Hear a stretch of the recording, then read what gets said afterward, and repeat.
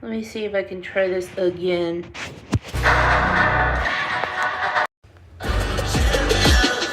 This ain't no regular thing. Came for the ring, you know what I mean. You see my name in the lights. Better get right, I'm champion. I don't know. 4 days playing, like this year we've played 1 day on Atlanta, Birmingham. This is a 4-day event, so we like this format, and we're gonna have the home buff, you know, the home crowd buff. Yeah. Like you walk with the CDL, you know how it works, you know, like the crowd buff. So we are very excited, and we've always wanted to play one event at home, like in Paris, and it happens to be WC, so that's perfect. It's so perfect, and as you said, NCDL, the Gentle Suits showed up. It was one of the craziest events. And the stream's going down great ever. And I'm pretty sure right now the Gentle Suits are in the arena ready to cheer you guys on. What do you want to tell the Gentle Suits to get them hyped up? Like in French or in English or whatever? French. French. Merci les gars, je sais que d'ores et déjà que ça va être insane ce week-end. J'ai vu ça déjà au Major de Paris il y a 3 semaines. Enfin, on va être comme des fous et on va essayer de vous rendre là pareil. Voilà. Let's go, Gentle Suits. It's time to get it. What's up, everybody? I'm here with the man himself, Noobs, as we're here doing some media day, but I got to catch up with him before the tournament starts because, as we know, Team Falcons dominant all year long. Noobs, how would it feel to be an EWC champion this weekend? Man, it'd be an unreal feeling. I think for me especially because I've gotten, first EWC and then second or third the last year. But if I get first, that'll be an unreal feeling for sure. An unreal feeling indeed, just to be able to add that to y'all accolades, because you guys been on fire. And honestly, at this moment, Team Falcons needs you guys, okay? They got to get a chip this weekend so that they can qualify to win all of EWC. And I'm pretty sure you guys feeling confident to be able to do that, right? Yeah, I mean, we proved that we're capable of closing out tournaments and like winning the big tournaments when it matters. So, I mean, not really worried this weekend. Not worried at all. You see that confidence out of him, everybody? It's oozing right now. I can just feel that aura. And now, as you guys touch the stage this weekend, you know, everyone wants to take you guys down. Everyone says, we're going to take down the Falcons. You got some people out there with some bad blood with you guys, man. What do you want to say to the competition? Man, they better hope we don't hit match point first. That's all I'm going to say. Don't let them get there first, everybody, okay? Because the Falcons will strike. I'm here with Lennon of Gen G. Mate, how are you feeling? Yeah, I'm feeling good. I'm excited to be here. Yeah, I'm just feeling ready. Feeling ready, obviously well prepared for a massive, massive tournament. Yeah. How would you sum up your year? Been good, bad, ugly? Ups and downs. I think at the start of the year was a bit like not looking too great, but then I feel like as soon as we got Gabe, it's been looking a bit better, so yeah. And obviously Gabe and Aiden are over there doing their thing. Yeah. They can't hear what we're saying. What's it like teaming them? Is it a good time? Oh yeah, I love my teammates. Oh, they're both look, really, Genji. they both make me want to get better. Like just drive me to get better and stuff. So yeah, best 2 teammates could ask for. Is there anything that the folks at home wouldn't know about Aiden? Is there something he's really good at that you'd be quite surprised by? The piano. Really? I lived with him for like 2 months, and that took me by surprise because I didn't know who was good at the piano. But yeah, the piano. That's mad. Is there anything you're really good at that no one knows about? Not really. Just COD. That's fine, mate. That's absolutely fine. Cheers, pal. Good luck in the tournament. We'll see you around. Cheers, mate. What's up, everybody? As you know, I'm here at EWC where we crown the best gamers in the world as champions, and I have a champion here with me right now from last season, and I gotta ask him some questions, so let's go up and talk to him right now. Almond, my man, you mind if I talk to you for a second?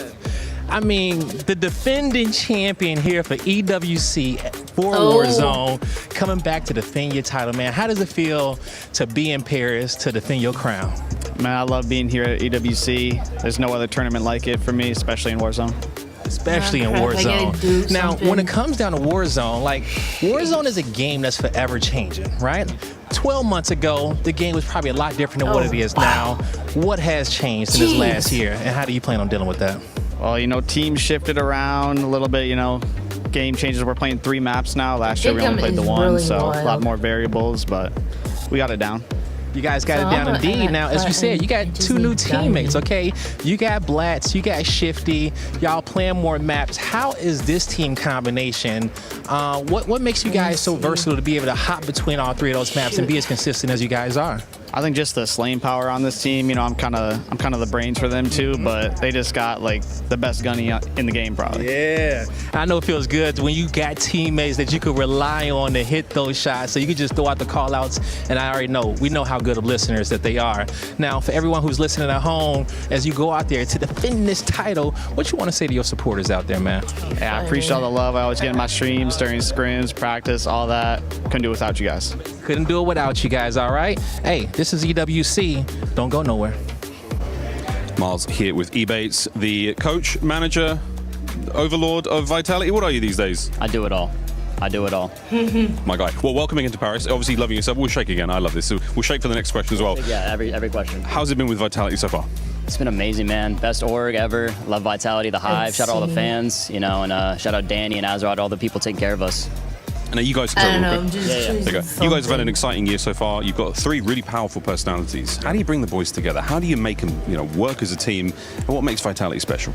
Well, first of all, exciting is a good way to put it. It's you know, a little questionable there. It's been an up and down roller coaster for sure, but we'll end it exciting. That's where it's been right now. As far as handling all 3 personalities, you know, these guys they got great personalities. We try to just bring the best out of each other, honestly. I mean, it's a difficult thing to do. You know, you have a very, very hard job in esports. Is there anything about the players, you know, this sort of tournament that's been a little different to maybe others? I mean, speaking for other teams, I would say that this year's got a little bit more competitiveness. I think last year everyone was awful. There was like probably 3 good teams, and now this year, like, we have like a good handful of teams, and so I think it should be an exciting tournament, and especially for us. I mean, we're all super hungry right now, so I'm excited to kind of get the games going. You may be hungry as anyone you're trying to get to a little sooner than the others. Ah, man, you know, the group stage is a little weird. You know, we got Falcons on the other side, so I'm sure we'll see them in finals, but, you know, just kind of handling our group stage right now, and we'll see everyone else in the finals. One team at a time. It's better for digestion, mate. Thank you so much. Good luck. We'll see you out there. Yes, sir. I'm here with Disrupt and Spam of T1. Gentlemen, welcome. How are we feeling to Paris? First time? Feeling amazing. At Florida Virtual School, Oh, there's no. What the freak? They can't have that I'm a happen. pretty good dancer. I'm a pretty good Oh dancer. my god, I You know am what I'm gonna so ask next. sorry No, you I'm guys not. have to see that. We're not going to do that. We're not going to do that. Spam, what have you got? Any sort of mad skills outside of Call of Duty? You should see my cooking skills. That was the Yeah, I'm not being big funny, no-no. but my cooking skills are just next to Gordon Ramsay. Big Gordon. What's your Gordon? Tiny to me. What's the dish of choice? Normally beans on toast, or jam on toast, or just some kind of toast. My toast is good. He's got a real strong toast repertoire. But boy, seriously though, back to reality. How are we feeling about the tournament? How are we feeling about the match coming in? I mean, obviously a big one. It's a big tournament. Yeah. Are we feeling good? I'm feeling amazing. I think we're one of the best teams, and we're going to show it on the day. Obviously representing T1. It's quite exciting, isn't it? Yeah, amazing org. Happy to be in it. Great. Right on. Same question to you, sir. How are we feeling about the year in general? How are we feeling about the tournament? Oh, I feel great. I'm well happy to be here. I think we're going to crush it. I mean, realistically, I'm heading for Rookie of the Year. Yeah. That's my goal. On top of winning this, that's really it for me. That'd be quite exciting. Is there anyone in the tournament you guys want to play? Is there anyone you like, you know, you got a slight edge over, or someone that you maybe just want to give a little bit extra to? Probably Falcons. Yeah. Just want to stop them from winning. They're winning everything recently. All the LANs, Birmingham LAN, Atlanta LAN, just everything. So. Time to bring them down. Falcons still the team on your list? No, really. Just any European team.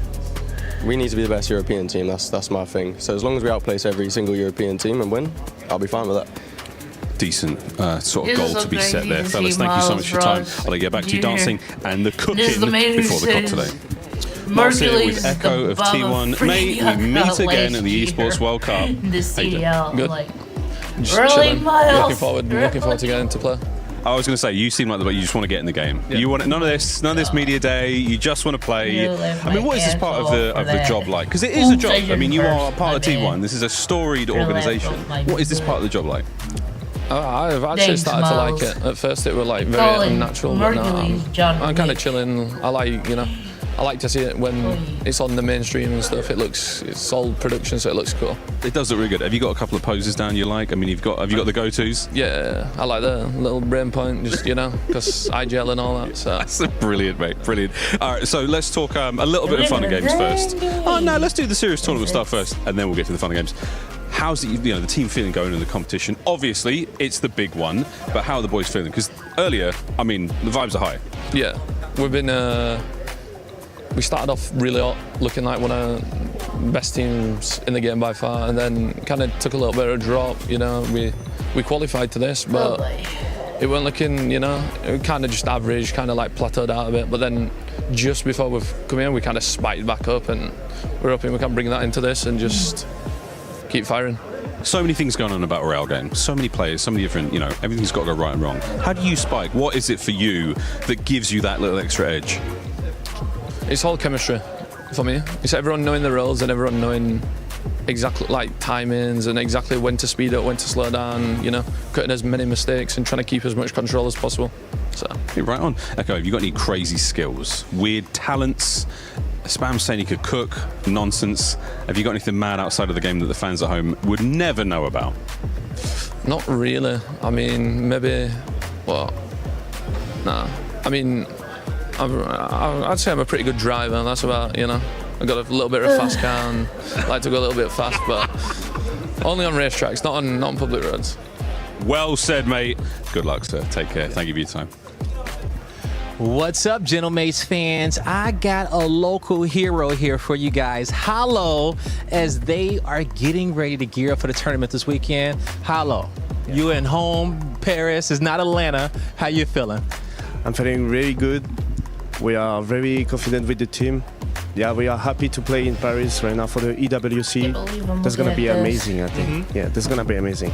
We're really happy. It's going to be really good, okay? Yeah. And, Gentlemates fans, they're coming in here.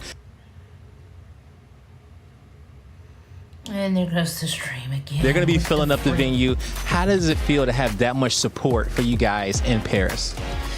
It's amazing to have some support in Paris because they do the travel when we play in America sometime. On EWC 2025, they come.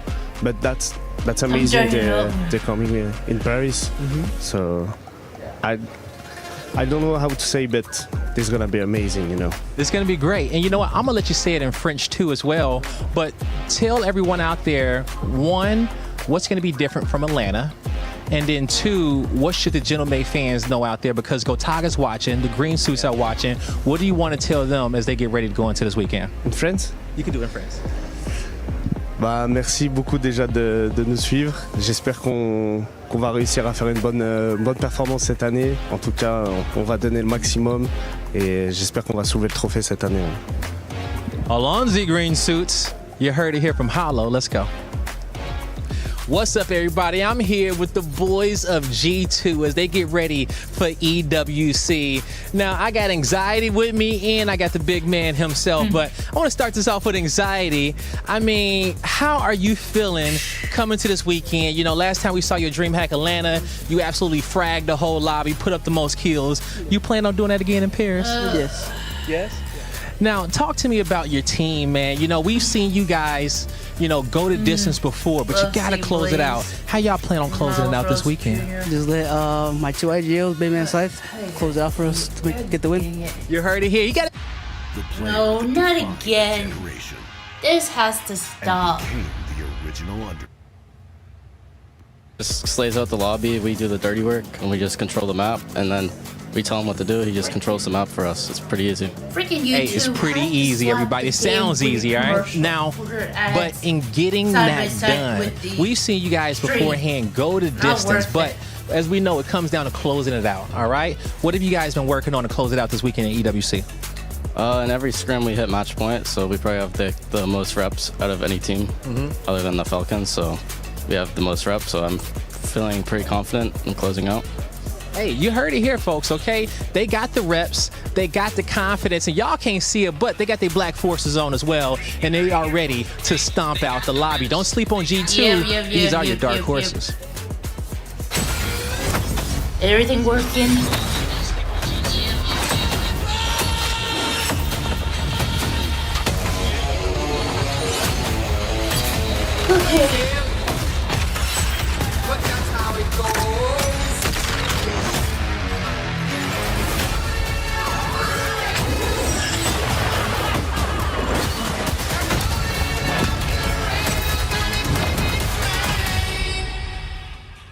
The Esports World Cup, the most elite competition in the world.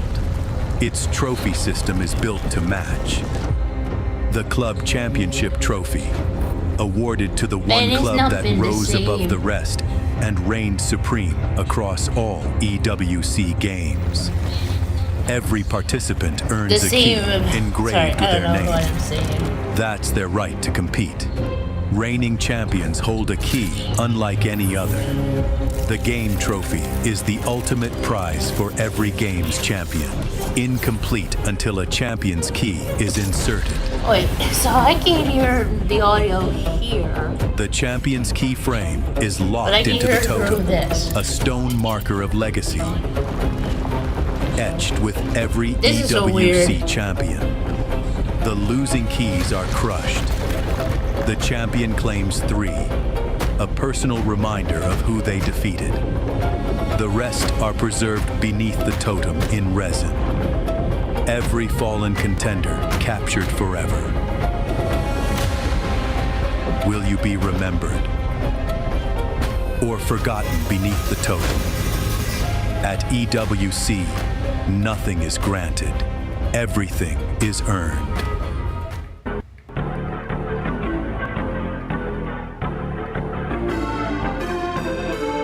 Okay. I have to fix this dang audio situation. Oh, Barney, I'm so glad you made it. Why am I here? Well, we've got Call of Duty Warzone coming up this week, so I thought what better way to prepare than to learn how to drop into a map. Party in... That sounds like fun. Let's do this. Oh my god!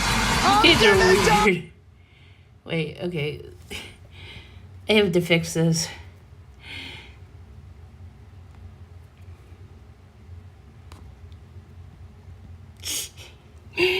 What the freak is going on with the dang here? Make sure.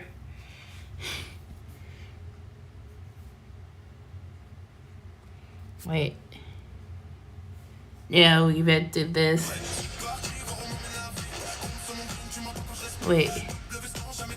I don't want to hear.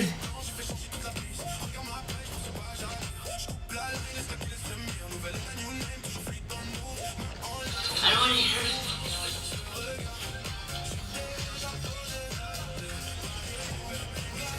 I want to hear my voice.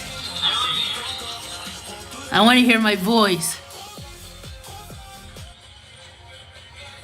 I want to hear my voice.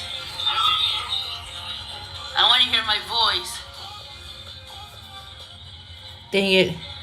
I want to hear my voice. I want to hear my voice.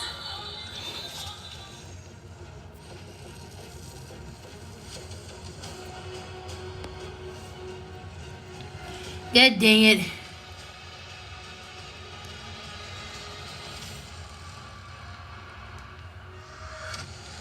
God dang it.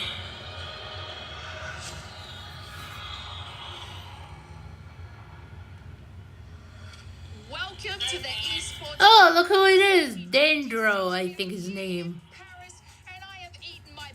Oh, and her lace. Oh, look who it is. Dendro, I think his name. Oh, and her lace. I think. Please don't get mad at me. Championship. It is going to be a fantastic time. Let's talk, I think, a little bit about how our players are going to be kind of getting their points that they need for this event. So obviously, just a quick little update for any of you at home. You're going to be getting 1 point per kill. Then depending on where your team ends up in a game, you're going to be getting a placement multiplier. Very important when it comes to these first 2 days. Yes, and of course our teams are competing for a $1 million prize. Ooh, man, I wish we could take some of that money. We have groups A versus B today, and they have something to prove. And then tomorrow, we will crush the keys and the dreams of our bottom 3 teams. It's going to be really fun to watch this. I mean, we have just powerhouse teams across Groups A and Group B. Of course, we have favorites in Group A, like Virtus Pro and Vitality from North America. From the EU side, we have teams like T1 and the Ravens. But also, we can't forget some of our extra regions that were able to make it through to the Esports World Cup. I'm thinking teams like FaZe from Latin America and also Stallions from... FaZe from Latin America? The North American Esports Board is having a Latin American team. That's something questionable about. We've got some stacked lobbies, and of course we can't leave our twisted minds, our EWC 25 champions. So make sure that you have your faces glued to the screen because you don't want to miss this. It's going to be a Yeah. week. Let's go ahead. Let's listen in on how these next couple days of competition are going to go ahead. Call of Duty Warzone returns to the Esports World Cup for its 3rd year. And this season is bigger than ever. Welcome to the Call of Duty Warzone Resurgence Series Championship. 32 teams have qualified for EWC 20. Resurgence. And will battle through Okay, I screwed that up. Ah. Club Championship points. Teams from around the world earn their place through online qualifiers and 2 Resurgence Series LAN events. 4 teams qualified through DreamHack Birmingham, while 5 secured their spot at DreamHack Atlanta. The remaining 22 teams qualified online. And returning... Yes, qualified online with Warzone Total Frenzy, sir. Let's not forget who's behind this. It's the org that I've been backing since 2020, Tribe Gaming. Hello. These guys were the COD Mobile champions. Hence, from 2020 to 2022. Let's get our facts straight. I'm crashing already. God dang it. I'm crashing. Lindsie is crashing. become eligible to win the championship with a match victory following the game. The team cannot win the title in the same match. They reach match point. The first team to win on match point Oh, I lost it. all other teams will be ranked by total points. Competition will be played across 3 maps: Rebirth Island, Haven's Hollow, and Fortune's Keep. During the group stage, maps rotate every 2 matches. During the survival stage and grand final, maps rotate every 2 matches through Game 6, and then every match from Game 7 onward. And that's everything Really? you need to know about the Call of Duty Warzone Resurgence Series Championship. Now sit back, relax, and get ready for some intense Warzone action. Approaching the halfway mark here over at EWC, which means that the club championship points are getting much more crucial. A lot is happening, and it feels like the big dogs... Hey, Trev, what the heck you doing here, buddy? Aren't you supposed to be heading back soon? You gotta go prepare for Brawl Stars. In a very strong fashion, they headed into the last day finals with a lead, and then never dropped it to the point where they even went out early in the last match on finals, and it truly did not matter. They got the win that they needed in order to be trophy eligible for CC, and now they're in 2nd place overall. So massive. I had a little freaking crash out. Right around the corner, and it is another lobby. God dang it. What do I know about this more than anybody? They've been so inconsistent, they might not be able to bring it home yet again. We also have Falcons in here, and this is probably the biggest... Wait, I gotta check up something. Could get a win in Warzone. The win Hold up. they need, especially with Hisoka, the best player in the world on the squad. Of course, Hisoka. Can't forget about it. Which was a weird one. We had Team Liquid coming into this event as our favourites. 100%. Everyone was like, Team Liquid are going to win. Yeah, well, this has been happening a lot for Liquid. Still sitting on pretty much 0 points. They got knocked out in really... Oh, it's Enigma. Really? Doesn't look like him. Andrew, please change your hair, my friend. You remind me of somebody else. Never mind. I'm being a complete fool. Today is where we start our knockouts. Vitality and Falcons going up against each Of course, I gotta go change the damn audio. I mean, I gotta announce the stream again. I'm so confused these days. You know what? This is a shut up for now. Till I can fix the problem. Try this again.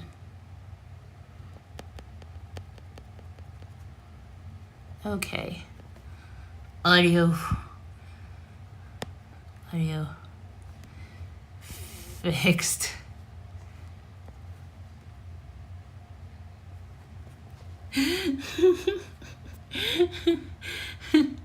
Alright, wait, we're gonna find out who's everybody here.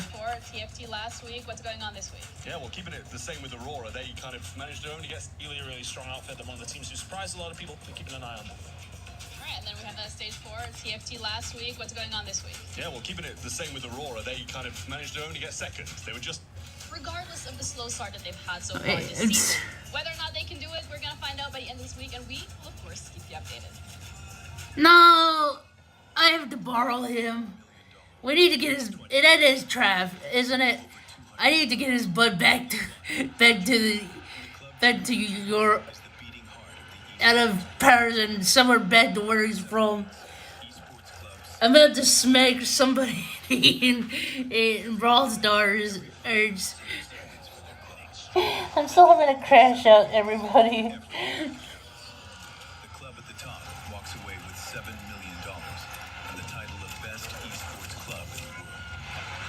Oh yeah. Who actually has the most right now? Let me look up the app. The EWC app to see who has the most so far. Because I think I know, and I'm shocked it's not Team Falcons. Alright, let's see. Ranking. Okay.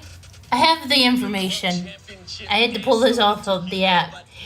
So far right now, Navi's in first, Virtus Pro's in second, Team Vitality's in third, Team Vision's in fourth, AG.AL is in fifth, and Team Falcons is in sixth. Seventh place is 100 Thieves. Eighth is Aurora Gaming. 9 is BB Team, and 10... No, tied with... Never mind. BBT and Carmen Co. both tied with at 9th with 750... No. There's a lot more. Wait. BBT, Carmen Corp, NRG, The Vicious Esports, and it's all tied with 9. And it's down to 13th with Gen.G Esports. Oh boy. This is getting weird. Win surprises there. Just do some predictions. If you guys can maybe get some right, might even end up interviewing you, or you might end up winning a trip, because I know there's a lot of cool prizes. Somebody ended up winning, I think, $1,000 last week, so why not just go for that? We'll maybe end up doing our picks later on. And if you are sharing anything on social media, make sure you use the hashtag EWC and hashtag EWC26, because we will be just tracking it down, and we will see if we can maybe find some tweets out there. There's gonna be some gems, especially from our players. Our players foul-mouthed, foul-brained, good people though, good hearts. I'm streaming, boys and girls. Well, you two nobodies in Dutch, Alan and Miles. This time. Well, let's take a look at the groups that are actually going to be playing this. Yeah, FaZe Clan, Team Heretics. I can't wait to see this. FaZe the freak up. Different roster, different expectations, maybe not so much. Oh my god, I'm so sorry guys for the coughing. Can they actually close out a round and find a championship? You still have a couple of sleepers in here. You're looking at Gen G. Oh, look at this. Novo Esports. I see Novo on Team Heretics. You know, Team Heretics is everywhere. And look, there's Team Nemesis, Team Falcons, G2, of course the General Mates. I'm not sure if I'm keen on General Mates. Our stage host is going to be happy because he finally gets to speak French after like 4 weeks, and the crowd is going to be high. But looking at this squads, I mean, we will be starting off Group A. We'll be talking about Group B later on, which that's Falcons is there, and I know that's definitely everyone's. But if we're going to be going to the Sony story of the day, we have to start off with Twisted Minds, Lace, because Twisted Minds, they are the defending champions, but it's not the same roster. Yeah, I mean, on paper, they're EWC champions from last year. Is with a roster Excuse me. happening last year, and that is Shifty, coming from none other than Team Falcons, joining the Twisted Minds. And look, Shifty, he's a talented player, but he's got a little bit of an attitude, and he knows it. So he is here to prove not only that he can make it on any single team, but that is against, obviously, Team Falcons coming a little bit later. Look, Team Falcons, they lost a rifle, they've lost a player, and I think Shifty knows that as well. But look, this isn't just another lobby for Twisted Minds. Oh yeah, I realized that. Holy smokes. Themselves to prove that they can go back to back. Yeah, and they're kind of scrambling a little bit to keep up with up what Falcons' pace has looked like so far this year. You make another roster change just after the most recent land. Smith's now out, Blast is now in. So you're trying to find this mojo at the right time, and hopefully the recipe brings some success for them to kind of go back to back. I'm excited to see what they can do, and I'm excited to see the beef. I'm hoping Twisted Minds and Falcons will end up making it to the finals. Honestly, they will end up making it because they're one of the favorites, especially when you talk about Falcons. But as we're looking at the championship rankings, See, this is what I talked about. and the team that's actually going to be playing this week as well. No, it's not Falcons. I'm looking at the third place, Team Vitality, because Team Vitality, you have lost first place already in club championship. You want to be able to climb up, and if you do end up winning here, it's not just 250,000 that the players are going to be taking. They're going to be taking 1,000 points for the club championship. It's incredible. So much money. Yeah, that's crazy. I don't know. Leave that Twisted Minds roster. You find yourself in a shaky season, and now on this Team Vitality squad, I got to talk to him previously, before the day started, and he's feeling great. He's incredibly confident. He's got two really, really capable teammates that have had a rough year. They've had so many ups and downs. This is the ultimate get back after a bad year. You can forget about Atlanta. You can forget about Birmingham. You can forget about all of that. This is one weekend to roll them all. One weekend to rule, Miles? To roll them all and hopefully just climb to that first place at the club championship. We're talking about earlier Twisted Minds, how they're the defending champions. They really don't have the roster. Why don't we talk about Gen G? Because Gen G has one of those players that ended up winning last year. Ain't none other than Aiden. Yeah, it's been interesting to follow this Gen G. Oh, yeah. Immediately you're thinking like, oh, they're going to be a team to watch. So far through both land performances, they've been very underwhelming. So kind of in the same story point that you're talking about with Vitality, Gen G's in this opening group. They also need to show us something right from day one. Okay, well, all these teams, man, I'm so excited to see which teams are going to actually end up doing good in this first day and which teams might end up choking a little bit, because we've seen it happen multiple times. But I believe we do have an interview. I wonder if Shift's going to be doing Call of Duty, the mobile championship. How you doing? Can I talk to you for a second? Hey, Blaze! Whatever you want to do, let's do English, okay, for the people out there, all right? Thanks, Blaze, for thinking about us. You got the FaZe jersey on. How does it feel to be in the venue today? I mean, honestly, it's just like a dream come true, like being able to represent such a big org like space. I mean, just like a dream, and also the crowd. I mean, we're on Paris. I mean, bro, I'm excited to play. Man, I'm excited to watch y'all play. We know the support you guys got. We know Swagg and the new squad and everybody's watching at home. They are looking for a good performance. They want to see FaZe on top. You and the boys, y'all ready to go? Y'all got the practice in? Yeah, I mean, at first, I mean, we were struggling a little bit, but we started to figure it out. I mean, we got the, like the FaZe buff, I mean, we got it, so yeah, we've been practicing. We're confident, and yeah. All right, yo, best of luck to you, man, okay? Don't forget to show him the FaZe sign. Espero que estén apoyando, los amo y vamos a dejarlo todo en la cancha. Vamos, cabrones. Vamos, let's get it, Clarence. Yeah, should have done the FaZe sign. FaZe up, man, FaZe up. Let's see if we can go in, catch up with a few. I saw Shifty walk in. I saw Aiden walk in. I even want to talk to Skullface. Hey, maybe we even get a chance to talk to Z Smith also. But man, these are the vibes in which we want. Everyone is elated to be back on land, to play. Like, this is EWC, everybody, all right? Now, when it comes This is why I like Blaze. Anybody has an issues with him, you're done for. I like him. He gives me the vibes. He gives me the vibes and makes me feel comfortable. There's somebody who's there who knows his stuff. Set up and they start playing. I got a few Falcons here in front of me right now, okay? Yo, Falcons, you guys ready to play today? That's not Falcons. Falcons. It's Ravens. My fault. Sorry, Falcons. It's Ravens. Yeah, nice try. You guys ready to go? Of course. Yeah?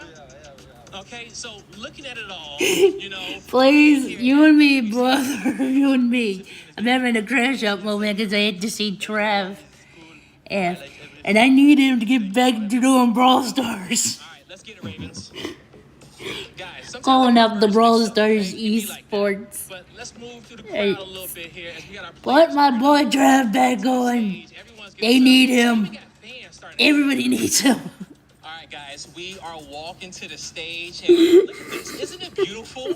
You know, everybody's coming on through. We're about to get things popping off. You all good? How you doing, man? Nah, you're fine, man. I'm doing fantastic. Actually, I'm more crashing out because this Mr. Announcer dude says, "Oh, it's online." No, it's Warzone Total Frenzy. I know who's behind that. That's Tribe Gaming. Hey, it makes me so mad they're not doing in COD Mobile anymore. Or it's because as the other teams had been spanking them, and now they decided to do Warzone Total Frenzy. Hey, that makes me mad. Also, shame on you, Ferg. But I think overall we're all ready. We're all hungry. It's a lot of money on the line, life-changing money. So I think it's time to give it our all. You know, whatever happens, happens. I'm excited. Whatever happens, happens. All right, show the man some love, okay? Best luck to you. I see you out there. Oh, Blaze with the amazing interviews. Thank you, Blaze. Earlier, we got a chance to talk about some of those top teams that we're expecting to be in the finals. How about we switch it up a little bit, Shiv? How about we talk some squads that you might think might be able to surprise us here in Group A? Yeah, I mean, I think still the storyline for me still rests between Gen G and Vitality. Both teams looking for that little bit of an extra improvement boost, but at the same point, and we'll get into the nitty-gritty deeper down as we start to see these drops, Ravens are going to be contested on a lot of their drop locations by those two teams. And I'm just going to go ahead and give you my hot take. I think Ravens going to struggle to get out of groups today. Oh, well, there's something about lands. There's something about, you know, some of the regions. Look at Miles. Bro, we know, man. These are the guys who get overlooked regularly, and that's what I'm more interested about. These contested hotspots. I know they're not related to the CDL team, but freak. Royals, I saw that face. I want to see some spells being casted today, but ultimately, you know, usually North America on top, big contested moments happening all day. Yeah, I think the other team to keep an eye out for, T1, looking like they're on a bit of a trend upwards, and again, not to just get into the minutia, but they're going to have some drop spots they can farm up on some of the lower teams, so I expect them to set some extra pace and put everyone I noticed today as potential dark horse in Group A. I don't know, I'm looking forward to them. A couple of dark horses in this tournament as well, which is the beauty of Warzone. Yeah, I mean, if we have a look back at T1, even across like the club championship, you say that, you know, they're on the upward trend. This entire org are elimination kill heavy types of teams, and I don't think that's going to stop in Warzone as well. I mean, we're going to see an absolute beamer from T1, which I'm super excited and obviously is necessary in our group stages to rack up those points. All right, well, I think it's time. I think it's time we get ready. You know what, James, do me a favor, throw me that ball real quick. Okay, you did it with a bounce pass. I appreciate it. Now, before we head to the stage, I was gonna take the shot, but Shift, my boy, here, just don't even matter. Don't miss this one. You got it. Oh, come on, Alan. Let's do it. Oh, Alan, you bull. I saw a goal. You miss every shot you don't take. The ball was flat. The ball was flat, of course. We're back to the stage that I know infamously for. We're about to begin.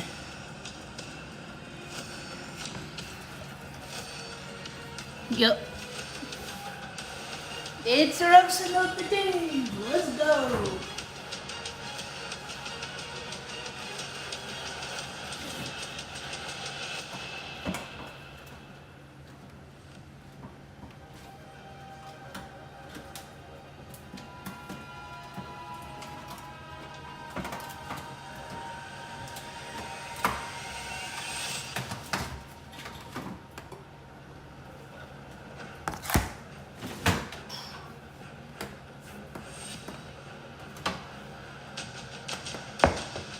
The drums.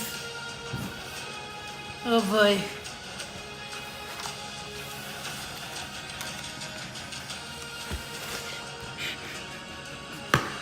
If they show up for the Black Ops 7 tournament, we're clearing optics as winners already.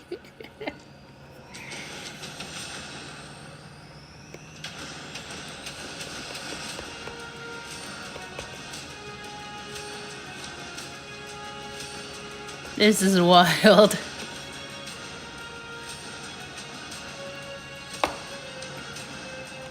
Wow. This is awesome.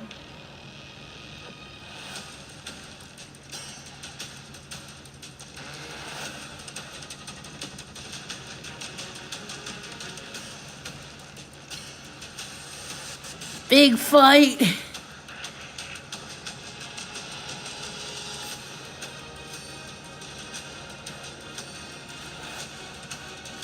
What the?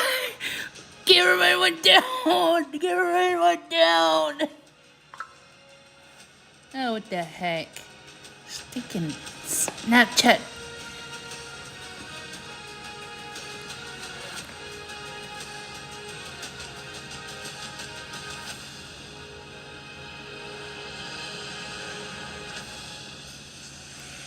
Jeez. Actually, you know what? They remind me of my Call of Duty mobile skin that I got from one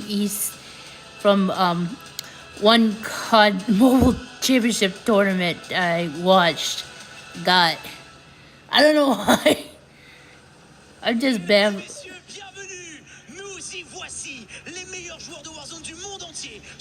So we got some French guy and of course Barney. Oh, his name is Lindsie. Lindsie and Barney. Barney, I hope you're not showing up in Brawl Stars, please. I'll take Trev. Keep Barney away. If you need a host, better pay me up by putting me into first class as. So we are presenting the teams. Okay, I want them to talk. Yes, that is right. After a painstaking search, we finally have the best players in the world ready to go toe-to-toe. It's going to be a trial by fire, and we wouldn't have it any other way. My name is Barney Banks, and I'm your host alongside the incredible Lindsie. And it is about that time that we introduce your teams from Group A to the main stage, starting with H1.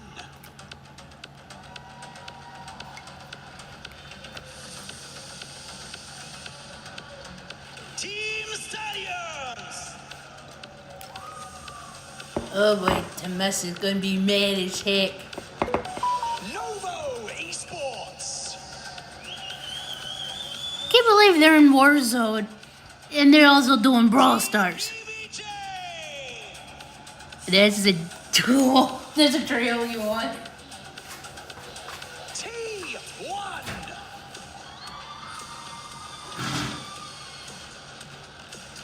Oh. CT Gaming!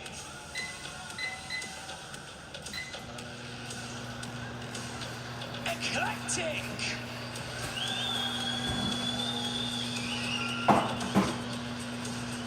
Team Heretics!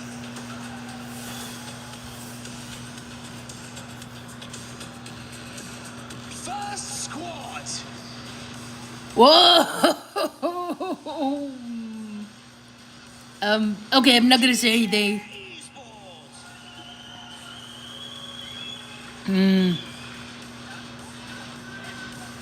Virtus Pro!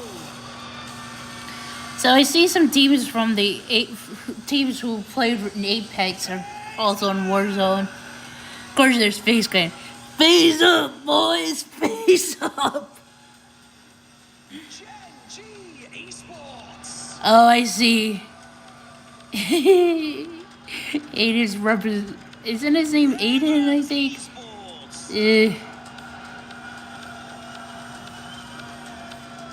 Raven. Team Vitality. And finally, your defending champions of RWC, Team Twisted Man! Oh yes, Team Twisted Minds.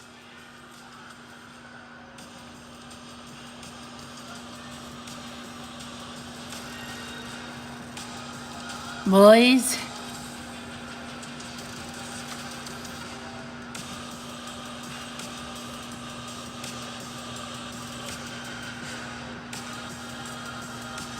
Le groupe A est maintenant en place. Il n'y a pas de meilleur moment que le premier jour pour marquer les esprits et gagner en confiance sur cette scène.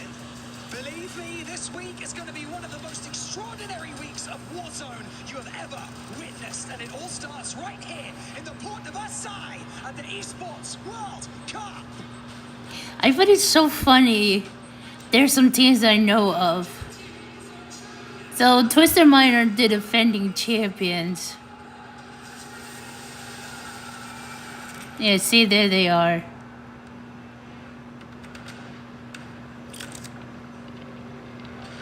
Things happen. I don't really want to. Almond. You know, made some roster moves, but I'm confident with the team I'm here playing with. I am no longer on Twisted Minds Aiden. because they wanted to try another teammate.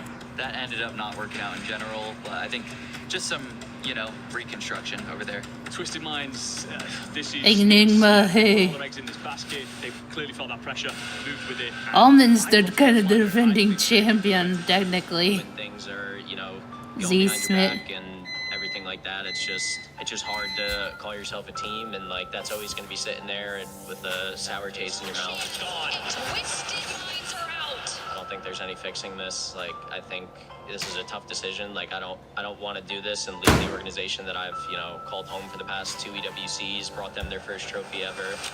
Me and Shifty have been, I would say, pretty close friends going into this year, and then, you know, we'd always talk and just, you know, joke about teaming, and I kind of almost, I want to say manifested it, but like I knew that like if I wanted to win a tournament this year, I was like, I have to play with this guy because he is, you know, I would say to go to Warzone.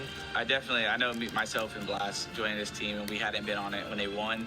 Adds a little bit more pressure. Personally, I like it though. I think, you know, if we don't win this year, then I look at it like, oh, we failed. You know what I mean? In terms of that. Yeah, but Shifty, you already won one. You know, it was to continue that championship run that they're on. So it is more pressure, but I like it. Actually, you won the first one, representing Team Falcons. I'll never play a tournament without the expectation to win.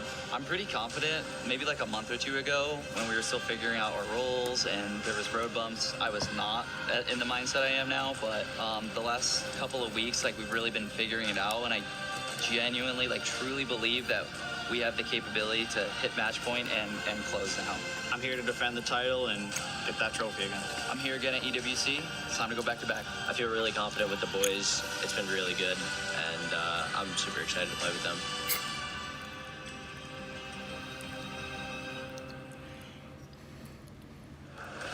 A year ago today, we watched that team hoist a trophy, splintered off into the wind this year. You hear some amazing words. Next week it's going to be a different story.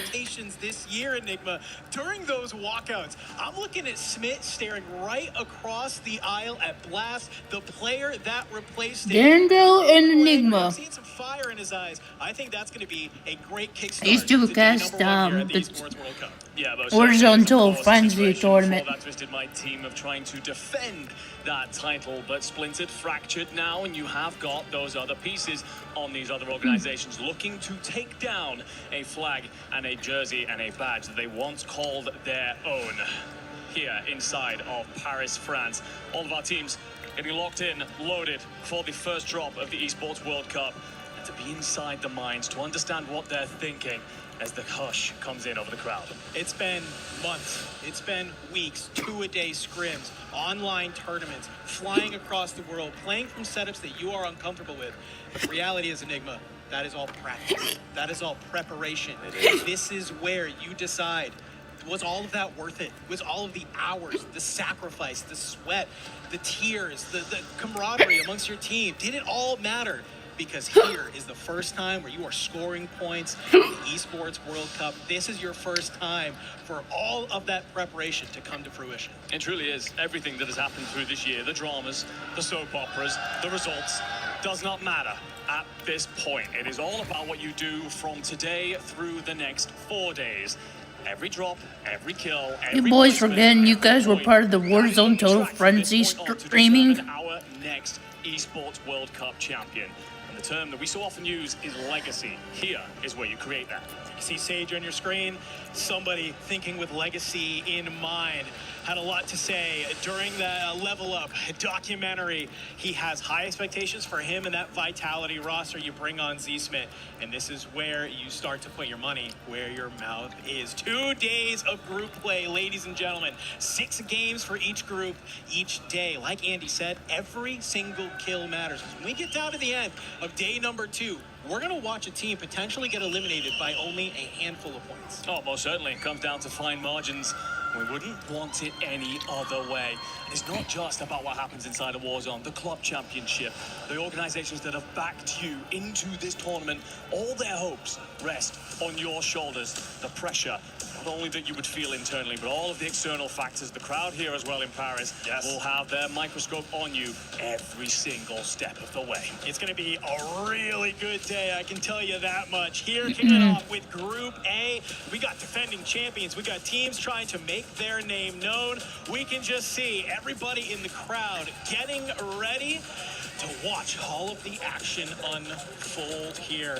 But man, as we get ready to drop on in here, what are we expecting to see from some of our top teams? Any hot locations on the map? Anybody that you think is going to take advantage of this first drop and come out swinging? I think there's instantly 2 drops that we really want to see. It's going to be Mansion, Twisted Minds against Ravens. Twisted, on paper, one of the best teams in the world, but have struggled recently, particularly against the contest of the Ravens, who've been running amok at the house. But it is also, of course, over towards Train. T1 and Vitality have waged war there all year long. Back and forth we go, and with the ebb and the flow, so often decided maps and tournaments. So that's where we want to start. That's where we want to take a look in. And we will get straight into the fight. Here we go. Shifty will get Nielsen. Already. So we're looking at continuing to rage on. The desk talked about it. We knew that this contest was happening. It's happened all year long, but how does it feel on LAN again, boys? As it is just haymakers back and forth from Ravens Esports and none other than Twisted Minds. Try and slow it down for Figures. Velocities will not give you the privilege. Now looking to rotate his way out, outnumbered at the top of Mansion, and does the right thing to get into the lower side. Just trying to buy a moment for his boys to get back into the mix. You will have one in the skies, providing that UAV. And Shifty looking to play out through the stairwell, but is that train battle yet again? Okay. Also have So Twisted Mind already got 2 points already. Holy crap. Smith sends one of them packing. I saw this in a little bit of the test lobby we had going on. I was like, first squad's now getting in the mix here. This could be very good for either one of these 2 teams, but obviously T1 and Vitality, they are going to continue to have this battle, and as Disrupt is going to be able to pop. Novo Esports got 3 points. What the heck? We'll be able to make this trade. Don't worry. Novo Esports has gone crazy. Nope, Twisted Minds finally catch up. Just yet.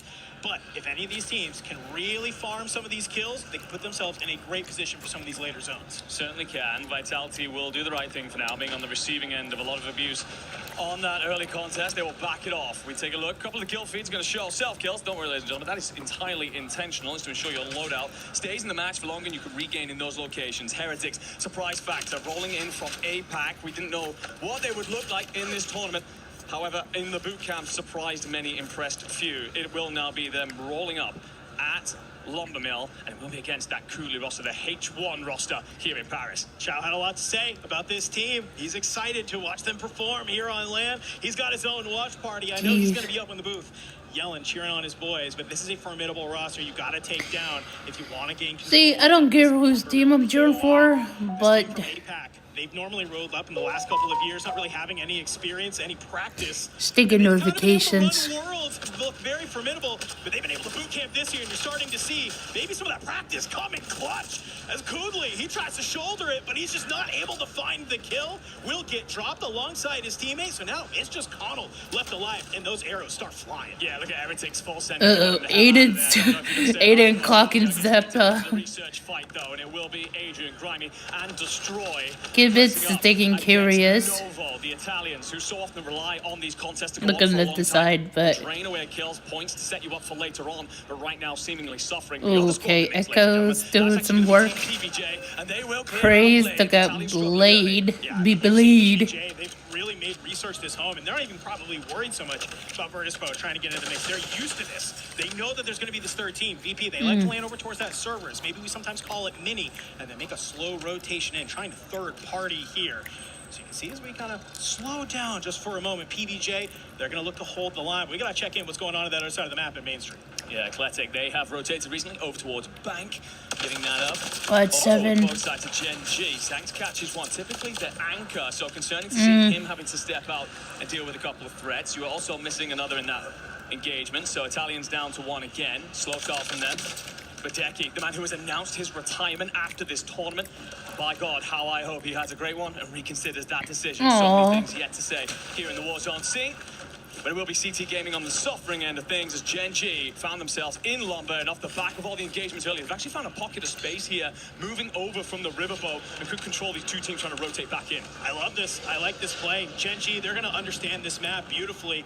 A lot of times kind of suffering playing out from that Main Street side, but I think they make a realization, hey, some of the top teams that we normally have to face, that are normally kind of being the friction, the resistance that are normally here, gone. Let's go ahead. Let's take advantage of it. It's the Bradford Biffle from the rooftops. MXR in hand. Cleans up Teeny easily. He's going to keep it singing.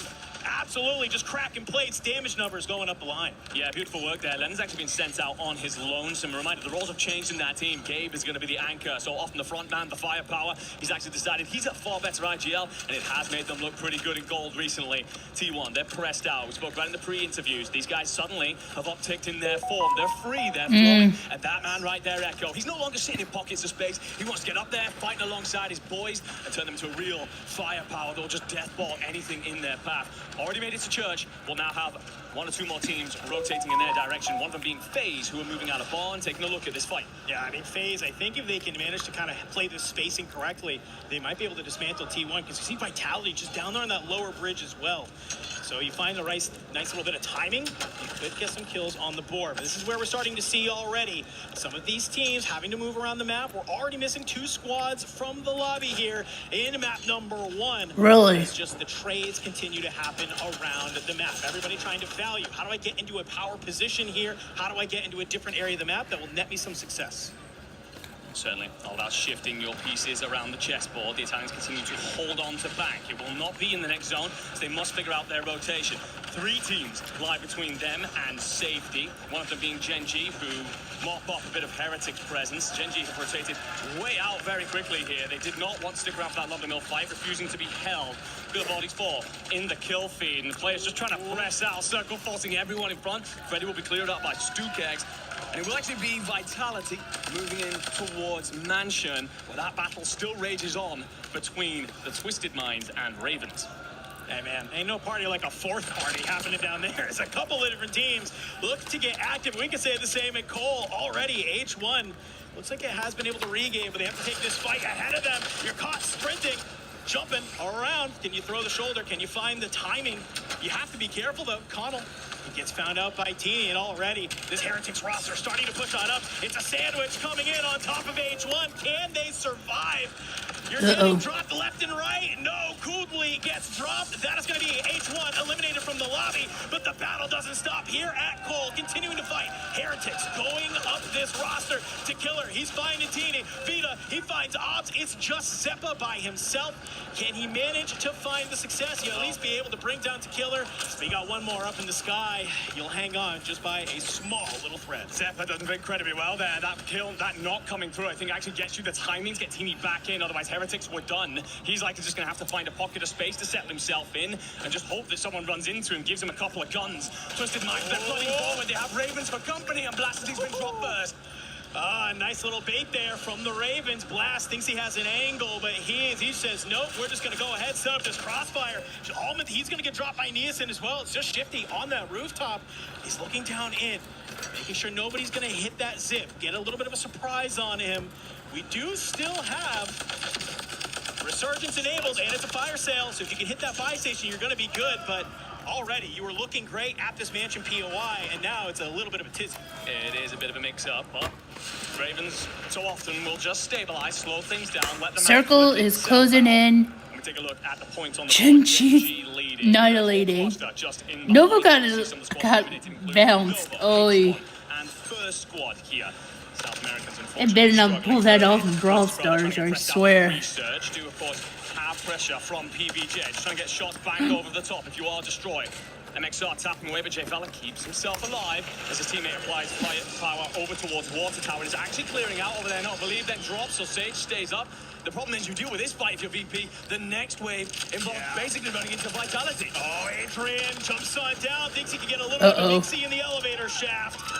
And he's going to find some success. JVella, unfortunately, not going to be able to stay alive, but you called it out best, my friend. Vitality. Team Heretics got eliminated. Geeky Esports got eliminated. Oh boy. They want to keep an eye on these players moving from research. They see this. We've talked about it time and time again this season. Haven's Hollow, you want to play it from north to south. Vitality, they are going to know that just like no one else. So Almond, Lazy Cities, and Shifty are surviving. This is crazy. Everyone's going to slow down right here, assess their positioning, figure out the buy stations are and what the rotation to win condition looks like. Because after this point, you don't have a buy, you lose a teammate, we'll see you in the next lobby. So everybody's just trying to figure out what they hold as dust settles. And to be honest, for everybody, Mansion side, it's very little. For Athletic, it's absolutely bloody nothing. You're out of here, dealt with by QHC Nothing and the crew. Everybody over towards the east side actually has pockets of space, and you are also going to have a team smack bang in the middle in CT Gaming. After that, figure it out, but FaZe, they've actually found a route to the south. They're at train cars. Gen G looks like they are wiped. That's going to leave us 9 teams here in the lobby. That's a 1.2 multiplier for all of our remaining squads. But we talk about it, it is all about that 1.4. That is what our teams are going to be shooting for. So as research Circles closing in. Everybody's trying to play for that 1.4, that top 5. You're going to see things kind of slow down.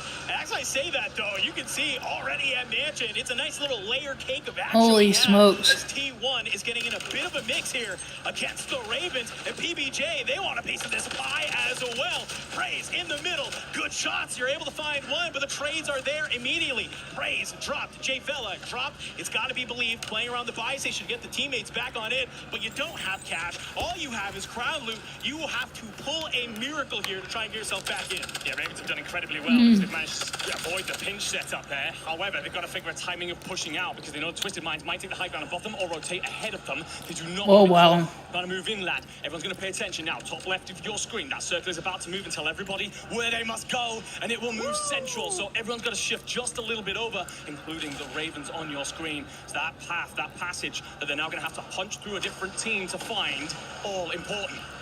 Everybody needs to get into the circle. If they don't, yeah, bye. I know that.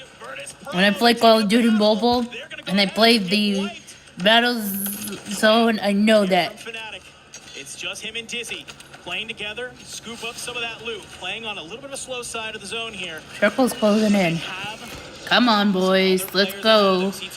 Come on. In front, but look at this.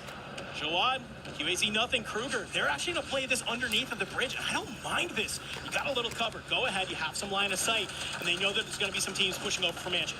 Yeah, I like this position. Just going to sit, hunkering, let everybody else deal with themselves. Get that top 5, figure it out from there. FaZe Clan playing up nice and close against Vita. This is CT Gaming. Vita comes out on top. That leaves it a 1v3. Clap done his very best against Netos, but it's all this rotation out. Wow. Twisted and Ravens have to figure the timing. No one wants to jump first. That puts you in front of the other. But you jump last to get held. Great shots by Shifty to find the opening onto Z-Smith. So many storylines in that little battle. But he's still going to stay up. And the zone drags again. Wow. But it's the northern side. So it's all about winning this fight and getting ahead of the curve. And that should give you win condition. Oh, jeez. How many teams are left, boys? Jeez. He loves having some cover, but down below, the battle will continue to rage. It's the Stallions, it's the Ravens. Bird on horse action, and they are taken on out. Puts us into 4 teams remaining. 1.4. Holy crap. It's now who can wipe the remaining squads, get that 1.6. The 2 members of Twisted Minds up top 3 of Ravens, and oh my lord, you are suddenly pulling teams apart. If you are Sage, CT Gaming thought they had a great rotation out. Sage is absolutely dealt with them. Allman then finds the killer as well. CT are out of here. This fight on our screens right now. Twisted Ravens, what have you got to settle map 1? Oh, FaZe Clan got eliminated? Oh boy. Just these final 2 teams. It's the 2 teams that landed here at the Mansion. How are they going to end map 1? From the gas. It's Blast. He fights and won. But look at the kills. What? Others away. You're not able to make make it happen, and it's just going to be Ravens at the end. It basically kind of is a little bit of a coin flip, I feel like, at the end there. Who is finding the timing? Who's finding the damage? Who's finding the kills? Well, Distant Minds has a cute plushie. Taking map number 1. Yeah, Wild Zone in the end. Well, who got that win? Ravens? Oh boy. Of mansions that the team can hang in there for so long, but then must play out afterwards. It's usually in or out kind of situation. But for both Ravens and Twisted, it was figuring out who would jump first. And in the end, they end up just squabbling over that tiny corner that exists inside of the circle. But Ravens come out on top. We talked about them, built them largely into this tournament. They've mostly won that mansion contest. Wow, that's crazy. That has been the crux of the Twisted Minds game plan here on Havens Hollow. And the thing is, for a lot of the teams looking around this stage right now, Havens isn't even the Ravens' best map. Wait till they get to Rebirth. That's where they really heat up. They're a CQC team. They will happily get up in the faces of their opponents. But it's that discipline, that decision-making they've really grown into through this year. Players like Nielsen and King Jock in particular have come alive and deliver early here in Paris. Got to talk about the Stallions as well. You know, a team that we kind of said, hey, if they get hot, it's now land. They could be a thorn in the side in some of these mainstay rosters. A lot of talk on this kid, QAZ Nothing, right? Has come on in from the region. We passed an online tournament where they were playing, and we were like, okay, let's see what you got here. This is crazy. Absolutely world-starring kids on 180 ping. But guess what? It's land, ladies and gentlemen. It's a little bit different. All it takes is that first gunfight for you to maybe get that confidence underneath you. And we saw Stallions be one of those few remaining teams in that fight against Ravens down below. Let's take a look at some of these highlight moments coming on in from this first map, because it was just electric all the way through. You can see some of these final battles that we saw going on, and I feel like this just kind of comes down to Twisted Minds just hang out a little bit too long in that gas. Yeah. Holy crap. That moment from Blastades, he's diving, trying okay, so Ravens did win the first. Time to pull the shoot, may have taken a little bit of damage, and Shootz breaks his leg, but just doesn't Fuji really have he's going to bleed out anyway. I never heard that. On the cross, so great stuff from them. Lovely decision from him to push out from under the awning more towards that spare train car, because that gives him the crossing to cover. So great stuff from him. Great stuff, of course, from Ravens, but it's just map 1. Just map 1. Well, let's keep it moving, ladies and gentlemen, while we get map number 2 set up for you. Play is in our DNA. Whenever we let it out, I have no choice. So far, I can't believe what I just watched. And it's kind of crazy, I'm telling you. Anyway, let's see how this goes. Oh yeah, and by the way, if you can subscribe to my YouTube channel here. So, yeah, I also have some other channels. You can check it out through my website. I don't know what's going on with the stuff, but oh well. Anyway, let's continue. Oh, jeez. It's a new era for Warzone. Legends have moved on. Biffle will retire after this event. The dominant Falcons roster that won everything in 2024 is no more.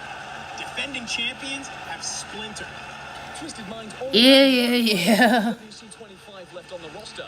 But the action is better than ever. It's a quick step on us.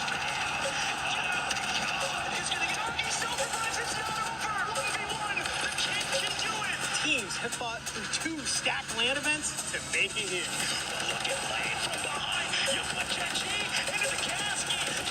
While we're waiting, I might as well do it myself right now. Rivalries have become even more intense.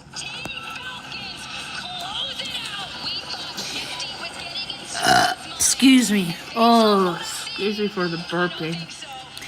If you guys can do me a favor, check out Call of Duty Warzone Total Frenzy, and also you can check out the website Total-Frenzy.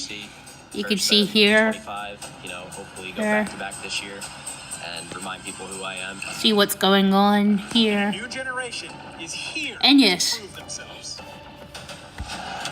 Wait. What the heck did I hit? No, go back. Warzone Resurgence Series Championship. Ladies and gentlemen, my proof. What a first that was. Odds and goes here on this. What do we have here? Tribe Gaming, right? Let me show you this. Drive Gaming. See, Drive. They're not a content collective. That's misleading. They're an esports org. Look, this says 2025 Clash of Clans World Championship. Buy the Drive bundle. That's Brawl Stars.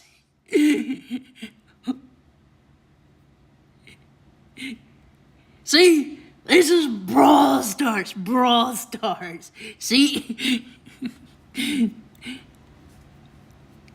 see, this is the org. Okay? I know I'm crashing out right now. God dang it! But you can see here, this is Brawl Stars. See, Brawl Esports. See, Brawl Esports. That is what's going on. The people behind Warzone Total Frenzy is in mobile esports games. I mean, mobile games and esports.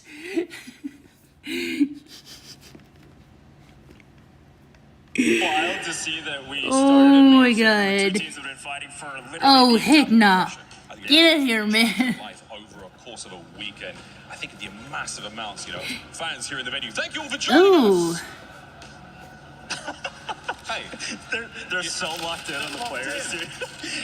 Oh yeah. By the way, also, let me show you guys something. Wait. Let's just continue on our crash out. You see, Team Heretics. See, Noble Esports. Look at here, right.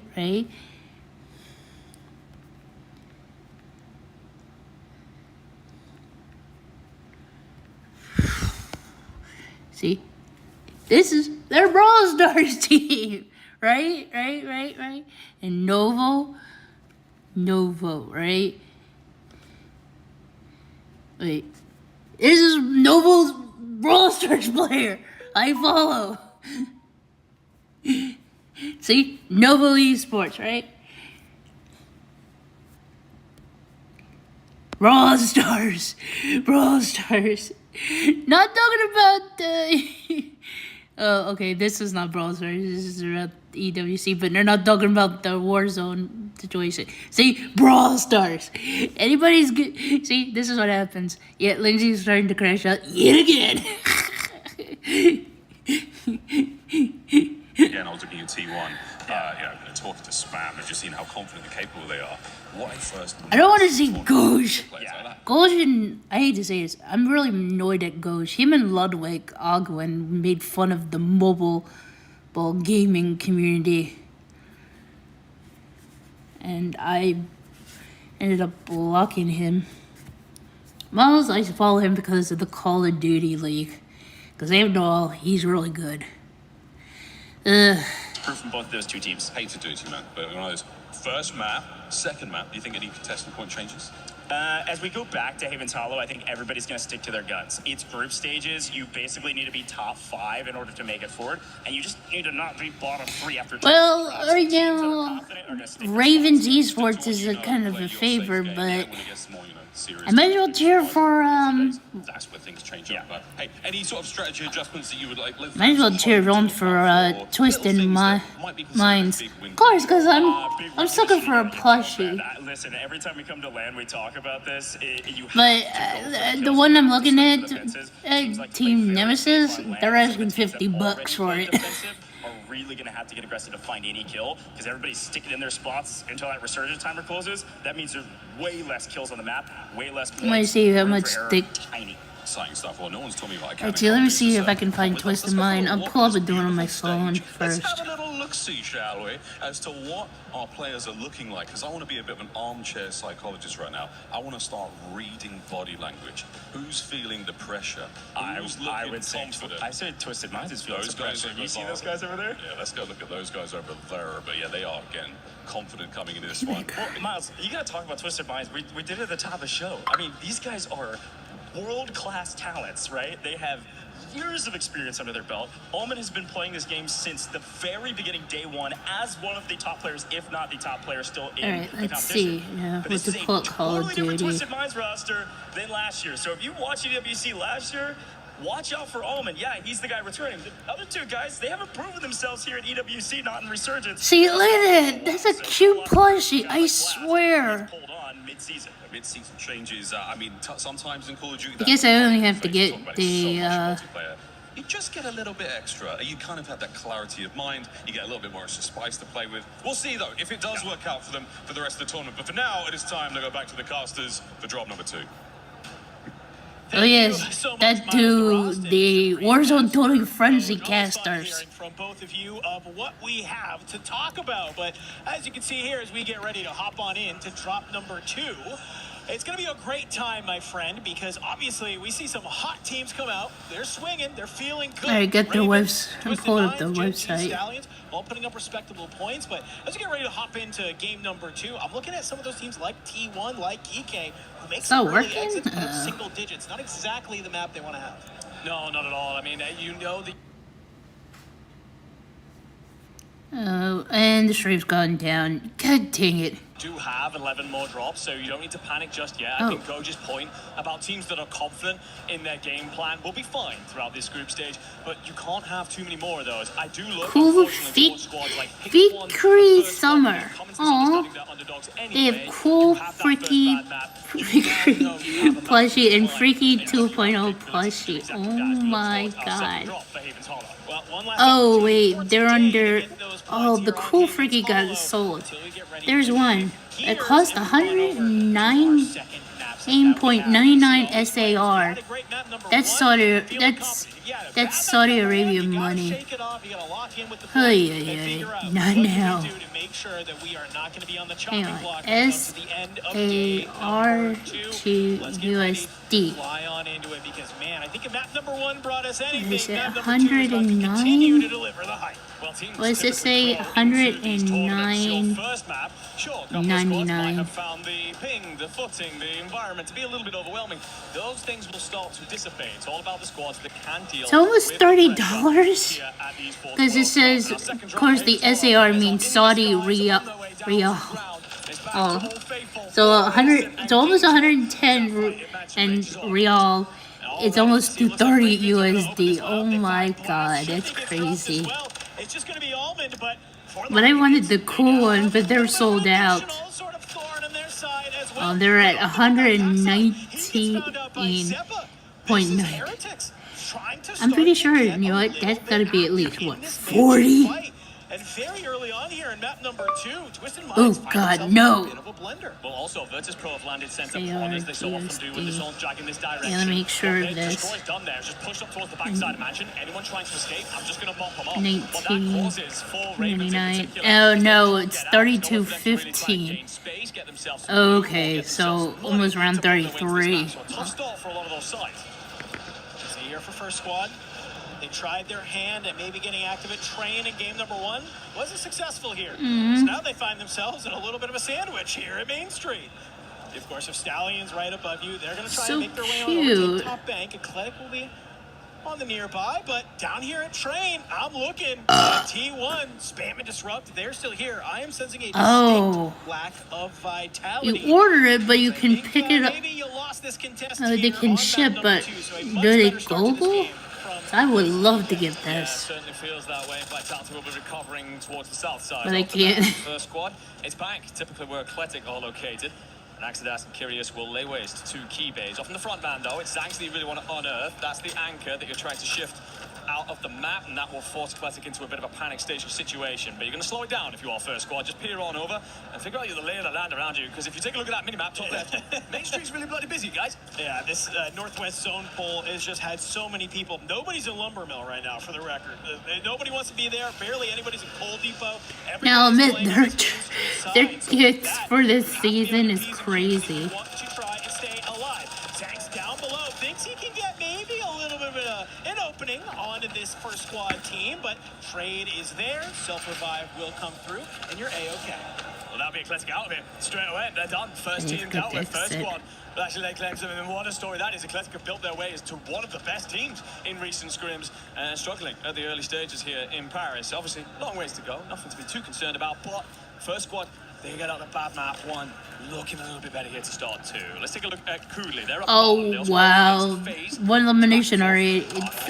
Used to by now. Great work by the Irishman to drop Dizzy. And now his teammates will try and rotate and trade this out. But you're 3v2 up in the fight. Yeah, Season 5 came out, VST into the meta, and this thing burns, baby. You see a nice little fadeaway there. Dizzy finding himself at the end of it, but the fun doesn't stop already. Mati gets a sense. He's getting surrounded here. Nade will go down. You try and stop the push. Cooley, he's going to back on up to swing with the teammate. You find one more. Mati gets dropped.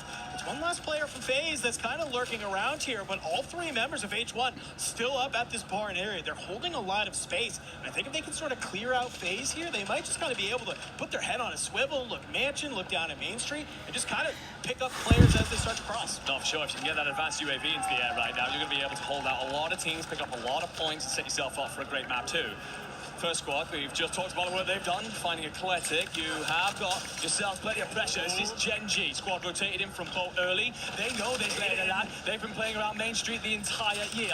Aiden, though, not expecting a drop out. Actually, that's great work from him initially, but gave there on the instant trade. Lovely positioning from the fragger turn anchor. Reaper's trying to get involved. That's over aggressive. Lennon plays clean up. So first squad set back in, off into the waters, and Gen G will mop up a lot here at Main Street. Great work. Not risking a third party just yet. Buy stations nearby can set themselves up for the next phase of play. That play is from Gen G. You set up the crossfires. You're doing A-OK. But let's take a look. You can see Ravens currently lead the lobby as they are going to hold on to Mansion. Blast does get dropped. I know you see squad wipe on Okay, I see the teams right now. So don't worry, Twisted Mind fans, they are not. Wow, Raven Esports with 6 points. First squad also has 6 points, and Gen.G Esports also has 6. Team PBJ also got 6 points. And already just players trying to 4-way tie for first. What the heck is going on? And never recovered from there. CT Gaming in this fight on the rooftops against Heretics. Vita just trying to buy a little bit of space to keep himself alive and allow that resurgence timer to tick through. And it goes to stream again. Great work from King Chog. Finds Allman, the second turn, shots on, but there is going to be a heady available for Blast. King Chog, will get his boys back in. It's not done just yet. Heretics are still squeezing up behind this, but you've at least got Nielsen and he's back into the fray. I mean, if Nielsen can find a gun, we've seen him do miracles with the last pistol in hand. He gets the armor crack. I almost thought he was able to bring down Zeppa. Great little moment there for the Heretics to just basically be able to hear that fight going on. It's a swing. You're watching this battle come on between Ravens and some of those members of T1, and you get that kill, you're going to be able to find one more. So good job from Heretics. Just Coach's corner. On the other side, though, Aiden, he will get found out by Axidos as this first squad Gen G battle kind of continues to rage here at Main Street. You do have Gabe Kuhn from above looking out over you. You need to have some semblance of setup here if you are Gen G, because they are just on the outside of zone. They still need to gain a little bit of position. Yeah, great work here at Gen G in the gunfights, but if you look at the light pink on your minimap, that's actually Stallions. They're trying to play holdouts. All these teams are fighting right now. They're likely going to have to get past them at some point, and in bits and pieces for most of these squads right now. So a tough situation, and the gas is just going to creep everybody forward into the everyone needs to get inside the circle. Ay. Do well to keep all 3 on your feet. The fact that Aiden gets in the window there is huge, and Gabe, he flies on out from that little bit of a scaffolding. Will drop down Q8Z, nothing, and get the confirm. So Gen G, you get the players, you're grouped on up, you're able to find one from this Stallions roster, but you can see on your minimap there, Andy's, he's reacting for a reason, because we are just continuously ripping these teams to the left side of the map. Shifty taps away behind the DC. And we'll get the drop, and that's Heretics wiped. They're done. So great amount of points, I think. Oh, I got burping going on. Far earlier than you would have liked. She's still on the 1x multiplier. A bit of a do-si-do between Fede and Tequila. Squad 12 here as well, and down you go. Vita tries to get himself back to ground. So many squads now looking for a safety pocket of land, but with 12 teams in the mix, 32 players up, and such little land mass, everybody being forced into fights that they really would rather not take. Blastity's just about gets himself into some semblance of cover, and Shifty and Orman will try and get their boots to ground to support the rotation out, but it's all hard work from here. Mansion, a great POI until you got to move out of it. Everybody just putting their sights over towards this area. You see, just as you kind of hop up on a wall, you're getting laser beamed. So for the time being, Twisted Minds, they know they have to laser beam. great kill onto Vortex. Use some of those names. First squad got eliminated. With Wow. those kills and a couple more coming in on the back, it looks like that might be Novo making another early exit. Still, 2 teams need to drop to get into that one. Wow, jeez, Team Vitality got eliminated? They still have to Ravens is scoring a lot. on the other side of the map, you can see Gen G, they have to continue moving, but they got Twisted Minds need to get their butts going if they want to take first. but from behind, look who's starting to get active. It's Geekay. They want a piece of this fight. Geekay. He's gonna find the end from You're going Get this res in time. Can you protect it? Aiden, he's looking on over. It's coming on through. You know that Field Medic is coming in clutch right now, getting the faster revive. Gen G, get their feet back underneath them, though. However, Geekay, they're continuing to find these pockets of timing. Plays, jumps on in. You're going to be able to find the end of the gun because Vitality, they're looking to hold this entire fight. Yeah, Vitality are just holding everybody. The problem that they now face is H1 are rotating over from Barnes. I don't know if you were at the chapel and how the dominoes shall fall. That's going to give Gen G the moment, the window to escape out. They shall shift. Olin is somehow still alive. He's those deep gas, and he's just going to try and keep himself up with the stims. Nerfed, of course, so he's got to get moving. Rhyme is going to go high, just about stays up, and that should be the death sentence for Almond. Yeah. Oh, Almond. You can see Blast was still alive. He's also out in the gas, too, so Grimy, he's going to have an idea that maybe there's an additional Twisted Minds player out here, and he's in a solid little spot, can just continue to play that top gazebo. Stim will come on in. It's just enough to make sure that you don't get out by the gas. But for Twisted Minds, you find a little bit of success. Let's go, boys. Like every time we tune on in the circle. the back foot. And T1, we take a look at Train. Oh, they're feeling good because Disrupt's on 9. Yeah, there's about 5 or 6 bodies out in these waters, and T1 do want all of these kills. This is great for them. At some point, though, they have to turn their attention to holding Train out and stopping all the teams rotating for them. So it's now about pivoting. It's about decision-making on what is most important and prioritizing those gunfights. But Disrupt, he's banging away. He's on double digits, and we're only inside the top 10, so many more points and kills yet on the board. Dude, they wow. head on a swivel, and it is a feeding fish frenzy for them. Fede, he'll get dropped at the hands of StuKX on that other side. And Disrupt, he's got an idea that that's what's going on here. 4,000 damage for the young man. And there's still 9 teams in this lobby. Clear out one side, focus on the other. VP pushing in from the Novo Esports got eliminated. Holy smokes. They are not expecting of. Just kind of hold the line for the time being.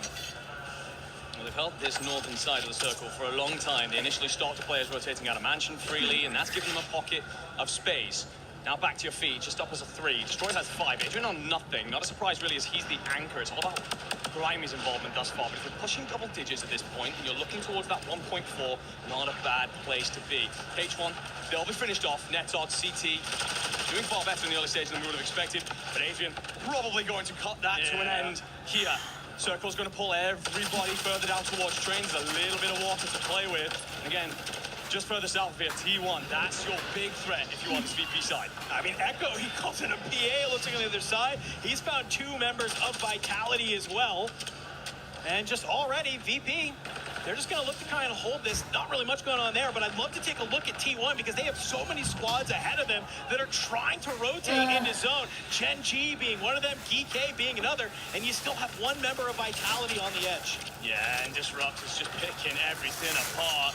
This is so wild. Right now, for VP, they're just trying to figure out what their most important threat is. They're aware that VP are a full team on the other side. That drop now should push Spam and Echo over towards the buy Spam? There is 1 remaining player for Vitality. Wonder why he called him spam, because he likes to get spam emails or he likes to eat spam him in a can.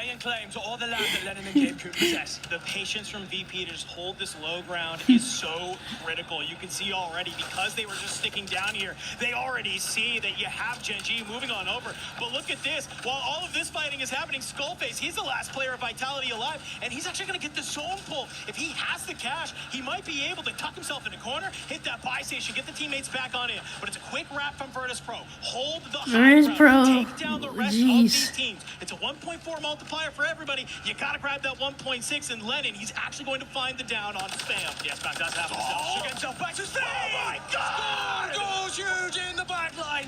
Finds a window, slips out through the What's going on? Himself the kills. 1v1, v3, VP, hold it all in their hands. Skullface. He's named Logan for a reason. The claws are out. Call him the Wolverine. A nice little 2-piece. huge points No. on the board for them. No, I won't, boys. No, I It won't. might have been a heroic play, but it's Spam Gola. It's Skullface, the two lone soldiers. If they can somehow manage to work together to cut down these players of VP, this would be huge. The problem here, Enigma, VP is in such a good spot. But Adrian, he gets a little bit active. He flies forward. However, he will find Skullface. That is wiped. Final two teams here. It's a 3v1. You just got to find Spam. Spam's going to be able to find Adrian. 2v1. Shots coming on through. It's destroyed from that backside. It's a barrel stuff with the CVRS. You drop them. Virtus Pro. They'll take game number 2. And you can see the look on Destroy. He's happy. He's a little excited. Oh, boy. Yeah, we talked so much about this Virtus Pro team in the build-up to this tournament. Fantastic stage 1, lit up the scene in Birmingham, struggled massively through stage 2 in a very public form. That's wild. But they come here to Paris having made up. They're a unit again, understanding the roles that they're going to play in. And their game plan there was perfection. Typically a server landing side. They alternate over to a pawn drop when the circle goes that way. And they get aggressive towards Mansion. That man on your screen right there holds the players out, ensures that there's no pressure on them. They can just loop up pawns, set themselves up for the late stages. And it's slow and systematic moving with the gas from there. And once they took high ground, you never felt like they were going to let that one go. It's kind of that classic. That's what you love to see. You know, you're holding this low ground. But watch this. I mean, we got to talk about this again. Skull just lining up Lennon and Gabe. And he tries to put down this DC. We've seen him do this time and time again, but it's just, you know, Skullface is a great player. It's unfortunate you can't find the last two members of Virtus Pro there, but just some fantastic movement. They realize what they need to do. It's all about just not scamming in that moment. Basically. And you know that D is he's in the comms. He's saying, probably yelling exactly. Just don't forget to update his. Play as a team. Let's push this player together. Well, this is somewhere where they've improved so Look at much. the lot of people. Watching throughout this So season, weird. remembers back towards stage 1. Even before stage 1, when we're in the essential pre-season, there was a lot of talks about Jeez, how their I can't believe. fly forward, get involved in I can't believe FaZe is going down like this. So much better here in Paris. Looking very, very good. That's our last map of Haven's Hollow that we have, ladies and gentlemen. So we got to get ready to head on into map number 3. Players getting in the lobby. We're going to be right back here in a little bit.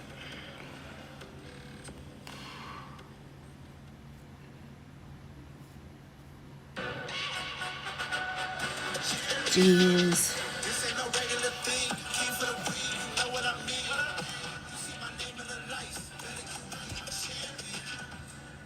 Yeah, I gotta do what I need to do.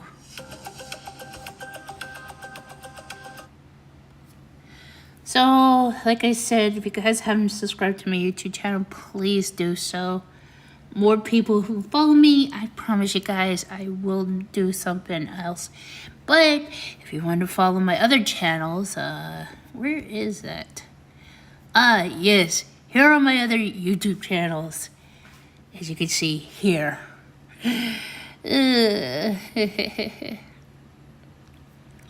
You could also subscribe to this channel, to where I promise you I'm going to work on making Call of Duty mobile and Fortnite, maybe. I'm not sure, but if you want to, subscribe to that as well. And there are the others. Hopefully I will see you then. Anyway, let's get back to more of this. Main stage, you feeling like a local yet? Oh yeah, I mean, I don't even look at the Apple Tower when I walk by it anymore. But nah, yeah, we've been here for a while. We had a really good boot camp. I think those are very essential to big plans like this. So yeah, we've been here for a while. We feel good. Time zone's no issue for us. We're just ready to play. I mean, you guys look ready to play, okay? I walked over there to you on the main stage. You and the whole squad up here singing 8 Mile, okay? Getting locked in. So that must mean the vibes are high. Yeah, nah, I mean, I think our team is just full of vibes. I think that's why we love LAN, like, compared to, like, the online. We're all really good friends. So, you know, we've had a great time this week and a half that we've been here just vibing. And, yeah, we're just running through the 8 Mile, you know, the little rap battle with each other, just messing around. But, yeah, we're all good friends. We're having a good time. Hey, y'all having a good time, but as we know, this is a serious weekend, okay? It's big money on the table. It's a lot of pride out there. It's a lot of just earning respect from the community.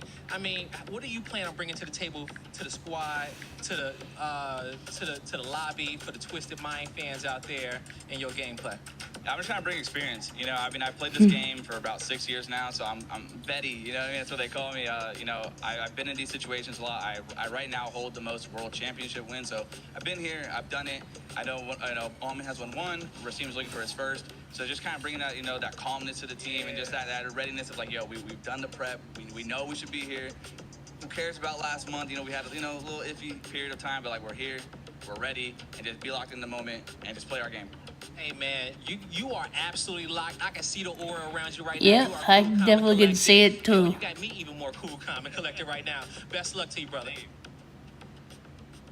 And of course, match 2 was nothing but absolute chaos where we had Virtus Pro holding that northern side of Somebody the forget to mansion, turn on and they the were stream. playing the long game. They For managed to more. get a couple of kills in the chaos that was unfolding in Mansion, but look, they played it good. They played it till the end, and Virtus Pro did Yeah, I'm take it out. going. But I'm look, not let's going have a look at crazy. Vitality. Obviously, they Trav. came out kicking and swinging as well, Shift, and this is Of something course, that they needed there's to do, especially coming out of match 1. Yeah, I Lace Shift. for those that have been following 3WC in the years prior, we often get wherever you spawn in at, the final circle ends on you, you're probably going to be fine to finish in the top 5. The biggest key has been who's able to rotate better, who's able to find those kills as the zone starts to force you away from your drop location. So you get a couple teams that are blessed, but I think most importantly, our teams that just finished 1 and 2, both just missed out on the top 5. So jeez. again, just kind of reiterating that point that if you get a drop spot that it ends on you, you better be finishing high. And didn't I hear you in the pre-show say something about Luck. Ravens might not make that 777. contest? And I look, against Twisted Minds, I don't know, in match number 2, Heretics actually joined the party there. And I mean, Ravens were able to hold off to And that's just a big shout, I think, to Heretics as well, to not be afraid to jump into the mix against some of our top dogs that are out there. And look, Lacey, you may not know me all that well. I'm all about finding spicy takes. So if it is one of those situations I did look like an idiot, it's going to be like my airball from earlier today. But for Ravens, it is one of those things that, yes, their kill participation is high. You get a first-round win. That's huge towards being able to kind of quell some of the questions surrounding can they close a map. Now it's going to be down to how do they handle things like rotation, because that's going to be the big key, especially as we change what map we have. And I'm going to be here to always call you out on your hot takes. Thank you. I can need Okay, that. I will always hold you accountable. Now, who are we going to hold accountable? Of course, we're going to get into match number 3. Enigma, Dandro, let's take it away. Hey, thank you so much, Lace and Shift. They were right. We are getting ready to head to a new map, my friend. Yeah. Bidding adieu to Haven's Hollow, just for Group A, as we get ready to move. Of course. Streams goes down. Ay, ay, ay. On everybody's favorite resurgence map. I say that tongue-in-cheekly. Rebirth Island. We've been here before. We've been here for years. We know what to expect on this map. But for maybe the uninitiated at home, how do you expect maybe this first map here on Rebirth Island to play out? Well, I think there's 2 stories in terms of the leaderboard. Ravens are one of our best Rebirth teams, and they have been for some time. They are sitting right towards the top, so expect that gap to potentially grow as we go through these next 2 maps. For a team towards the bottom end of proceedings right now, Eclectic, disappointing in our first 2 maps. They're really good here, the 3rd best team that we have in the entire 32 at the tournament when it comes to Rebirth Island, so this is where they have to get their afternoon going. This is so crazy. The contest. Look to the control center. FaZe Clan. Gold Clamp has been holding that thing down for years. That guy don't leave those bricks and mortar. But VP and Novo, they'll contest over the boat nearby and then try and lay siege to control centers. 3 teams jostling over there.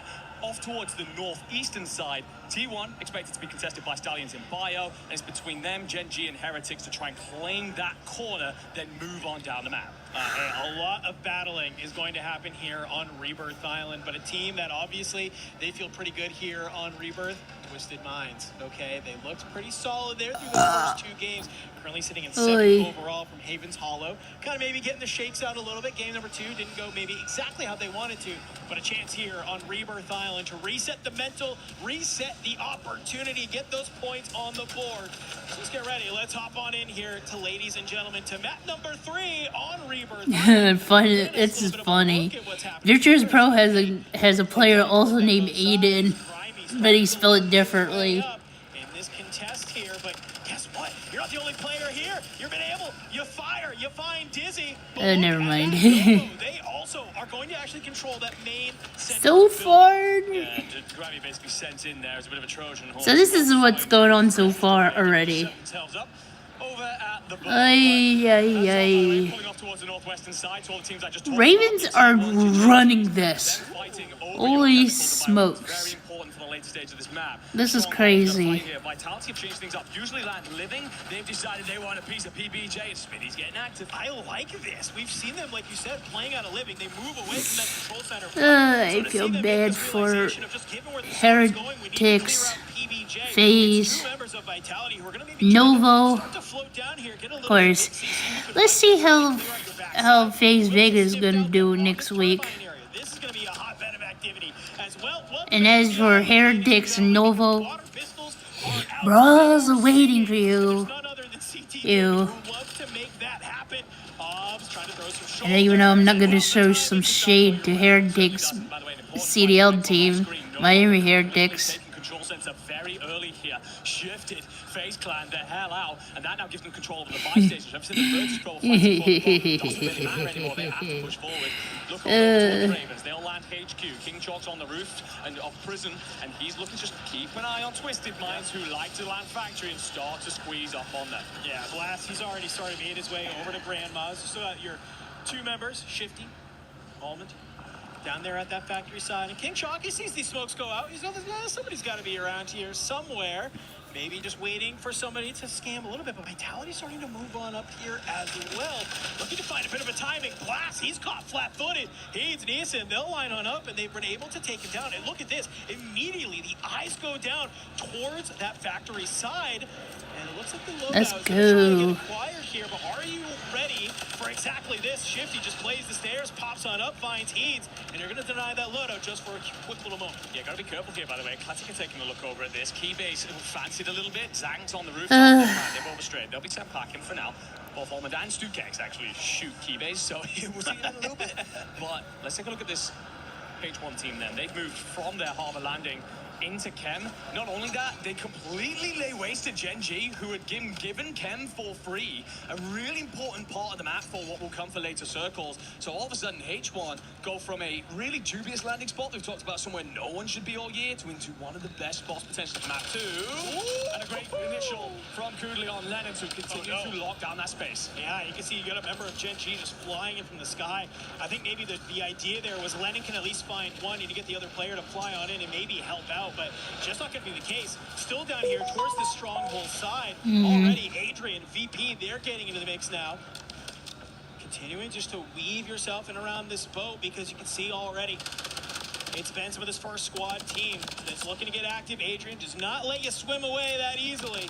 They'll drop you in the water, clean up the kill. Virtus Pro, you're still in zone. They got control of this boat. They don't need to really move right now. No, they're fine for now, but this next circle will likely tell them they've got to shift it up the coast a bit, and it certainly does. So they've been taking damage, concerning signs, and he and Destroy will have to navigate a path up this rocky mass that exists in front of them. Turbine, CT Gaming, T1. The battle goes on. T1. Disrupt will drop to Killer. The thing is, as well, Disrupt's basically got a free life. You've gained so much space. Echo and Spam have basically the entire northwestern corner to themselves. So Disrupt is just, okay, don't worry about it. I'll go off, find a couple of kills. If I get dropped, I'll come back in for my loadout where my boys currently sit. A great plan from them so far. Can they continue to execute? Wait, I know we're not in Haven's Hollow anymore, but it looks like the Ravens and Twisted Minds continuing to battle it out here at the factory side. Blast, he's going to be able to find one. Slides on out on Niasen, but Niasen will put you on down. And it looks like just no opportunity for any of the other Twisted Minds players to play a bit of a trade. You see one flying in from above. Shifty's playing down below, so for Ravens, they're going to control this rooftop as much as they can and actually back on over towards headquarters where Almond has landed to fight Heat. It's a little bit of an anchor-on-anchor action here. Huge fight for either of these rosters. Yeah, Almond does incredibly well to stay alive in the moment. Sorry guys, I'm trying to focus, but You really want to press Shifty in numbers. However, because Almond's gone and harassed Heat, you have to drop back and clear out. this is getting crazier by the moment. Now is moving over as well. Almond's just staying alive, just being a thorn in the side. Let the timer tick through, let my boys back in. One of those things doesn't exist on a scoreboard, but it's great leadership in a very important moment. Semtex goes up. Unfortunately, Almond, he's not there. He has an inkling. Somebody's got to go up for that ladder. He does great to find one. Just the timing not going your way just enough. Heat will slide on out, clears out Almond. So you'll settle the time here, but those shots are already starting to attract some of the members of PVJ. You can see they're starting to look on over. They might try and hold the line here. FaZe Clan just trying to find which way they should take the fight. Noble got Blade up, he's hidden inside. Marty just trying to get aggressive there, runs into far too much traffic. Blade recognizes the moment of third party. Dizzy now understands that the Italian's beneath him. He's by his lonesome. It will, of course, be VP. Just taking a sniff at this. Can we third party? Do we need to spend a lot of time here? We could get some clean exit kills, shove these boys off astray. And Dizzy, he just has to not waste any time with the timer. And immediately buys his boy back in. Yeah, I like that play. You know, you could wait, you could try and get the timers on down, and even wait for this fire sale that's about to come in here in just a quick moment. But nope, says I want to go ahead. I want to try and spend the cash, but I don't know. That might have been all for naught because both of your teammates are dead. Clamp is last alive. He's just trying to stay alive on white health only in the water. In a very peculiar situation. We lose two different teams. FaZe that we just watched being one of them here.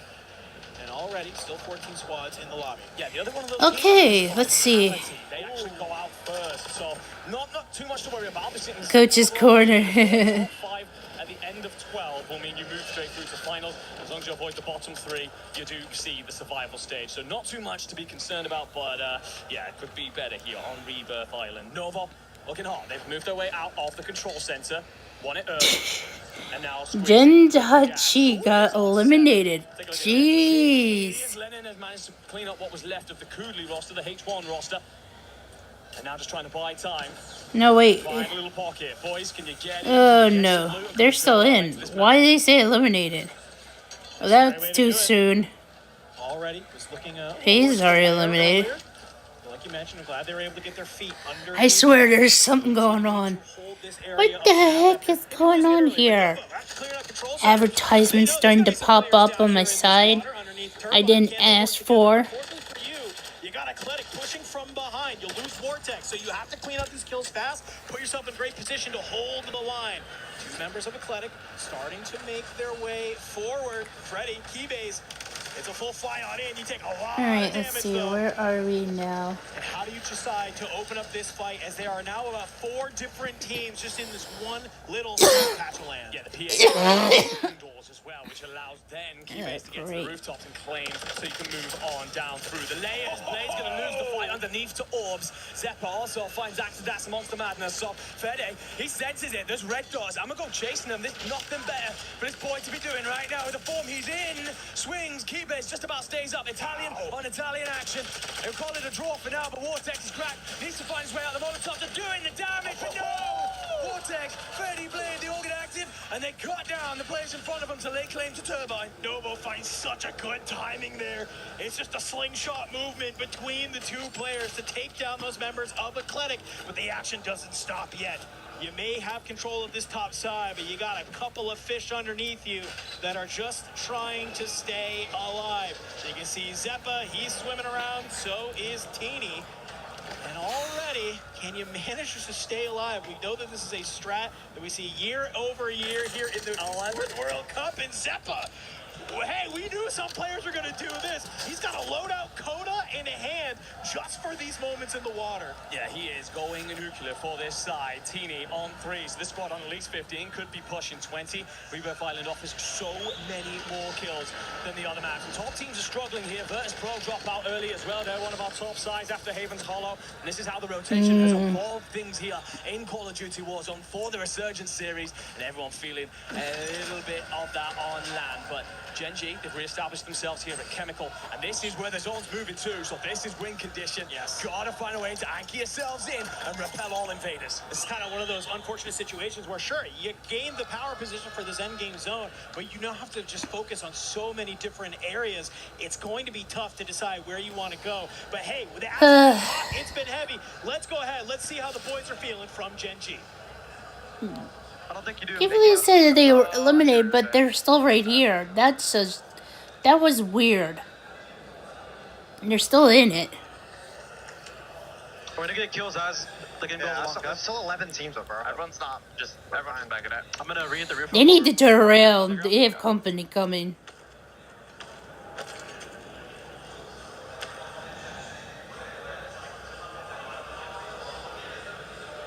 Oh, cut it out, man. Don't need that happening. Look at office, kind of. I can't believe this. We're only on 5, but it's fine. Yep. So mad. We gotta pull on the game. Wait. Top 10. Yo. I might peek the door up on much mile, right? I heard a wall. Not a lot of comms coming out of Genji, but you heard them say, just let everybody fight. We're only on 5, but it's okay. Yeah, they lost that. Nah, they need to pay attention. The first team, which is, I think it's Twisted Minds, that comes after them. But we'll have to wait and see how this goes. Just slow everything down, let the map deal with itself, and find yourself in the later stages of this one. Athletic, finished. They will drop inside that top 10 to the 1.2, but miss out on the 1.4. Nielsen buys Lonesome, only $100 in pocket. Barely enough for a Happy Meal, let alone get his boys back in amongst the mix. He's going to play Industries here. We'll run into Novo, but if he gets the timing through the backside, drops one or two. Okay. He's more than capable. Could hit the buy station nearby. Look at Twisted Minds. They're now here on this sort of top floor of Chemical as well. You have Genji down below. Geek's in the mix. Everybody is just holding on.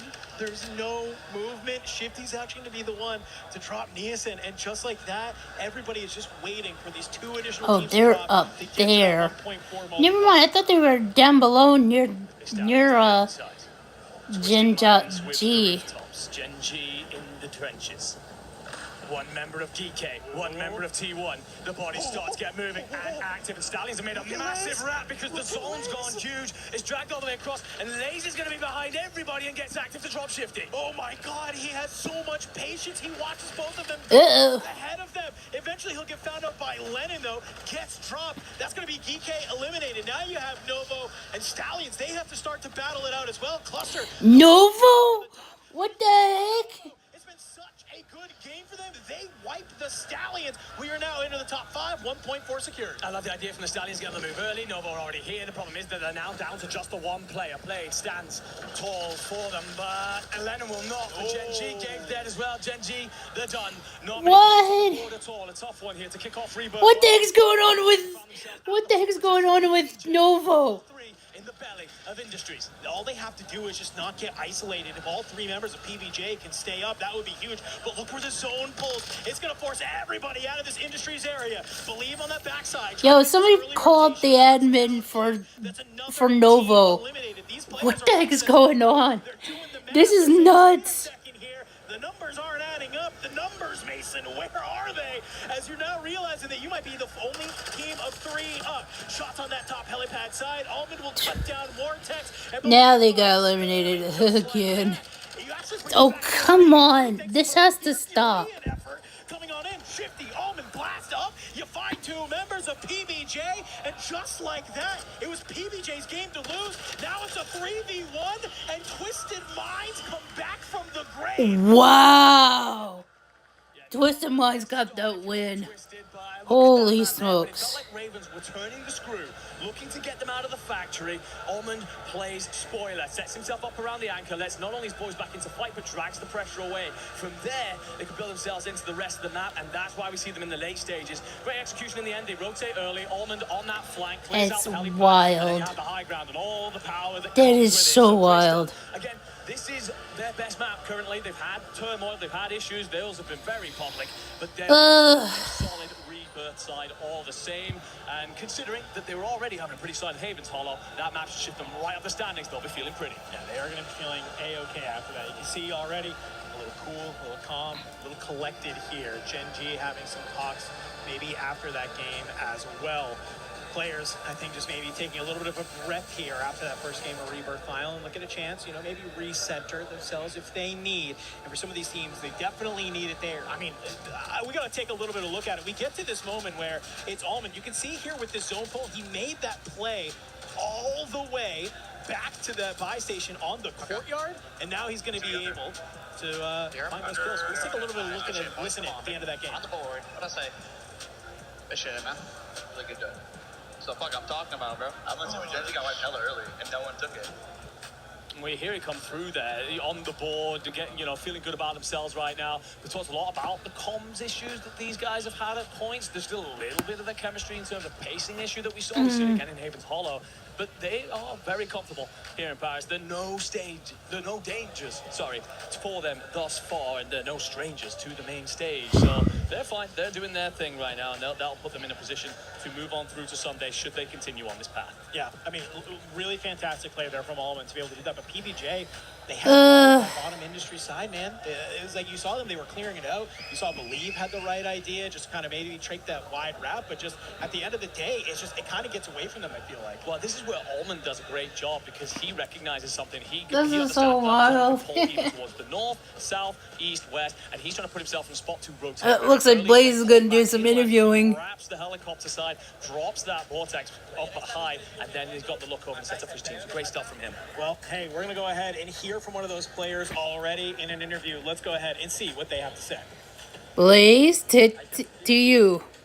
All right, everybody, show some love to Ravens Esports out there. I got Nason with me on the main stage.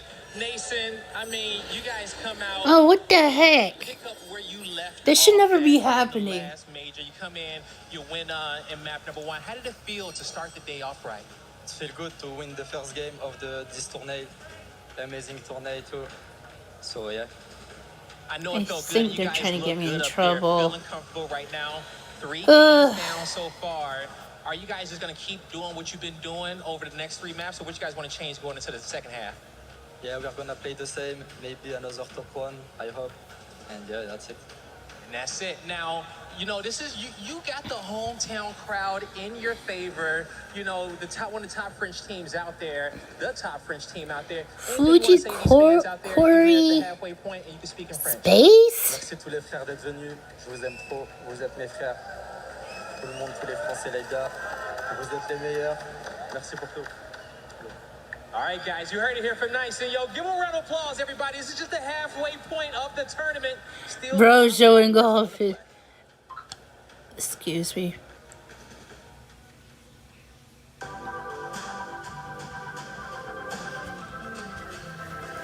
Alright, guess they're doing advertisement, but I have no choice, but I have to plug it into mine. So you guys can see, if you guys can help me subscribe.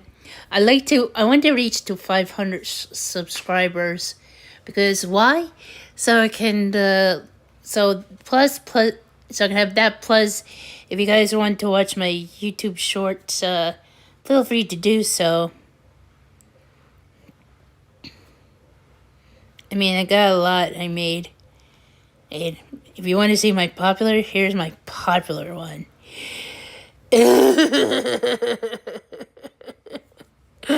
Oh, god dang it. Anyway. Yep, never mind. Okay, let's get back to this. EWC Play app, folks. It is brand new. It is so dang cool. Yeah, except for you made fun of the mobile community in 2020. Goge. Embarrassing. But let's see. And also, you guys can do me a favor. You can also subscribe to all my other YouTube channels.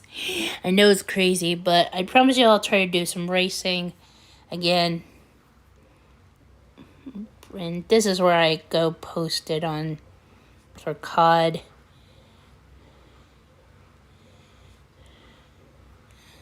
Though I forgot to update this. Embarrassing. Yeah. With the Warzone Resurgence series. Come on, can we go without Goge? God dang it.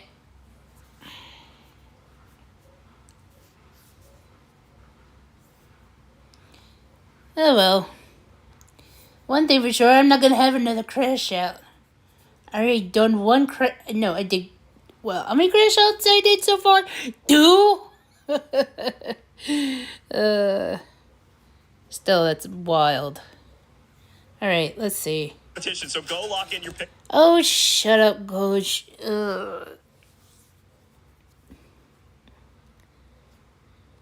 You made fun of the mobile gaming community. You and Ludwig Algoin should never deal with this. Ugh. Yeah, I guess I'm having a third crash out. Warzone Resurgence Series Championship. Good luck. Shut up, man.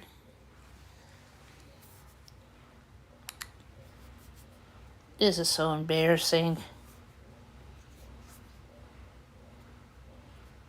I'm just trying to have some fun. Oh well.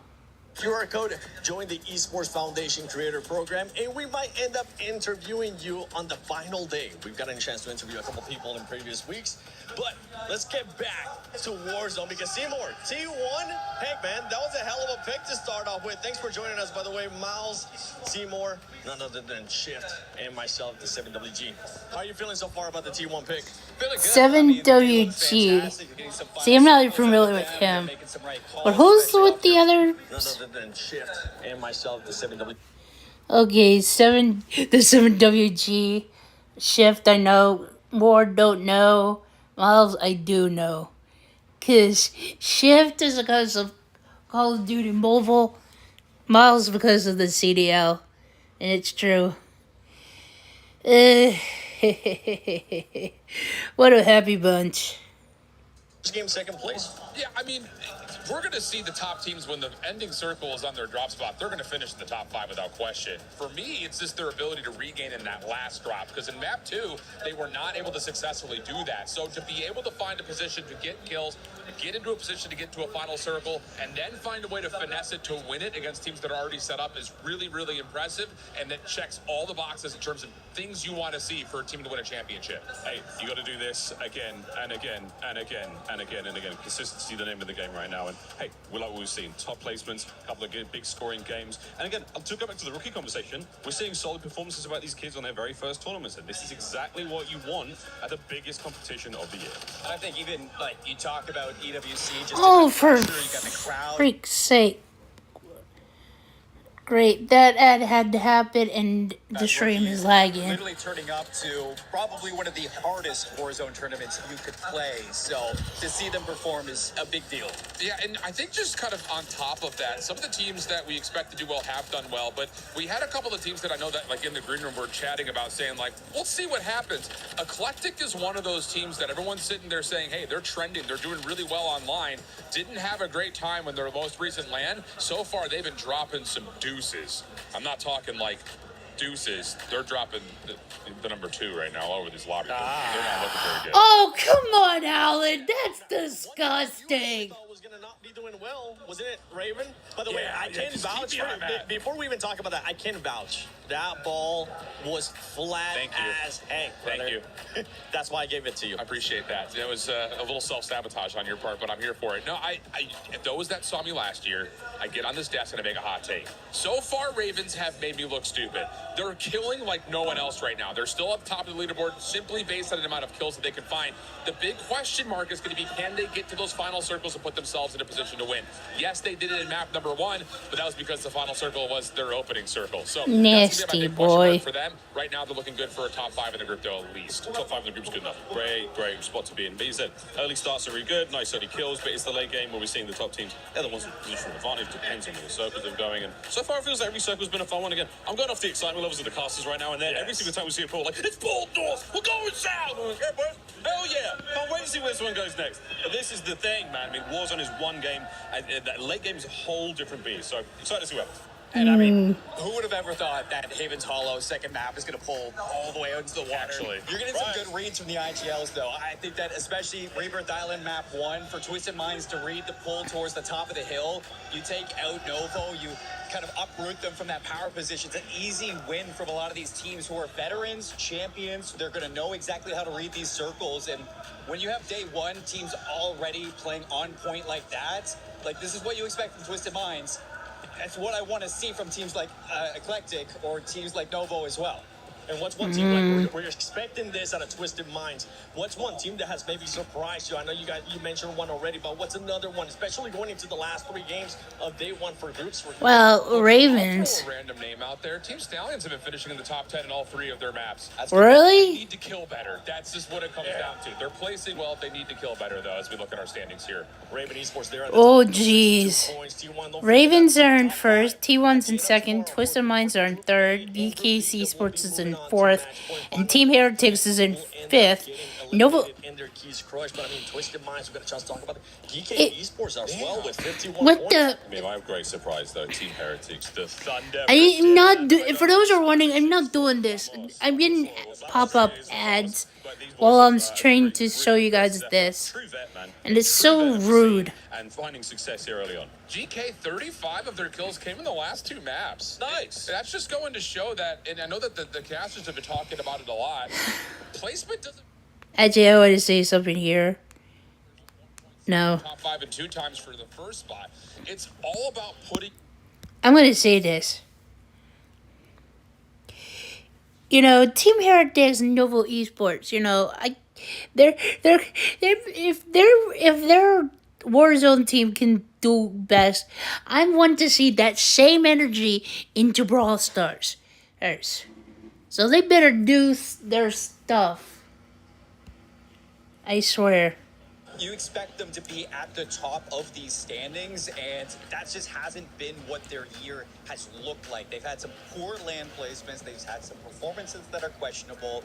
So to see them turn up to EWC again, it's just raising those red flags for these squads where they got to turn up in the back half. Are you raising, or are you like waving it really hard though? That's a very personal question. Very personal question. What are we talking about? A bit of a surprise in the bottom 3 there, Eclectic. There's talk backstage. The cast is saying that these guys should be way up there based on recent performance scrims. So for... Wait, isn't Game 1 belong to... Coming up on Game 4. Wait, that's wrong. It should say... It should say... Wait, Twisted Minds didn't win the first. That was Ravens Esports. Oh, what the freak. This is bad. Okay, so we have Game 4, Game 5, and Game 6 going on. Twisted Minds did end up getting second place, but I do want to hear what Twisted Minds got to say in this interview. All right, this is Goj. I've got Blast. They just came off of Game 3 win. No, I'm sorry, guys. I'm so sorry. I can't stand Goj. I don't know why, but that's just... it's crazy. Yeah, I'm about to have another crash out. How many crash outs I'm up to? 3, 4, 5? Wait, of course my laundry is about to be done. And you're joining Almond. I'll let this run. Switch for the people at home that maybe haven't been paying attention to all the drama. In a couple words, why did you want to join Twisted Minds? I would say more of just pacing factors. Like, I came from multiplayer, so I would say multiplayer fundamentals apply to Warzone, especially for fighting. And Shifty has the same like ideology of how to take fights. All right, guys. Let me just put this here for a moment. Pretty much everything. So it was like a no-brainer. Again? And then Ben, Why is this happening? And goes to stream as well. The best IGL, about you won EWC last year, so who can say no to that? He's one of the most winningest players of all time. So many of these players are, but big congratulations to you guys. First 3 games, quick final hit. Things are going well. How does that feel amidst all the chaos of the last couple scrims and leading up to today? Yeah, we had a little bad, stints and scrims, I would say, leading up to EWC, but there was a lot of factors. I mean, people that don't know, I scrimmed for probably about almost 2 weeks in 95 degrees in my room because my AC went out in southern Texas. So, I was going clinically insane, but we're also, I would say, that's not good. Team, so, I mean, and the day scrims are you're not supposed to win every scrim. You play scrims to get better, so you want to find your flaws. That is not good. That's Blast. Twisted Minds just won Game 3, quarter of the way done through group stages, half the way done. Wow. Good luck. Thank you. Cheers. Halfway through our first day here for Group A. 3 maps done and dusted, 3 more to go. Great words from Blast there after coming off that win. Yep. And obviously Twisted Minds currently sitting in 3rd overall in the lobby here after these first 3 games. Would love to be able to continue that trend and possibly end day number 1 top of the board. No, yeah, most certainly. It's been impressive from them. Obviously, they get a relatively mixed bag on Haven's Hollow, but honestly, their average placing is fantastic right now. You're talking just over third, and that is tying up with lobby leaders T1 in placing. So, yeah, great stuff out of them in terms of getting to those late circles. Continue that trend, and you'll be seeing yourselves through to Sunday with very little issue. Another team in the top 5 that are quite stunning in terms of the metrics side of the game. They are sitting in 5th. It is your team Heretics. Thunder from Down Under says Miles. Currently rocking 44 kills. Their average placing is 10th. I don't think I've ever seen a team with an average placing 10th in the top 5 of anything. So ridiculous for these guys if they can figure out rotation. Hang on, I just want to see something going on. Oh, well, Team Heretics, they're going to be the cutoff right now for that top 5. Just being 0.4 points of the Italians and Team Novo. Bottom of the leaderboard, we saw it there in the break there. Oh, still working on it. Squad. They need to Thought it was done. if they want to Whoopsie. get out of that bottom trenches and at least into that middle pack to make it to the survival stage. We still have 3 more games to play, a second map of Rebirth Island before we get ready to head on to the newest addition to Call of Duty Warzone Esports, Fortune's Keep. So let's get ready. Let's really? get into it. It was battles at Control. It was battles at Chem. Let's see what map number 2 here on Rebirth Island, map number 4 overall, will... We're in game 4, boys. Story potentially as well about that last map. Top scorer across the entire map, Novo. We saw them win that Control fight very early. 3-team contest. Oh, heck no. Come on. This is disgusting. You hold the more important buy station and cut off so many rotations for teams around you. So, they can repeat that. That will jettison right up the by all the teams now, saying their hopes, their prayers, and flying into Thanks the for skies. supporting me, Galaxy Spaces. All right, let's get ready. You can see players locking on in. And just Wait, what? a nice little bit of a break here, but here we go. What? Oh, well. Bring us, get ready to hop on in. Take a little bit of a look at Twisted Minds. Alright, let's get back to the group stages. We're actually getting this for free, Enigma. No contests here today. Kind of what we saw them make some of those early rotations, early movement in that last map. Started kind of flirting on up here a little bit with the Ravens. Let's see. Maybe a float on over Twisted Minds. they can get a little bit I swear. Let's see. Center, of course, Novo are back. FaZe instantly applying pressure. We thought Novo might decide to... Oh boy. Novo is starting out alright. So is Team PBJ. Now I want peanut butter and jelly, and I know that's meant for the team, for those boys. I'm so sorry. Oh, let's go, FaZe. FaZe up. Let's go. Come on, Clamp. In the fight, but look at VP, they're sending the boys over. Overall, oh my god. Love this. This is exactly out of the VP playbook. You got destroying, grinding, working. Novo Esports is about. I'm gonna post something on my. I'm gonna post all over my socials, and just question Novo Esports.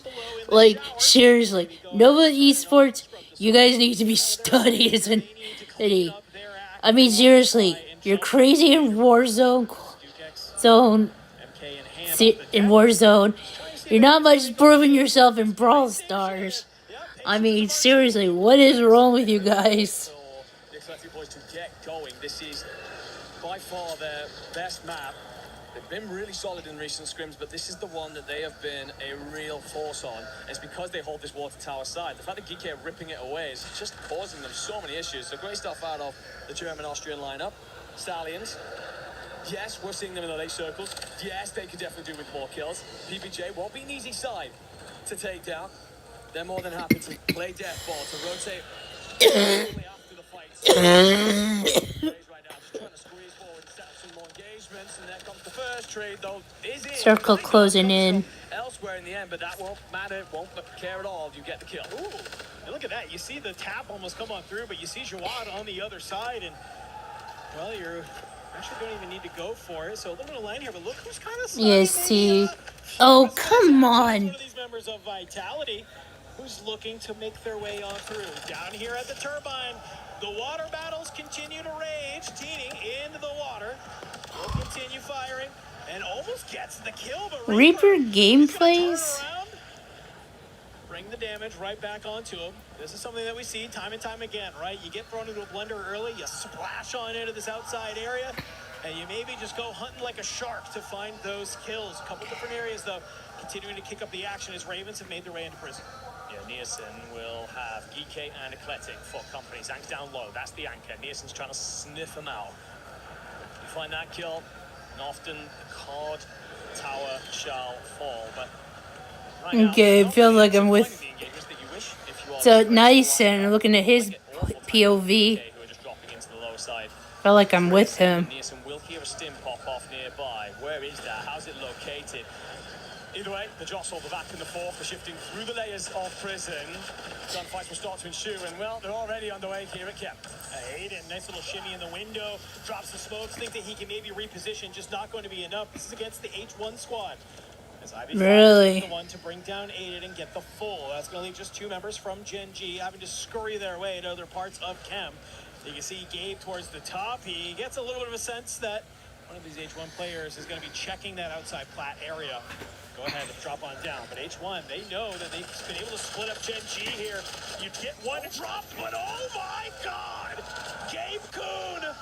We've known. What, Gabe Kuhn? We see this time and time again. It's a nice little 1v2. You stem the tides of the push from H1. You get a couple more kills on the board, but more importantly, you drop the timer on your teammates, get them back into the action. You see moments like that, and you understand why Gen G have actually shifted him to the back line. Gotta step No, I hate to say this.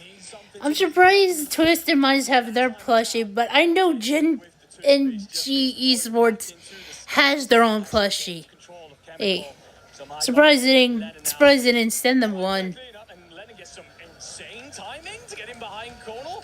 You will eventually push out so much space, and hopefully this is the foundation for a far better rebirth here for Gen G. Yeah, it's like I think they see this most wanted on the top of Gabe Kuhn, and they think that maybe for some reason Gabe's alone. Nope, not going to be the case. Leonard from down below. It's Kudley. He's the only one up here, but Shifty's kind of lurking around here as well. You have to be careful. He pops on up. He cuts down Aiden, and he's continuing to rip, getting him this damage. Leonard's got to back on up, get the plates back on through. Can he manage to stay alive? Decky has come to try and play spoiler on this outside, but you just fed an extra point to Shifty himself. Shifty basically said, I'm bored. Let me go ahead. Let me get active. Let me get this gun hot because we need to be top of that leaderboard. Yeah, he's pushed out far here. Again, a free life, essentially. The whole game. Oh, for freak's sake. This has to stop. This should never happen. Popping up ads should never happen while I'm streaming. Back towards Ken, figuring different path through towards the circle. Second living Stallions, PBJ, and FaZe are all here. FaZe in What is going on with Novo Esports? What the freak? They got their energy going, and I never see this happening to their Brawl Stars team. What the freak?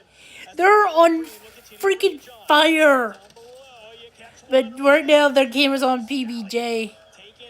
Holy crap. Put the camera on Novo Esports, please. No more Gens, come on. Gen.D, really? find themselves here at the bottom of prison, just on the outside. A couple of shots will back down the players from above, buy you the space that you need. EK will be on that outside. I swear, Novo Esports needs to be studied. To ensure that you cut down the forces of EK.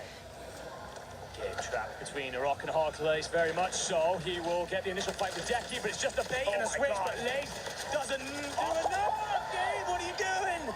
Another 2-piece. 6 kills now for the man. And we talked about why he is seen as one of the best frags in the game, but another example of why when you step into the back line and Gen G needed the most, he stands tall and keeps you going. If I had $1 for every double kill we've seen out of Gabe Kuhn, well, I'd have $2. And that's not a lot, but it's weird that it's happened twice. In quick succession, too. First example of how Gen G have built themselves into actually being a threat here at that. For all the turmoil that they've gone through this year, all the trials and tribulations, they'll now hold out in the prison courtyard. Eclectic aren't gone just yet, though. Keybase, he plays forward, tries to catch the timing on Gabe Kuhn. Aiden was there to swat him away. Unbelievable. Team Heretics got eliminated. He's going to go up. Keybase finished anyway. The rotation isn't clean. Likely a dive into prison here to shout yourself from the players above. Yeah, this is a huge moment for this advanced UAV for Gen G. This is going to give them all the information they need of how they can push their way forward. How can you carve a path? Because you can see, that with that information, they take down Mati. That's going to be FaZe Clan. And now they know that these members of GK are going to be hanging out around here. And you can kind of play a little bit more defensive if you are Gen G. Aiden, he's going to lead the line. Send some shots down on range. You hear Freddy on the outside, though, and that's athletic. Take it out of the lobby. The sync is just gorgeous from them right now. Let it Aiden. Oh, just Oh, wow. This is crazy. We talk about Gabe Kuhn as the fragger, but as a two-headed dragon, these boys are kind of far. All of their opposition, and he ain't done. Lennon pops the hip fire, drops key. Oh, come on. This is no. Bad. Talk about Shifty and Z Smith, you know, as obviously as champions, but guess what? We got to talk about Aiden. You can't ever forget how important he was to that Twisted Minds roster. And you're starting to see why a lot of the community has faith into Gen G into getting it done. Faith in Gen G? No, man. What the freak is going on with Nova Esports? I never seen this kind of energy out of them. Positioning now because you can see resurgence starting to end. I'm crashing out again because of Nova Esports. Lack of mass here on Rebirth Island. It had you a hell of a lot of gunfights early, but once it comes to rotation time and the resurgence is disabled, it all spells death sentences for those who begin to move late. Taking a quick look here at where some of these teams are set up. Ravens are typically in that headquarters spot. He's here, huge play. If he can control the prison rooftop, it allows his two boys down below to play clean up on anything that tries to move that will be lacking in bodies. Okay. If you everyone except for that Gen G side. Listen, we've seen time and time again, year over year on this map, the player that can control this headquarters tower. What the hell? Sometimes just be a real nuisance to everybody else on the map, right? You're gonna have no opportunity to just kind of play on this outside. And so for Ravens, this is a great positioning they look to be in. Ravens. And listen, this MXR, it might have got a little bit nerfed in that Season 5 patch that we had last week. It still rips. It's still shooting. But as you can see, as they start moving a little bit forward, Gen G, they're starting to get active. We did a listen in with them, and it was a little bit calm. I have to imagine that it's not nearly as calm in this map. Let's go ahead. Let's see how the boys are feeling. There's one in Grandma's in third story. Oh, the basement? Go best, go best. I can burn more smokes too, okay? Here's another muni too, another muni. Yeah, first stems. We got loads of stems, brother. Okay. We can buy another PA if we need. No. Okay, come on. Let's see how this goes. Wait, what the heck's going on? What was that? Hello me now. Just literally sit here and don't give nothing. I'm blah. There. I want to grab a DC. We're gonna have to go low left. They're about to get owned. Don't wanna go like. I think I hear him wall bouncing down there. We have No. My gear full. Hold on. Don't speak. Nice. Yep.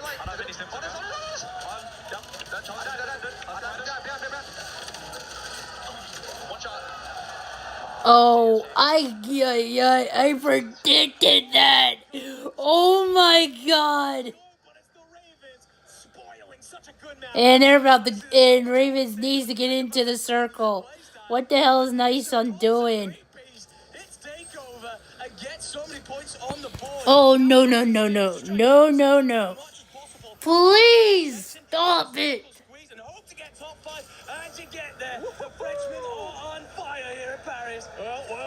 Ravens are. Towards the top, we got to take a look at green and a couple of these teams that are still alive. Twisted Minds, Virtus Pro, battling for cover here, while you still have a number of squads elsewhere. Blast will finally take down Nielsen. Nielsen's out. Here. But this is going to be a battle as the zone will continue to pull away and force some movement through this 10 side.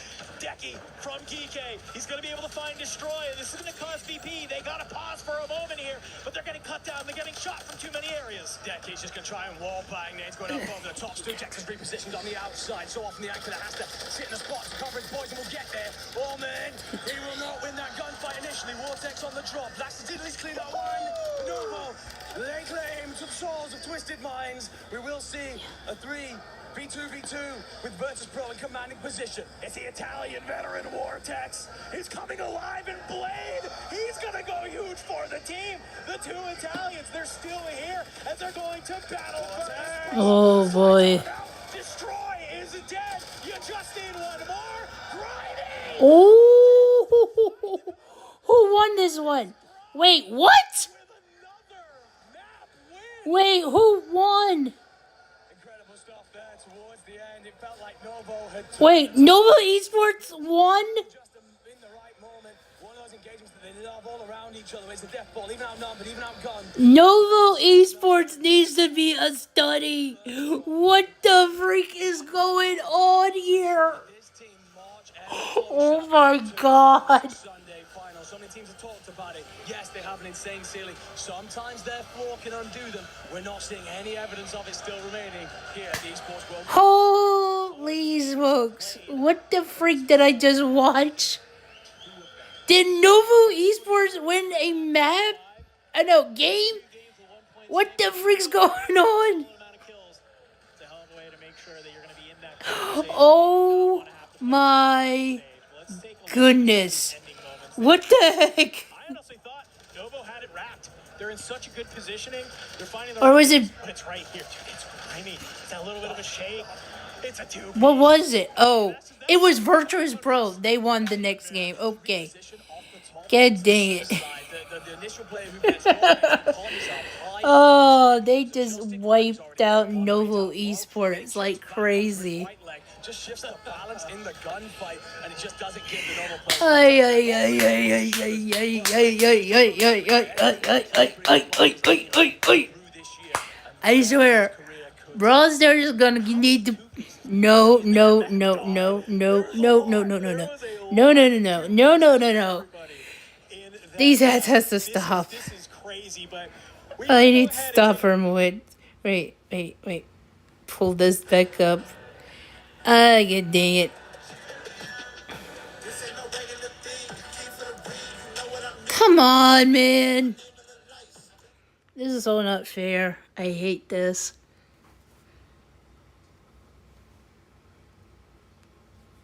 Oh, they...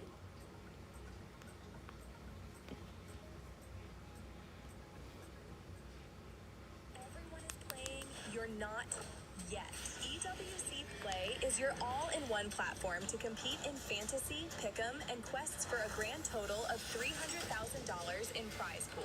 Build your dream fantasy team in 5 different games and track. I didn't know. And the stream's gone down. I already picked it. Score with live results tables. Predict the winner of every game, every group stage, and every tournament. Complete daily and weekly challenges to earn boosters that help you climb the global leaderboard. Got what it takes?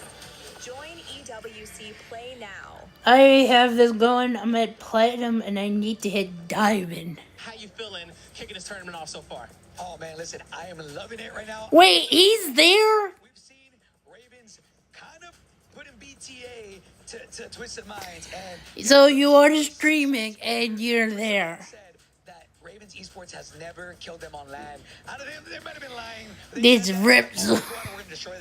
See Ripsol right there. Though that was baited with the thumbnail, bro. Bro, baited with the thumbnail. Who needs to step it up, all right? Because we also got our 3 defending world champions in Group A. Who are you expecting to turn up in the second half? Yeah, for me, I think I want to see a little bit more out of Vitality. They have an ex-champion, right, from last year. They normally struggle to get kills, but the thing is, those guys are so good. I don't know if it's a pacing issue. I need to see them step up. I don't know exactly where they're at, but I know they're on the right side, I believe, of the leaderboard, so bottom 8. They are not in the top 5 right now, so I want to see them go a little bit crazier. Yeah, they definitely do got to go a little bit crazy. They start to pick it up towards the back end, but they need more than that. It's all about about getting into that top 5, getting qualified for Sunday. You don't want to go through that survival stage. And as a former player, you know about the pressures that is on the stage to be at the bottom, to be on the come up. So for the Warzone players, you want to make it to the stage, you want to make it to EWC. What tips can you get it on to be on top of that game? Hey man, listen, if you got it, you got it. I'm a firm believer that if you are good at the game, you will make it to the top. The only advice I would say is get into as many tournaments as possible and play as many as you can. I mean, right next to me, we have a 15-year-old Ketchup. He's quite literally the best player in the world. I'm not gonna lie, better than all these guys. And he got known by just playing in tournaments and going crazy. So I got Sadiel. He came in, qualified for both Atlanta and Birmingham through console. And people say, oh, you can't do it in console. That man did it. So my advice, man, is don't make excuse for yourself. Grind as much as you can. Even if you're on console, you can do it too. And if you got it, you got it. I say the same thing for mobile. I got a little bit of chills after that one. Make sure you guys check out Proposal's watch party. Proposal. Go talk to Ketchup. Go talk to That's Bill. how you say Hang it. out with the boys. Thanks, We'll see you please. guys in a bit. Yeah, right. If you got Don't promote his stream. Come on, man. And right now, VP definitely got it. They have won twice out of Oh, there's the 7 WG and Shift. You gotta win your one. So seeing them find not just the finesse to get to the top. I'm just gonna say this. I really do like Shift's outfit. I keep saying Shift.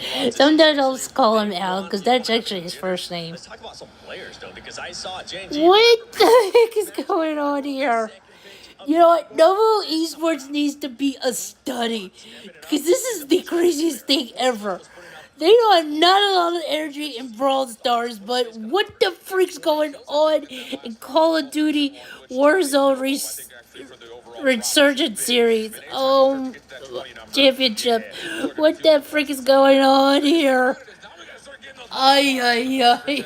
They're finding great success with the kill feed, but it's all about finding ways to get their placement to help them boost those multipliers. Baby steps, right? Yeah, it's a little bit. You gotta start somewhere there if you are currently JG right now, getting those kills, making sure they start moving up on that leaderboard, making sure that This is the most wildest thing ever happening in Call of Duty, in the whole entire Call of Duty community. Yeah, it's tough to say because right now they feel like they're constantly God off their drop spots.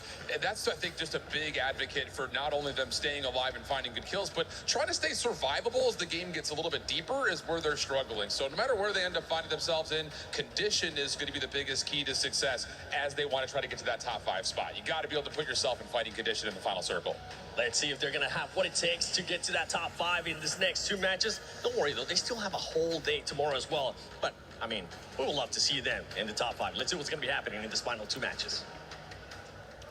Yeah, that's Great true. breakdown there from 7 and Shift. Speaking of Gen G, a hot topic right now as you get ready to move on to Fortune's Keep, my man, because they have now snuck in to our top 5 to potentially be a team that will qualify to our match point Sunday, not have to play through that survival stage. So as we get ready to head on in, talk to me a little bit about how does Gen G look on this Fortune's Keep. Oh, what the hell?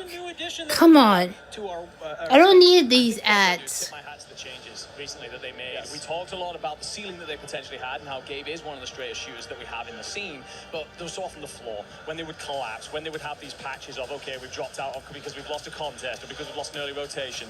You're seeing how moving Gabe into the backline to keep them alive in those important moments is allowing them not only great placement, Get up. they're averaging 6.8, Can but this it's with also the me? amount of kills that they're mopping up once Aiden and Lennon feel comfortable and you have the pocket of space and they get moving. So, you know, they've been through, I mean, they have probably had 30 different drop spots through the year, 5 different role changes, multiple teammates. It's been a battle, but you get to land and you look at this and all of a sudden it feels like it's starting to pay off. We've got a ways to go, but this is increasing signs of a side that is all coming together at the right time. 2 more games needed. You would love to be able to sit comfortably in that top 5, but for Gen G, you still have teams like T1, Vitality, Heretics, and Geekay. It's about to get crazy. So, as you get ready to drop on in, it's going to be about who can execute the most here on these last final 2 maps for Group A here on the day before we get ready to shift gears and bring in Group B. But here we go, back on the Keep, ladies and gentlemen, as we get ready to drop on in. Fortune's Keep trying primarily a more defensive-sided map that we have seen. Usually actually less kills overall, so you have to super take advantage of the kills that you can get and really marry them up with that placement multiplier. Yeah, a lot of sides are going to change things up depending on the zone. However, we get a relatively neutral one here. Sensors you like slightly pulls off towards the west, but not enough for anyone to make emergency changes. So it's the battle at the keep versus Pro. Often a graveyard team, actually. Decided they want this, and so I guess the Ravens, King George just catches Grimy by surprise. Doesn't happen often. You'll get that one for now, young man. Destroy, backs off. Doesn't get very far before King George cleans him out too. So great work. Talked so often about Nielsen this year. This man grown in levels beyond belief. Yeah, I mean, Nielsen has been a top-tier competitor, sometimes subbed in on Twisted Minds on some of those online events, some scrims, and still continues to look unreal. Toss that. Time again. Potentially, maybe, potentially a little bit of an audition put this down. A certain French team next year, but we'll wait. We'll talk about that one later in the week. Like this over. It's a fantastic map to jettison them up the leaderboard.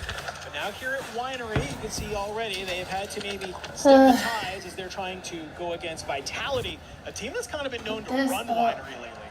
Yeah, it's interesting as well, because usually this is a three-team contest with amongst the mix. They've actually decided to go and play Lighthouse instead. And almost kind of third party, this the same way you would control ball control. So, interesting strat. We'll see if it plays out. Either way, Skullface is going to be short with Smith. You isolate Gabe Kuhn. Obviously the anchor. Oh, no. They should now hand all this space to Vitality, but not all right, let's see. I like the patience from Skull. The nade is actually coming through, and he's going to find a good timing there. Slides on out. I'm going to go for 70 minutes. Got Smitty there. Just on a nice little off angle to cut you on down. No. Come through, so nice little bit of a timing there from Vitality to make sure that yeah, 70 minutes. Clean your way. You don't want to put your player in that mix and also take a move this over. Yes, you guys are wondering, I am doing laundry. I'm cleaning up towels. As well as the recovery PBJ and first squad. So all about those battles. So this is an area where they have improved massively recently. Put themselves in drop spots, which just about players like Lays getting active. He never looks better than when it essentially feels like multiplayer, when he's in and out engagements over and over again. It's helped lift them from a team that no one considered coming into this tournament. I think what I did kind of worked. CT above you, and all three players are here. Oh, and CT, I gotta give them some credit. They have looked really good from this sort of overlooked side. So, Vita, sorry. have to maybe play I had to do that. You have Lays on the hunt here. You're throwing some shimmies behind the truck. Your teammate's gonna back you on up. A little bit of hesitance. Great play-by-play there from Geeke. Just to back down some of those members of CT game. Back to keep it go. Ravens, VP. Chokes on 3. Does have the cluster available to him if he wants to take any space. No, necessarily the Destroy's off to his left. So Destroy could catch a timing here. Set up a pitch potentially with Grimy. Aim to play trades. He lays in wait. Oh, Grimy thinks he has the first shot, and it was looking good, but King Chuck has the shots just a little bit too straight. Put number 4 on the board for him, and he's on the hunt right now. Destroy is going to use that underneath. Oh, just go ahead. Back on up here. Still in zone. Nielsen will get found out from Adrian from above here. So you have a number of these squads that, as long as the keep is going to be in zone, it's enough space that they can keep just flying back on in. And just get a little bit lost, get your guns, continue to be guns up, and find these kills. A lot of teams will just do this. Mop up as many points as they can, and at some point, call it a draw, disappear off into their own rotations. Set themselves off the later surface. Cheers the points, fellas. I'll go and get my multiplier out of it. Phaser here. Keep has been a slaying ground for them in recent times. He will want that one back. Felt like a gimme. We'll get one of the VP players just slipping out the window. He's trying to find a pocket, a bit of space here that will make Nielsen feel more comfortable about getting aggressive, but he's one of the best in the world at this. Tuck himself off into a corner, spring into a life for a 2-piece. Oh, no. The heck's going on? Just looking at our kill feed here, you can see ads popping up left and right. kills across the And the board. stream's going down. Some kills on the other side of the map. A lot of action happening elsewhere. You can see also just on the outside of this mini-map as they start to spin around, a couple members of Vitality are starting to flex on up and maybe take a fight against Dizzy from FaZe there. Looks like they will be able to make that trade. So Vitality pushing forward to gain some space. And I like this play a lot. This rotation on a winery is tough. So they're just trying to find any amount of space that they can just take for free. And it looks like both members have been able to do that. But we got to focus on this fight still here in the key because Ravens still finding themselves on the edge of the gun. FaZe Clan, you might have lost one, but you're still going to match up together. Try and push back this Ravens esports team. King Chok does so well there. Should have been dropped in 2 different moments. The pre-fire initially to buy him space to retreat, and then the stim timing is preemptive. It's early. He knows he's going to take damage, so he gets it in as those first bullets hit, and that gives him the escape position. Woo! Oh, Shifty rounds the corner, just about gets helped out enough. There's our J Bella, a little bit of extra love there. Set yourselves up now inside. Wow. Plasty sticks his head out just a little too long. Shifty's there for the trade, so back to your feet. And Shifty might do better than that just yet. And Spawn protects that. Damn, Shifty. Be counting their lucky stars, but either way, Twisted have control over the entire northwest of this current circle from here through to Graveyard and the Spiral. They have got a lot of land, which now will allow them to loot up, play their contracts, and set themselves up for the later stages. Yeah, you see some smoke. Circle's closing. Everybody needs to get into the circle. A bit of cover for the time being. So Zone will continue to push. Now all these teams that we've been watching for so long play around the keep. They got to move. And T1, they kind of put themselves in a great position here. I'm also looking over towards the Spiral because they have their anchor sitting in that Spiral who can just kind of play their life, allow these 2 members from T1 to really get aggressive and try and farm as many of these kills as fast as possible, really. The fire sale now being active means that all the teams want to play in for a buy station. With the situation here with Ravens, it's a case of, all right, well, not only do you have that actual pocket space, do you have the money? You have to get enough balance into the sky. If you can't do it in this moment, that'll allow you to just clear out this keep and get on the rotation south. You desperately need it. Desperation also the case for Eclectic. They need points. Seems like they're in a recovery situation over towards Cove. Zanx finds a little bit of foliage, lies down, says, boys, we gotta get ourselves going. Won't happen just yet. The Twisted Minds, they're on that rotation against so much space right now. Almost trying to time his PA. Let me see this. That's tight. Covered over, moving forward. So much action happening on the northern side and the southern side. But from east and west, there's almost nothing. It's like there's a giant band in the middle of the map that is just desolate. Nobody wants to play from there. Everybody getting pushed into these extra areas. We're coming to the end of zone number 3, and we're still only missing 2 teams. We are indeed. This war's just going to keep going on here for the Ravens as they charge down now, almost left of FaZe Clan. Marty, desperate to stay up. He will take damage. Clamp and Dizzy are alive, though I don't think he's going to get the support in from them. They're elsewhere on the map. Marty's going to find a little bit of an angle here, just shifting himself around, make himself hard to track. Won't die just yet. Ravens are going to have to move with the gas. Don't have time to use their money at the buy station, realistically, not to set themselves up in the way they would like. Just a thorn in the side if you are Marty. Ecuadorian refusing to give this up. Yeah, and Ravens, they have to clear this out in their back because they want to make sure that they can just be forward, guns up. Looking at the kill feed, though, I'm seeing potentially a Vitality white. Yes, confirmed. Vitality is gone from this lobby here on Fortune's Keep. Not able to make use of that winery side. Twisted Minds. And you find the angle here. Shifty, he wants to get on top of this church side. Looking out across. You know you have a member from First Squad. It's got to be around here. It's going to be Reaper just holding an angle down below. You've gone wide if you are Twisted Minds.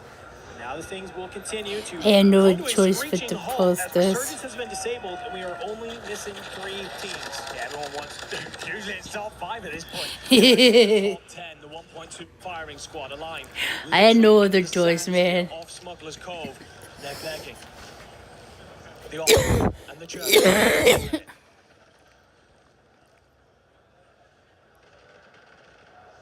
Well, Ravens continuing to be hot here in this game.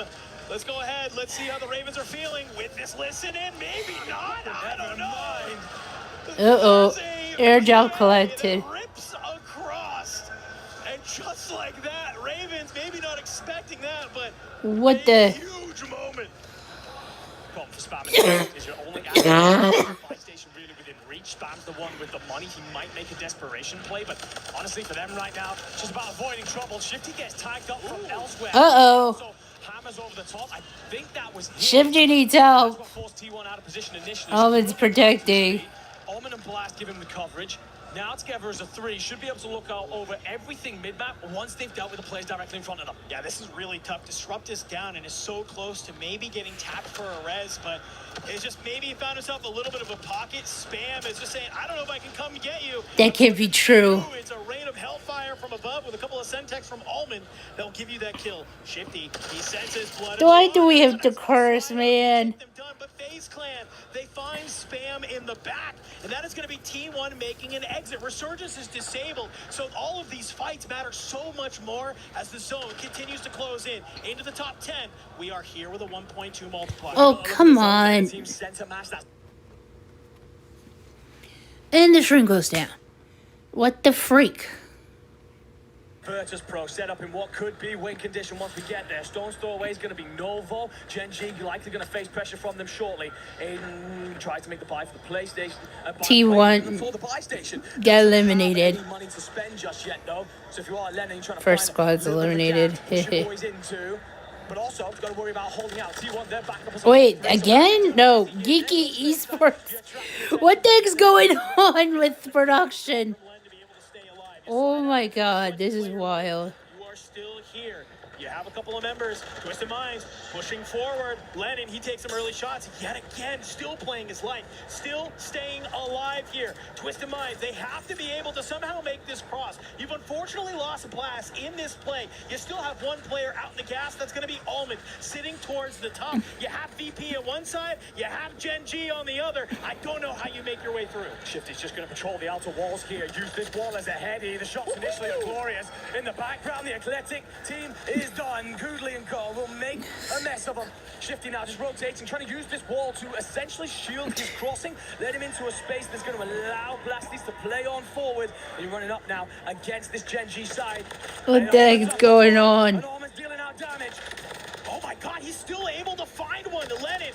You were able to make it happen once and even a second time, but third time, Almond will find the kill. In the back, Stallions are eliminated into the top 5. 1.4 multipliers here. But you got 2 members of Twisted, you got 2 members of Gen G, and on this other side, it's all 3 members of Virtus Pro still alive, looking to hold out some members of this lobby. Gen G are down beneath Almond still, so Shifty doesn't necessarily have protection here. It's going to be an awkward timing. He squeezes forward anyway, just getting a little bit of space. Zone's actually going to drag over towards Novo. Virtus Pro currently split those 2 teams, so Shifty's hoping those 2 engage each other. Danny can third party, but it's Gabe and Aiden down below that really could spoil the party if they get active at the right time. Uh-oh. Oh my god, Grimy finds... Oh! Novo's OUT out! Zeppa's still alive? I have no idea what's happening there. But already, we are down to the final 3 teams. You can see already Shifty and Almond still alive. Adrian and Destroy, but they have the buy station, so you see it go back on it. They're going to get Grimy. Boots on the ground to work together. Good shot. The top, Almond. Lets it rip with the CBRS. Gen G are coming though. They're starting to squeeze up through the backside. Almond kind of wants to deal with Grimy. Also wants to turn and look at the pressure in from behind. Cable drop Almond up. Get out of there! Oh, what's that? Blaze? It's one member that's still here from Twisted Minds. Oh, no. But he's going to be able to slide on out. He makes his way below. Is he about to try and force a heal off here? Stims have been nerfed.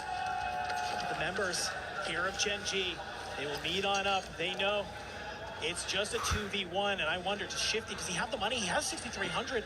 If he can maybe play this bottom, find one of those buy stations that's in the grotto area, could maybe string together something. Oh, it's down between Gen G and Twisted Minds.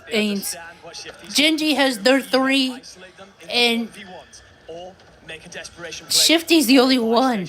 Shifty will continue to move with the gas, hoping that he can shift the pieces around the board and spring a surprise attack. But with every second that passes, the window of opportunity becomes ever smaller. I like this, Gabe. We've seen him do this time and time again. He's on the hunt. He drops down. You're just playing together. If you are Gen G, you find Shifty. Oh my god. Shifty had no chance. Not the case here on Fortune's Keep. Gen G will secure a map win. Yeah, great. Jeez. What the freak? He's such a superstar, has those moments in them. A lot of the conversations, a lot of the plays that they were making were brilliant. We've seen them really step up through these last. What was that? Oh my god. Actually, a really bang average team when it comes to this map. So to see them get this win here in our first drop, again, leaps and bounds above where they were just a week ago. Gen G super fans going crazy here. Not really. Excited to see their team that they are. Oh my god, Aiden's nuts. Let's talk about this endgame, man, because this was huge. Aiden MXR up. He's able to rip the armor, slides across Adrian and destroy. I thought that VP was in a great position there. Yeah, VP were in a wonderful position. Gabe got his butt. But I think we go back to a little bit before, as I want to take a listen in here with how they close this out. And yeah, lovely, nice and calm and collected from the fellas. Oh my, I can't believe that just happened because Gabe got Shifty's butt. Yes, sir. Oh my god. So the maturity in those decisions, the complete lack of stress that they're feeling out there on the map, that's 2 world champions on that team, and that is why they have the experience to overcome the odds.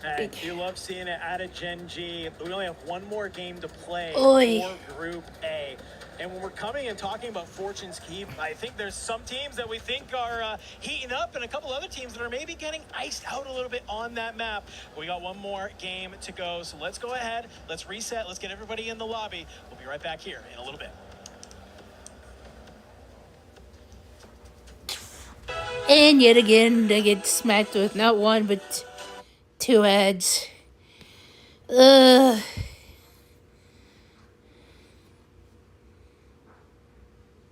No, you kidding me, boy?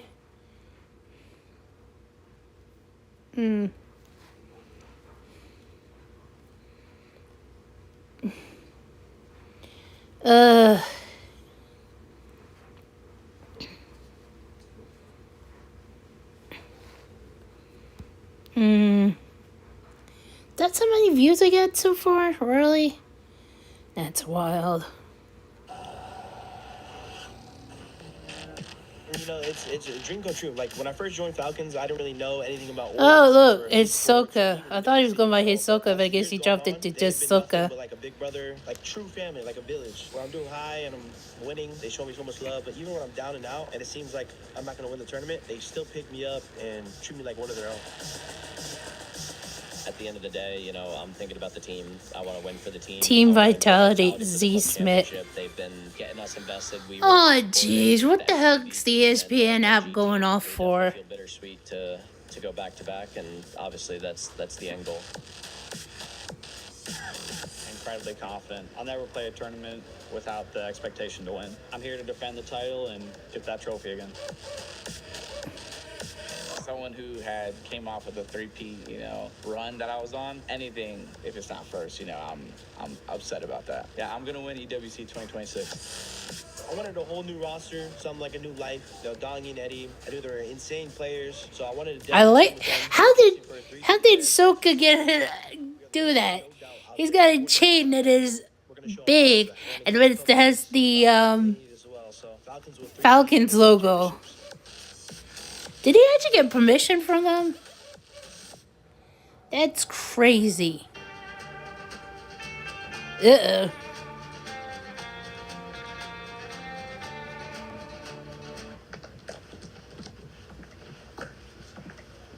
Nah, what the heck, man?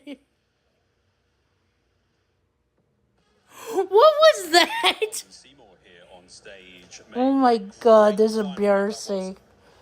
Oh my god. From the team as well. We heard it from the casters. Well, Seymour and Miles Rawson. What the? No. Oh my god, that was rude. Holy smokes. Wait, hang on. Why am I getting this ad?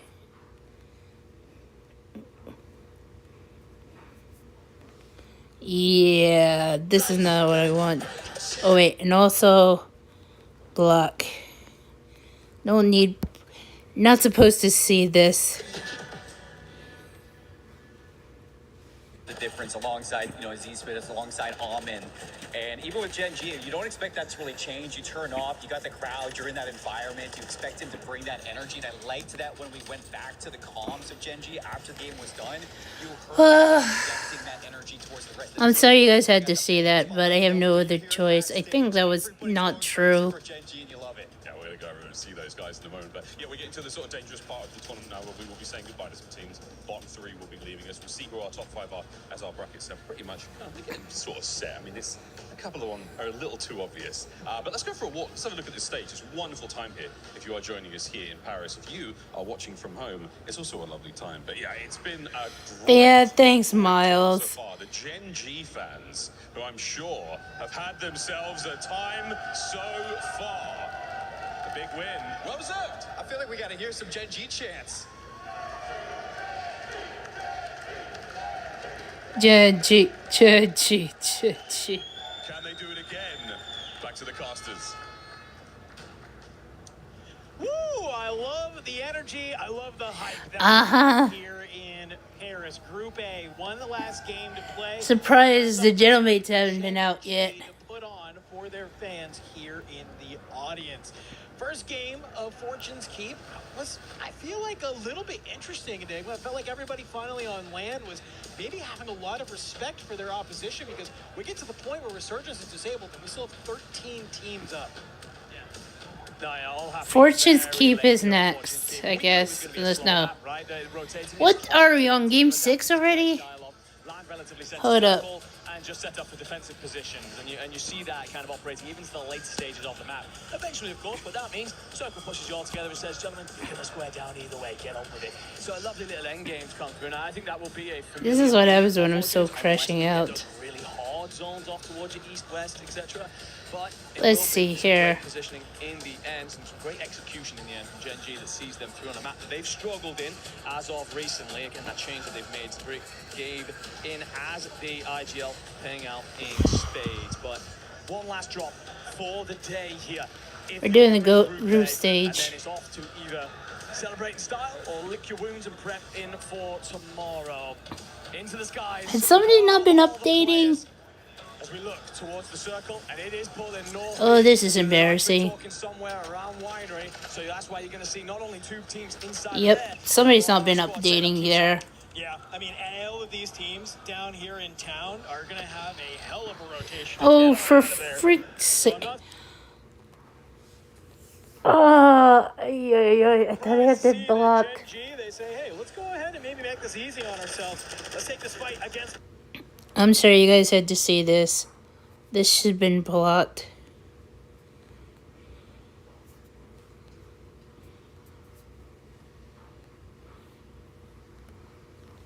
No.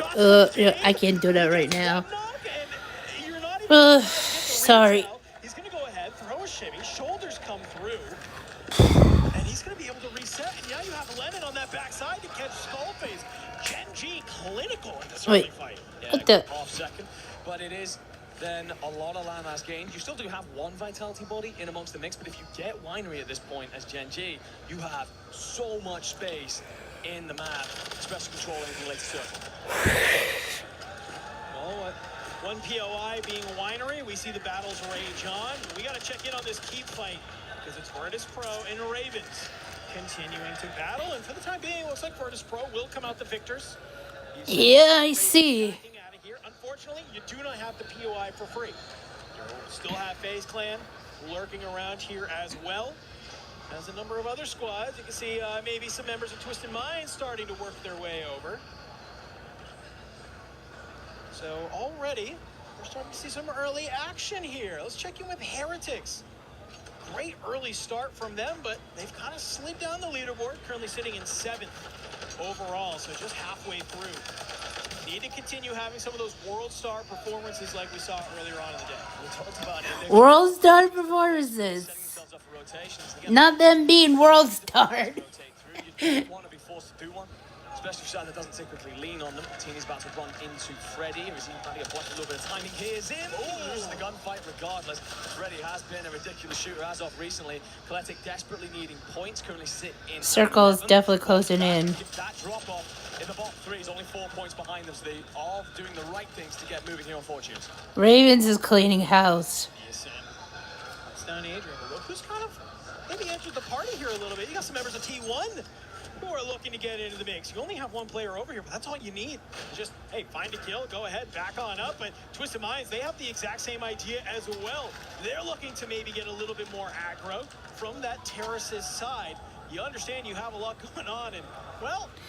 What the heck's going on? Reaper gameplay? But unfortunately, this isn't ranked. This is the esports World Cup, where kills matter. But when your anchor is just up in the sky, not a bad way to stay alive. It isn't until someone decides, why the hell are you up there? I'm going to burn through that and get you the hell out to keep. Look, What the freak was that?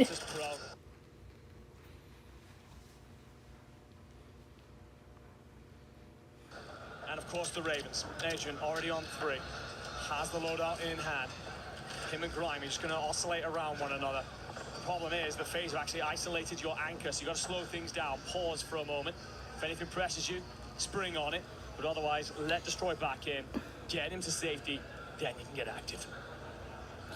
I swear, there's some craziness going on in the Warzone. Maybe get some type of audio cue. Maybe figure out some type of push. So all these fights go on, by the way, just burn through time that you don't have. You desperately want your loadout, you want your money for your advance. That comes from contracts and moving around in space to then set you up for the rotation. While all these fights go on, the points are glorious, sure, but it sets you up for hell trying to get out of keep later on. That's a really, really good point. We saw it there in game number 1. We hit Resurgence disabled, still 13 teams up. So your opportunity to find those kills early on is massive. Do it while you have the Resurgence. Do it while you have the respawn. Don't wait until, obviously, the respawns get disabled. You can see for a couple of these teams that it's kind of working out well for them. I'm looking in the kill feed, seeing Gen G starting to still get active against Vitality. You have Ravens and FaZe still battling it out. For Twisted Minds, it's, well, been a little bit slow, I think, already. You saw them trying to maybe get into that keep fight. Doesn't really find any success. And I think for the right reason, right? They're worried about some of these teams pushing from that graveyard side, sneaking up behind them. So I think they really want to clear out their back before they maybe get too aggressive on the front. Yeah, this is a mature decision to make. Running your back is well protected. Reaper have to come out the chopper eventually. He's on the bow, gets the initial knock. Whoever Skullface is also at the backside of the bow. Stukex now. He actually gets saved by Reaper that allows him to then shoot at Skullface, who basically saved him. Chopper's going to go up. Stukex does well to avoid the explosion. Reaper's still making moves on the lower side. VST is going to help him drop Decky in the water. But 3 different teams here. Make it a 4th as another lands in the water nearby, and everyone's just trying to play him for this ball. Oh boy. It can do a lot of work for you in terms of rotating. It could be a real sleepaway back into this matchup. And I like Skull is just saying, I'll stay out in the water. You guys can all have fun up there. He's just picking up all the scraps in these fights that are happening. He says, yeah, sure, whatever. And he still even has a teammate over at Bay that can look over him as well. So if he's just going to be able to maybe bring some of these players out into that line of sight, teammate from range can just try and get any amount of damage in, this could be huge. Looks like EK have a similar idea. But back on land, get our feet underneath us. T1 looking to control this spiral area that they've come to know and love. It's been a great day for them so far. And I know that they would love to finish this first day within that top 5. Certainly would. Really strong havens, solid. Oh, no. Come on. Been the weaker of their 3 maps, but they're by no means awful on it. So an opportunity to close that gap to the top 5 at the end of day 1. Virtus Pro still alive in keep. Destroy, begging anyone to chase him through the doorways. It's going to be Blast in position on the very top of the tower here. He's just going to control all of this, make sure his boys can move down beneath him. Almond and Shifty. Almond is often the anchor. He and Shifty have worked so much together in the moments where Twisted want to get active. And Shifty himself, he's been active. 6 kills already. Now the information will go up into the skies, and they can press on forward against these teams that will be outmaneuvered. It's a really good timing there. You see, they just invest all of the smokes, so they can just sit on that buy station, get their UAVs, and pop them. Sometimes you think it's just easy. Let me run to the buy Jeez, station. this is about to get crazy. No, no, no, no, no, no. Had that blocked. What the heck's going on? Move into the keep. They find the players of Ravens, and they go ahead and they wipe them from the lobby. That's the first checkbox. The second will be Virtus Pro. A third arrives relatively quickly in FaZe Clan, who are trying to get themselves their loadouts in. So your timing is running out if you are Twisted to set up this noose and draw it close before they can get out. Fabrico have escaped off into the caves. I think Twisted are going to afford them that space for now because they're more preoccupied with Virtus Pro and they do find Grimy. I mean, FaZe may have an opportunity to pop up here, but they're going to do it. They have to do it quick because already Almond down below. You catch Destroy running. You go guns up against another one. And just like that, you isolate one by one. And you take down... Oh, I hit the starting soon screen. Up there, by the way. Because of the shades of orange, I couldn't tell if that was Virtus Pros or FaZe. Thought I turned it off. I'm a little bit worried right now because you're trapped in these caves beneath. Trying desperately not to attract attention. You may have it regardless. Shifty's just going to peer on over, spots one, and if the others move out in front and he has the trigger discipline and the timing, could be a set of kills. Winery though, we talked about it, was going to be very active. Novo tucked inside the chapel here as 4 other teams battle over the remaining buildings. They'll be happy with their pocket of space. The next zone will shift them out. It's actually going to be CT Gaming in the position, and Tequila is trying to hold that Twisted Minds roster out. Yeah, I think not now. I want to know where this zone is going to pull because it really depends on where all of these winery teams have to go. And wow, I'm going to call you a prophet, my friend, because as it pulls just a little Yeah, so for me, I have to use the bathroom now. Ay, ay, ay. Trying to hang on. And just try and maybe take down anybody that dares. Crap, I'm about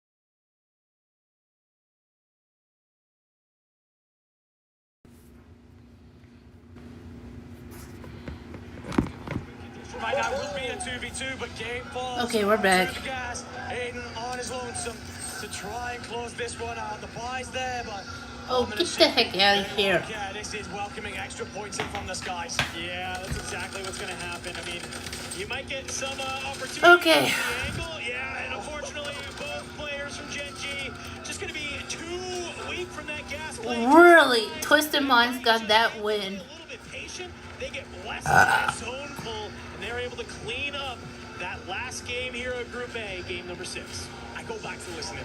I go back to the comms that we talk so often about their comms problems and the issues that they face.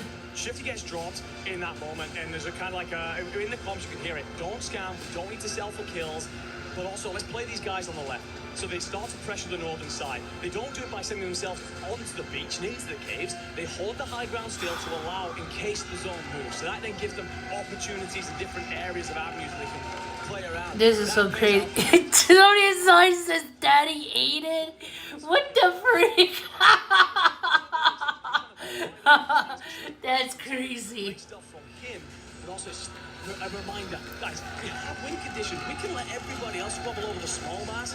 We're just going to hold out on the long range and play that game. They do it brilliantly to get the win in the end. Yeah, I mean, listen, that's what we've come to know here in Call of Duty Warzone is that you can always just try and play for the best position. Someone's got a drone running. It feels like for T1, they were, for Twisted Minds, they were like, let me just play for the OK one. Maybe we'll just wait to see where this zone pulls. Let's take a look. Baby. I say that's the fucking banger we fucking needed. Come on. Damn. Okay, potty mouth boys. Fantastic, and don't get me wrong, obviously Blast and Shifty are both doing their thing, but at the core of everything has been almost decision making and comms. Let's go back to even earlier on in that map. Keep the war was raging on for a long time. We need to get out of here. We need to get into a position on the other side and keep ourselves up for the late circle. What's the call from Almond? Shifty, come with me. We're going to hit the buy station, get the advance up, and make light work of this. Just that little decision there makes it so much easier for them and puts them in the best spot. Fun little stat line for you through these first 6 games of Group A. Almond is fragging Blast by 2 kills, 26 and 20. No. Are now coming alive and frying here. Okay. When we've come over map, but it's really good stuff. Twisted Minds with that win and solid number of kills. They will lead our lobby at the end of day number 1 for Group A. I gotta think that they might want a little bit of momentum going into day 2, because reminder folks, leader of the group gets to be the one that actually crushes the keys of the 3 teams eliminated. So for Twisted Minds right now, they are sitting very comfortably towards the top after these first 6 games. Really love what we saw out of the boys here today, especially with all of the noise that I don't think they're as good as they were. I think maybe they shut up the haters. But here we go already. End of the game here. End of the first 6 games. We got Barney on the stage ready for an interview. Let's go ahead. Let's see what he has to say. Right, you do, gentlemen. I'm down here on the stage. I've got Feddy joining me from Novo Esports. A really impressive day. It didn't start out so hot, though, did it? But you guys started to pick up some steam.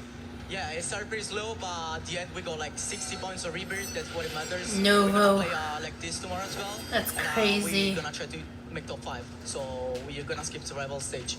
That's what it matters. I love it. I love the confidence. You've got 3 top 4 finishes as well. Talk us through some of the highlight moments for you guys, because since you've settled into this team, you've been so impressive to see, man.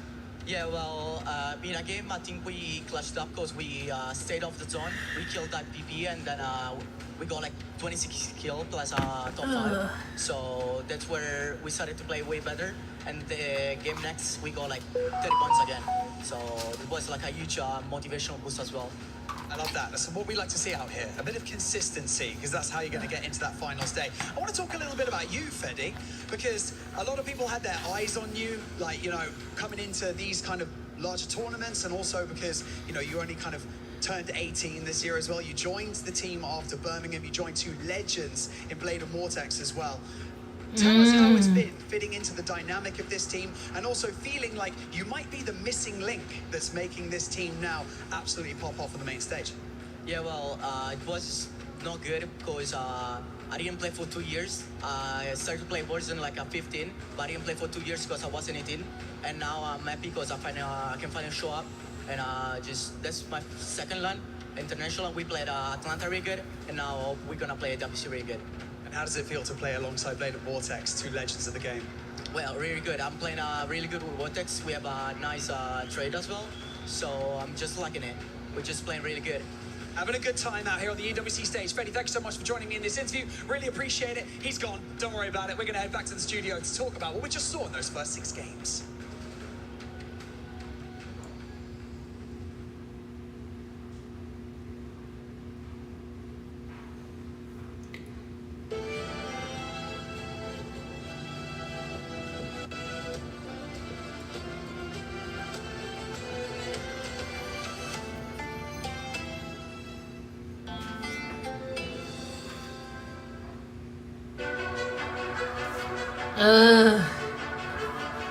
God.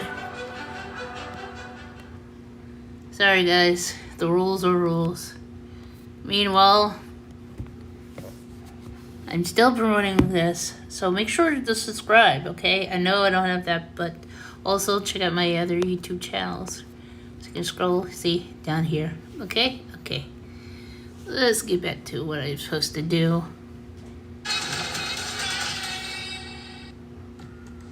The confident for Novo is there. He didn't even wait for Barney to finish talking. He just ended up walking off. And that's what a lot of these players are currently feeling like, especially with everybody that is done with Group A. I'm here with Miles, Gush, Shift, and myself, the 7WG. Honestly, let's start off with the top. Twisted Minds. What an impressive day today, Chef. Yeah, and consistent across every single map. That's the thing that certain teams don't have in their back pocket that Twisted Minds is now showing us. Huge confidence boost for them, not being able to just finish multiple top 5s, but to do it across a multitude of different maps with high kill tallies almost every single lobby. They're looking strong. They haven't done this in a while, guys. I know the land buff is real for this team. I think a lot of folks expected them to show up in this way, but this is a really big deal for a team like this, who still kind of had a lot to prove, even though they were defending champions. Making roster changes this late in the game. Oh, shut up. Hey man, they're like that potpourri at grandma's house. That smell is just everywhere. Ooh. Everywhere. God damn, Miles. So tell me before we came on live that one team that has impressed you so far today when we're talking about consistency is none other than VP. Yeah. Yeah, I mean, Virtus Pro is a really interesting team because traditionally speaking, throughout the course of this entire series, they've been a very high caliber slaying team. Placement-wise has been frankly brutal to watch sometimes. They'll pick up like 15, 16 kills, but not even get a multiplayer at all. They'll die in the first like 6 teams, right? And so to see them win 2 games in group stages, it is group stages. I want to kind of bring everybody back down to ground level. They got a lot more work to do, but Virtus Pro is looking good. They're slaying out and they're getting placements. Yeah, top 5 right now, I think, in total team kills, which is right to your point. But that's kind of the thing, though, you know, as much as placements don't necessarily make the biggest of difference right now because they're just fighting to get out of pools, it is good to know that you can win and you can do it on multiple maps. I'm gonna go back to my hot take 7. Wait, which one? I got the one. Be right back, I'm guys. still Just gonna standing on grab the some. Ravens right now. 2 miserable maps to finish off their last 2 slips them down the standings. They are still top 4. They're gonna make it into a worst of survival stage, but I'm still standing that Ravens are gonna be on the bubble to make it to the instant playoffs after tomorrow. Like, yeah, I kind of want you to double down on this. By the way, for everybody watching yet, this is the standings after the 6 matches that we have had today. I'm gonna put you on this spot. Do it. I have to shift. Ravens, do they end up making it top 5 tomorrow? Yes or no? No. Okay, can I just say, I love Shift, I love the hot takes, and I think it's a fair take to see them not dominating like they have. You gotta remember, they land with Twisted Minds in 2 out of 3 of the maps. The fact that they're top 4 right now is pretty dang impressive, given how much Twisted Minds is also doing well. Still, a little bit different than online. Well, a couple of wins for them. I mean, Ravens, I'm with you, man. And also, Chef, for your sake, I'm glad that the French crowd can't hear us right now. This is beautiful We're for me. going straight That's out such to a safe the hot take. internet. Yeah, I'm kind of glad that there's nobody behind us right now. It's probably going to get worse. But as we're looking here at the second page, we see those bottom 3 teams. Yeah, this is a big deal. Indeed. I mean, the biggest deal about this is that at least H1 FaZe Clan and First Squad can go back to the lab before tomorrow. First Squad is kind of in the trenches right now. You need some meteoric games tomorrow to have even a chance. But H1 is still well within striking distance. They may need to change up some drop spots or maybe just be a bit more consistent. I don't know. Yeah, for First Squad, 19 points. It's tough. Yeah, First Squad out. I think they can add that to the back. That tells you that we're getting a kill, and if we're really lucky, we're getting within the top 10. That's the very best you're seeing there. So for those guys, what a mid to late game adjustment could change it for them. But I mean, the other big note on this page too, Eclectic has actually been crushing it in the onlines, especially in scrims recently. And you see them on the second page here is a bit surprising, at least for me. Really tough first 2 drops, though, Goach, on top of that. I mean, they had a 16th with 1 kill. Yeah, but everything else beyond that has been 10+ eliminations, and the last 2 matches in particular have been top 8. So they're trending, you know, the right direction. It's going to be a stretch for them to get to top 5, but they should be out of the survival. Well, Novo, I agree. And Novo on screen now, Fede, we had a great interview with him. The kid's cracked, okay? There's no debating it. It has taken this team a little while to get warmed up, but today, they look mighty warm here, Seven. I mean, at the end of the day, when you're averaging top 5 every game in the first 6 rounds, you've got to be feeling amazing for tomorrow. Yeah, and Miles, we're talking about setting the tone for today, right? I feel like for some of their squads, maybe the pressure was getting to them, or the pressure wasn't getting to them, and you can kind of see that with Novo. With Novo, they were sounding so confident at the end. That's a young man speaking with the wisdom of a much older player there. I mean, surrounded by legends certainly helps, but you know, when we envy the youth, but we don't envy being old, but now there's the wisdom there, man. Truly a very, very special thing. And again, looking confident in game, marking their territory. You know, they were looking really strong in and out. And that's the sort of thing you want to be seeing throughout the tournament for them. So excited to see how the rest of the tournament goes for those boys and a longevity of a career. Absolutely. For Novo, really, it just no. fine everywhere else. They talked about the And of course the stream goes out again. rebirth boost that they were able to find in maps 2 and 3, or 3 and 4 rather. They just need to go back to the lab, figure out what they're doing on Havens. They're gonna be fine. And for tomorrow, after what we have seen so far in this first 6 games, especially for Group A, we do have Group B coming up. So for everybody watching, don't worry, we have some fun segments that we're gonna be doing here. And if at any moment you want to share some stuff with us, make sure you use the hashtag EWC and hashtag EWC26. But let's keep talking about Group A here for a little bit, because we saw the tone being set by Twisted Minds. And boy, did they end up Sorry setting guys, that I tone. have to do this again. Teams towards the bottom, right? And we're looking at a team being able to end up with just 19 points. You're going to be looking to throw everything in the kitchen sink tomorrow. It's a tough. I'm going to be honest, just making it to this stage is impressive. So even for a team at the very bottom of our leaderboards, they did have to battle through their regional qualifiers. Unfortunately, the regional qualifiers are nothing compared to what we're seeing here, even in a group stage. That's the thing with the regionals. I mean, how many players in the APAC region, how many players in the LATAM region, you know, and what kind of quality are we looking at? You might be the best in your region, but out here, it's just the rest of the world, and the ceiling is so high. So an impressive thing to do, not an easy place to be playing from. Best of luck, boys. Yeah, best of luck. I also want to give some luck, and hopefully, hey, let's get back into the lab. Vitality. They've had their ups and downs, but still, it's still a similar inconsistent team that I'm personally cheering on big time. Like, I'm not trying to be biased, but I love these guys. They've had their moments of greatness online and in person today, but they're not consistent enough. They're still second page. I think okay to be biased. Yeah, it's absolutely. Yeah. I'm getting my Ravens down here. Okay. No, I'm just kidding. They're fine. just They're keep lovely stepping on people. them. They're lovely people. But no, you're absolutely right about Vitality. I think what they're missing right now is longevity after forcing a lot of early fights. They had 2 really tough exits in terms of placement, but they were still able to find 7 kills, 9 kills, but you finished 14th and 16th. So it's trying to get the longevity to where you're not just forcing gunfight after gunfight, but let's be a little bit more measured and make sure we can at least survive, and we'll find fights later. I mean, from the bigger picture as well, I want to see Smith in the running. Oh man, to try to find another win with a totally different roster as well. For me, that is what I want. I mean, biases aside, I'm here for a good, clean fight. I want a little bit of rivalry. I want to see those guys go at it in the finals. It's worth bringing up the exact same storyline for another player, Aiden. I know the roster change it was made much earlier in the process leading into this series, but at the same time, it's still Aiden technically getting dropped. They wanted to go a different direction, and Gingy's kind of popping off. Especially the last 2 matches. Oh, yeah. I mean, we were keeping an eye on them. We're like, okay, they're starting a little bit slow, but then it was everybody from that squad that actually started popping off. Yeah, first and second back-to-back, and kill tallies have been consistent even no matter what their placements have been. So, like, again, it's just like day number 1 is all about, like, let's set our checklist and see who's marking the boxes in the right ways. And so far, our top 5 teams have largely been able to do that. Yes, there are a couple of things that might not be perfect, but they're still feeling each other out on land. And yeah, absolutely right. Genji, hide kills, crushing in terms of being able to find good point tallies. Oh, gosh.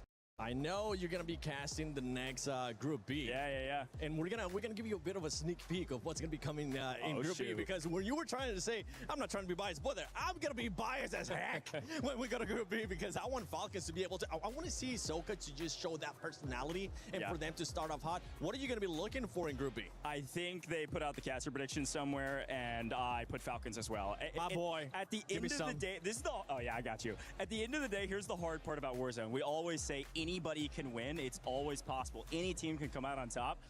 But for the Falcons, they got a little bit better chance than everybody else. Their win percentage is nearly infallible, especially on LAN. This year, it is infallible. They have not lost a LAN yet at this entire World Series, or this entire Resurgence Series competition. Birmingham, Atlanta, they were near perfect. They're trying to stay perfect in today's competition as well. I often get asked the question, hey, how do you describe Warzone? How do you describe competitive BRs to people? I'm like, okay, here's what you do. You take a laundry machine, you take a bag, you fill that bag full of cats, and you put those cats inside there, and you turn it on, and you create this insane cycle. Then you take a brick, and you add a brick to the mix. And at the end of it, we find out, are you a cat or are you a brick? The Falcons have been a brick for the longest of time.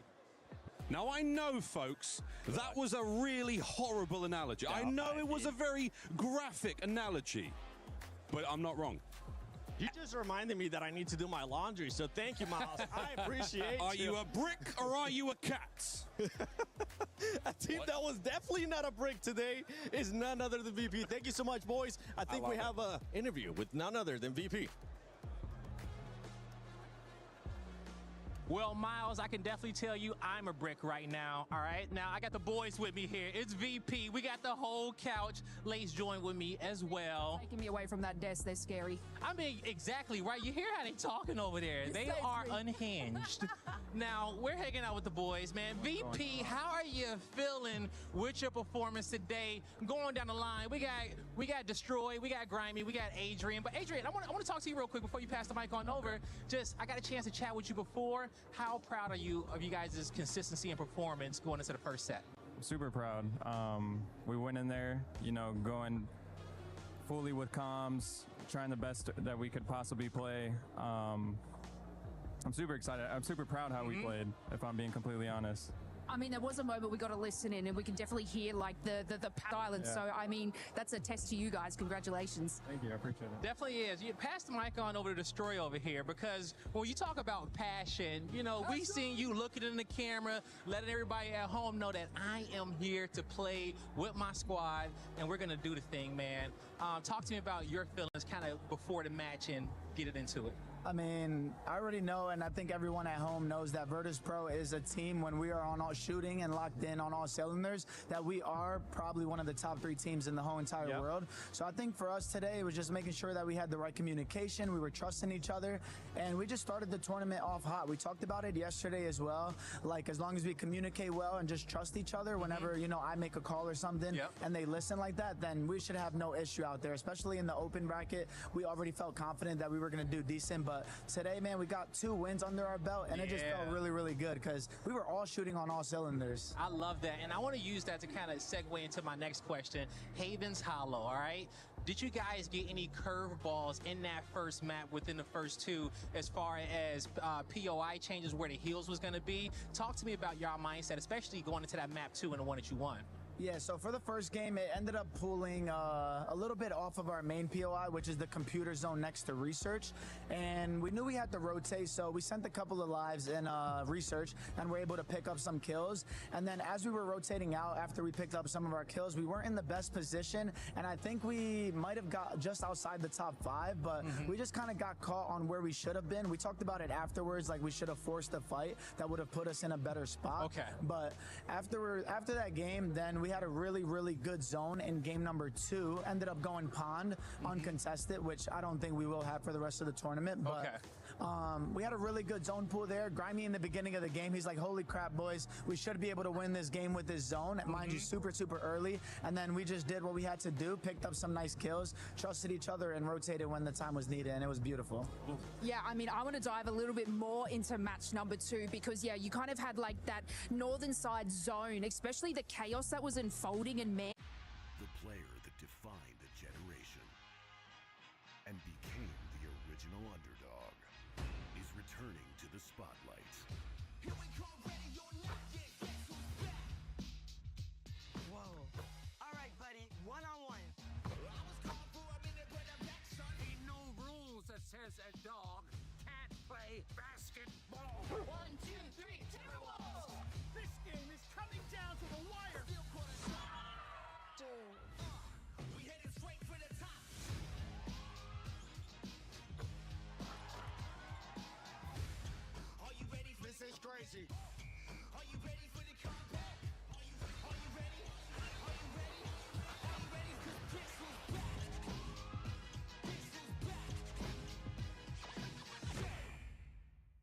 raking up kills. I kind of lurked around Mansion because I know in my head that Ravens and Twisted Minds are over there. Yeah. So I was just kind of, you know, picking up a couple stragglers as they're flying back in because they're fighting pretty much the whole time. Picked up some stragglers, and then I would just stay and help my anchor out. And then Grimy, man, he doesn't disappoint when we're locked in, so he's just always going to pick up those kills. I mean, at home, that was our biggest problem, you know, getting placement and stuff. So we kind of focused throughout the weekend just making sure that we get a little more consistent on getting those top 5s for that multiplier. I love that. Let's talk to the Slayer on the team, Grimy over here.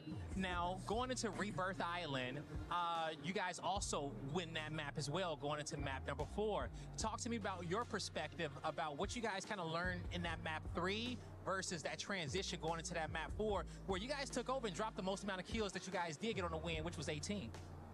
Well, in game 3, FaZe and Nova, we're just fighting control the whole game. So I just knew if we made an end game, we would be able to force Nova out. And it ended up pulling towards like 10s and green. D made a great comm that we had an advance. He said no one's green, so we just all ran. We took green. We dropped money.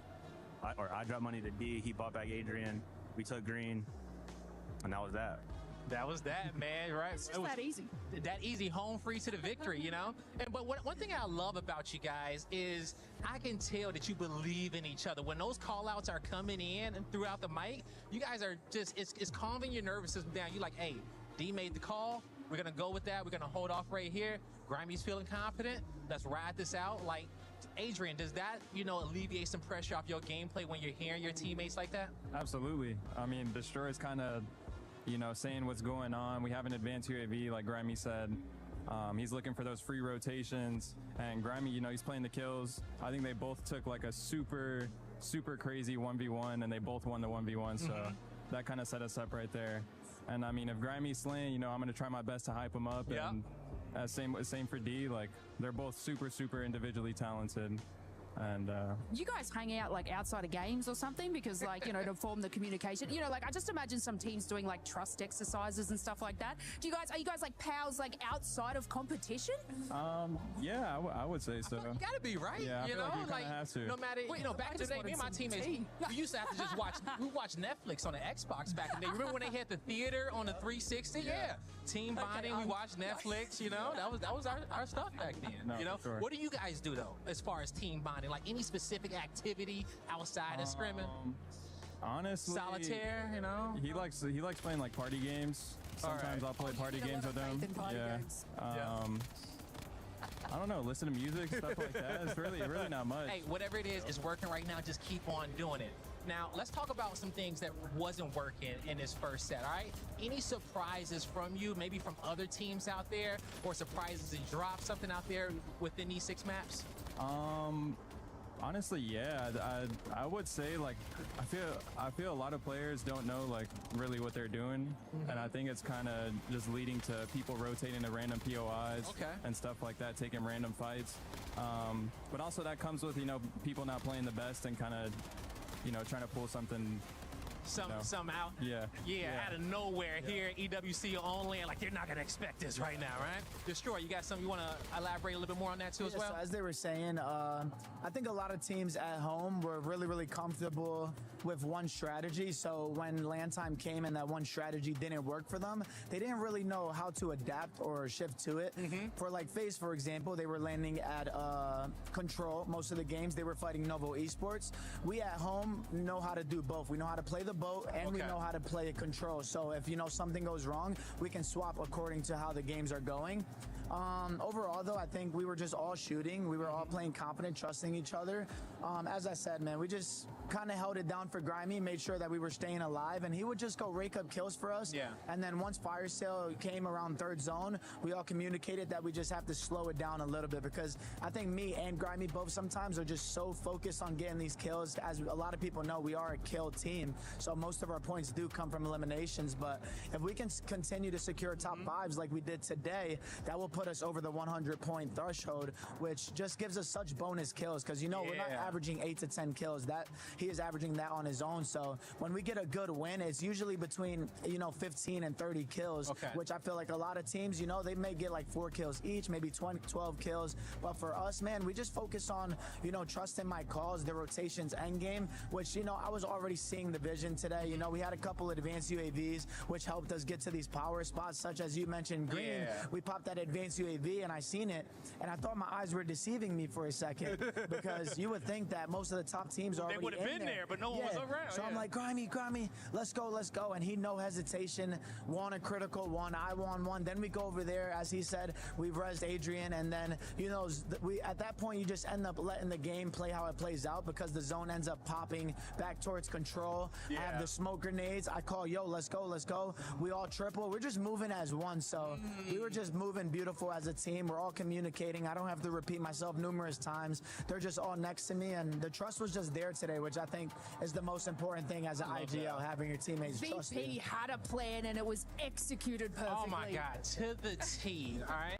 Now, last question here quickly. Grimy, I got to ask you because I know you're a straight shooter and you're going to tell it how it is. Going into the next group, who's the team to watch out for in that group going into it? You know, I know probably some people say Falcons. Any surprises in that group? Definitely G2. G2. Definitely okay. G2. All right, you heard it here from Grimy. Watch out for G2. And folks, that's going to do it for me and the boys of VP. Yo, guys, congratulations on y'all consistency. The tournament's still going, but great start to day 1. All right, that's going to do it for us on the couch at the pit stop. Back to y'all.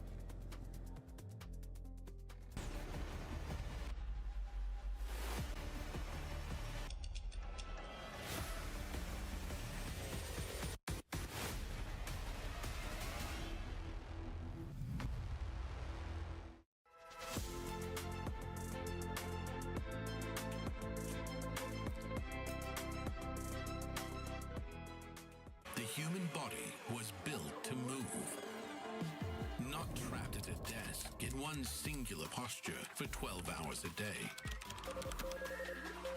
It's time your chair evolved. This is Secret Lab Titan Evo. Ergonomically engineered for you, gamers, hybrid workers, artists, backing your every move.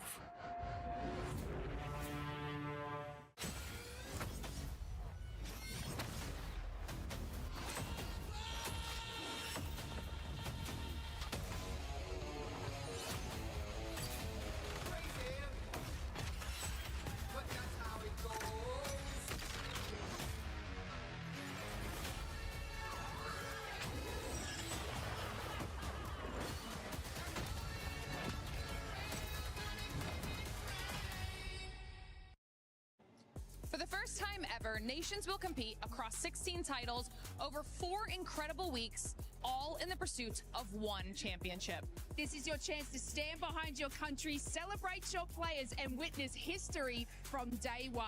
The Battle Royales will include PUBG Battlegrounds, PUBG Mobile, and Apex Legends. And of course, all of the action will be taking place from November 2nd through to November 29th. But the real question here, Lace, is, of course, who are you supporting? I'm, of course, going for the Aussies! And look, you know, we got some underdogs, so I'm incredibly excited for Australia. And I, of course, will be supporting the United States. It's going to be and look, you know, we got some underdogs now. Kitty, I feel like we kind of got off to the wrong start when we first met in Paris. She called me her little dog? On a compris que t'es américaine. On a compris. What the heck? I am super excited that we get to have a traditional French meal. Oh, bonjour. Bonjour. Bonjour, mesdames. Merci beaucoup. You're welcome. Merci. Of course, all of me. Ugh. Big yikes. Oh, crap.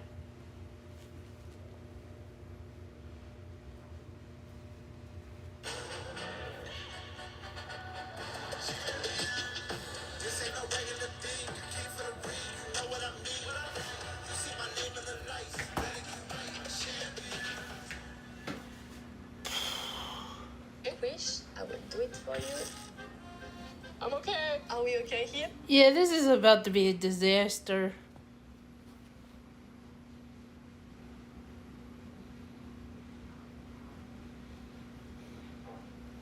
Sorry guys, I have to protect you.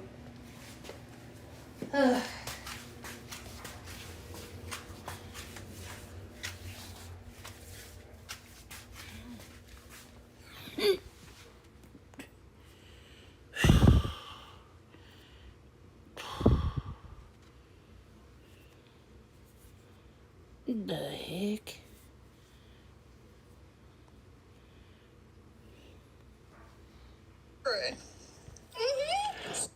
Yeah, no. Oh, poor quad.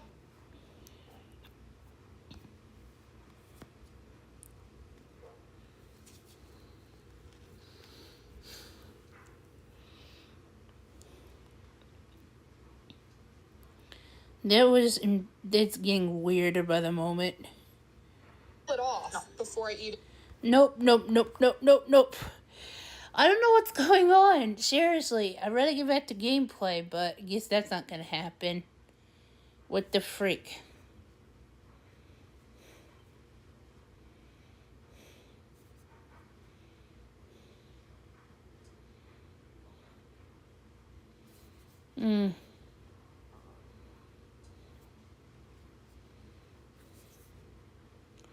Alright, let's see. Are we good to go or we're not?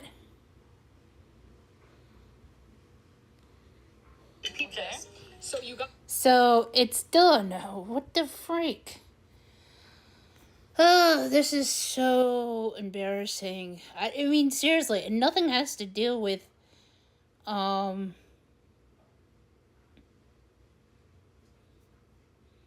to do with, Warzone.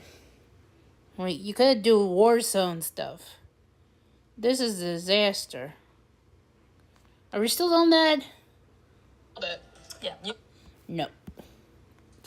Not gonna watch this. This is very weird. Sorry, you guys, I just see that. That they're not supposed to be seen like that. Ugh. And anyway, if you want to go watch Rudy, he's a funny kid, but everybody likes him. And it's why he's made content with Optic. Okay, are we still good? Cooking for you. No, we're not. It's a big yikes.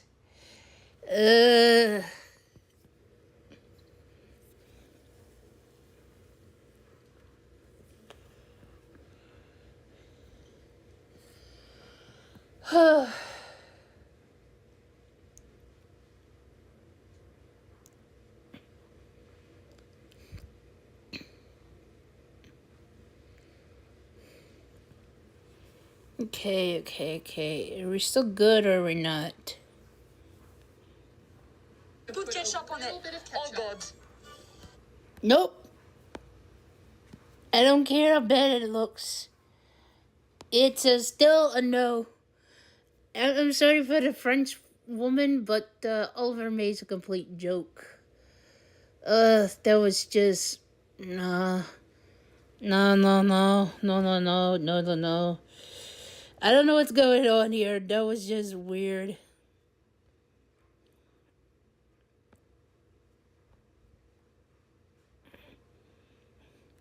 you want to, like I said, subscribe to my YouTube channel here. I know I'm showing you my my view, but also you can see here my other channels. You could do that. Should just see the subscribe button. Alright, are we still good or do I have to hide again? Okay, we're good. That's repulse. Yeah, I don't know. Yeah, we don't have Twisted Minds versus Falcons yet, but I'm loving it so far, man. It's awesome. Twisted Minds ended up showing up, though. Yeah, I literally just had an interview saying that Twisted Minds, they're getting ran by Ravens, and then now these guys absolutely start frying, going crazy. Just my luck, as soon as I call them out, they start going crazy. JB, it feels like there's not that many surprises in the tournament so far. Everything feels as expected. Yeah, I mean, there's not like, there's a couple teams maybe, I think for me, just FaZe Clan. I think they're in 16th or as of right now, but for the most part, it's about exactly what I expected. I gotta go back and check out that tier list. By the way, before we started, I was like, I've actually seen some of your tier lists, and I love the fact that every single time you would put a team towards the bottom, you'd be like, I'm sorry, guys. I'm sorry I have to put you there, but you're just probably not gonna perform this. Yeah, you guys have to keep in mind, like, I'm best friends with a lot of these players, so like I gotta keep it a $150 with them, 'cause I gotta be honest. But at the same time, I can't have them taking it offensive. You know what I'm saying? All right. Well, you know what? We actually got the $100 squad. It's a trio, but we'll get a chance to add maybe a fourth player there as backup. So we got tier 1. Got Hisoka, Dongy, Shifty, Schmidt, you know, tier 3, then tier 5. So I want you to keep an eye on it. And for everybody currently watching the live stream as well, make sure you participate on this in the comments, or if you want to share on social media, use that hashtag EWC and hashtag EWC26. But Pauls, but yeah, I see your gears just going. Oh boy, $100 squad. Yeah, there's no way. I glaze him too much, but he's earned the glaze. I'm gonna say Soka. If I'm gonna build a god squad, I gotta start off with Soka. But that doesn't leave me with a lot of money here. So yep. We'll give you more time. First pick, Soka. Miles, not a bad pick. Pick's a good. You know what I'm saying? Not everyone gets to watch like an artist at work, but the tier list master sitting here putting it all together. You guys have no idea the treat we're getting. But Soka's a rare. That Miles I'm hearing. Okay, look, Soka. Then I'll probably add, I think I gotta go tier 4, tier 5 now. I'm gonna go Spam Gola. How he's on tier 4, I have no idea, but that's a steal. And then last but not least, tier 5. Oh my God, you guys have the last on tier 5. No, I'm picking. I would have to go with Almond. Spam, Criminal God. Wait, I have to do a calculation. Dude, what do you think about Spam? First, like big time on land, rookie of the year contention. Yeah, so Let's I think see. Spam is really good, but he has been Yeah, let's try inconsistent this. on land. 100 I talked to all the rookie of the years. I said, look, your guys is 45 gives They're me so close together 55. Oh, come on. Rookie of the year is gonna come down Hang to- on, wait, let me go back. What do you think about Spam? First, like big time on land, rookie of the year contention. Yeah, so I think Spam is really good, but he has been inconsistent. So I'm going with Almond first. That gives me 55. Anybody from tier 3, I'll take. You know, we'll do Gabe Kuhn, which is 35. It's leaving me somebody with either somebody in tier 4 and tier 5. No, I'm gonna go with Blaze It. What? Blaze it? I don't know how you say it. Leaves me with the $5 left. There you go. My dream, we win it all, and the crowd is cheering sorry. Yes. And I was like, live that dream, man. Yeah. Live that dream. He's a good guy, man. He's a nice guy. He doesn't speak a lot of English, but you can tell he was so passionate. So I want to see him succeed, man. His story, I think, is amazing. Did all of this on console when everybody says it's impossible. So I want to see him succeed. Shout out Sony. I heard you shouted it out earlier too. It don't matter if you're not on console. If you are on console, you can still do it. I mean, it's happening. It's happening for some of these teams. It's happening. But we are going to Group B after we're done with all this. We'll get a chance to talk about all of that. But I kind of want to get a little bit of your predictions. I want you to give me a bit of a tier list here, Locke. Oh, and stream's going down. Right now, and I also hit something else. Dang it. Falcons at the top, right? Falcons number 1, I think, without question. Leviathan, they're going to be a swing team for me. Leviathan is really good, but they're very inconsistent. But when they're firing, right? Same thing for Gentlemates. Gentlemates, I think the buff on land, they're also going to do really good. Oh, he's doing this. I didn't see him in front of me. You're good. This is why I put you on this. He's doing a. What the heck am I saying? Trying to say. Stage. Yeah, we're gonna do Group B next in this stage. It's gonna be something. Gentlemen, I mean, they're already started. You can hear them from here. Like they're that could be them actually. Yeah. They have the drums. They have everything ready. I'm actually so excited to see Sunday. You know, I think Gentlemen will make it no matter what. But them on Championship Sunday. Yeah, we'll see. It's so nice to have a French tournament. You know, we've got. Okay, let's stop. Gentlemates bringing it. The fans are gonna be so excited, and for the French players as well. Okay. Nothing like playing in front of a I gotta home do crowd, like a some true home crowd. work as Friends and well. family, laundry. Like how special I'll do this while you guys listen. Yeah, I mean, dude, I was talking to Diaz about it, and this is off camera. We're just like, hey, like, who do you think could be the underhorse here? Who's like, who could, you know, pop up? And he's like, my prediction is, he thinks the French team is gonna win this. Like, not just because of the land, but because all three of the French teams have actually done really, really good recently. So I'm gonna give a shout out to EU. Y'all been cooking. I just want to say that, like, all year, EU has been like, you know, slept on. Even last year, the World Series of Warzone, they put a name for themselves out there. They did it better than literally the majority of all the NA teams. And they've continued that, man. They're doing really good. I'm not gonna say they're the best right now, but EU is actually frying. But you know Enigma's back there somewhere. We have seen teams take advantage of there being like their hometown just bump, right? And I'm pretty sure that's gonna end up happening here too. But Trent, okay, all right. You have Falcons. Wait, do you want to answer? Have you answered yet who you actually think is gonna end up winning everything, or you want to just save it? I can say it. Oh, say it, brother. Look straight at the camera. And tell Team us. that's winning. I hope you guys know they say have the worst jinx in all of like the world. You know. All right, the team that's gonna win is going to be the Falcons. I think you're crazy if you don't believe that. They've won both of the events. I will say the Shumat Fortunes keep getting added to the mix. It's been a little, you know, it's added inconsistencies to not just Falcons but all the teams. So I still think I bet the team is gonna be them. You need a map pool. You need a deep map pool. I think I put 11 games. 11 games. Yeah. Still talking about that. No wonder. I wasn't ballsy enough to actually but if it does end up happening, we'll go find you. It'll be like, let me know. My boy. By the way, for everybody that might not be familiar with you, right? Because we're here at EWC. Let them know where they can find you. Yeah, you can find me over on twitch.tv/repulse or Twitch or YouTube.tv or .com/ or at Repulse. I don't even know. Repulse, REPULLZE on all socials, man. There you go. Well, I'll look it up later on, too, whenever we're talking about the Group B, and I'll give you a shout-out as well. Thank you so much for joining us, brother. Of course. As we're getting ready for Group B, 2 stars, so stay tuned for that.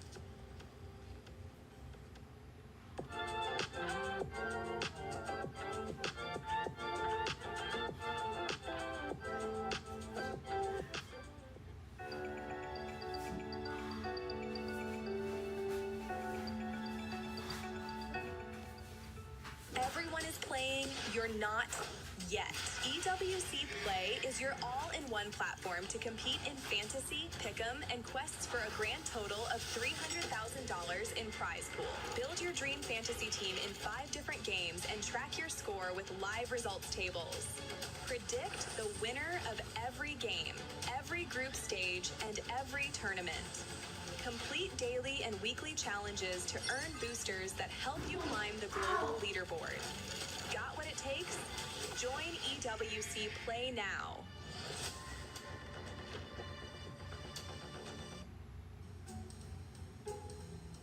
All right, what is up? I'm Kill. This is Scum of the Night. We're with AGAL. We're out here in Paris for EWC. And I want to show the boys a little bit of something, some local food. We're going to try a little something here.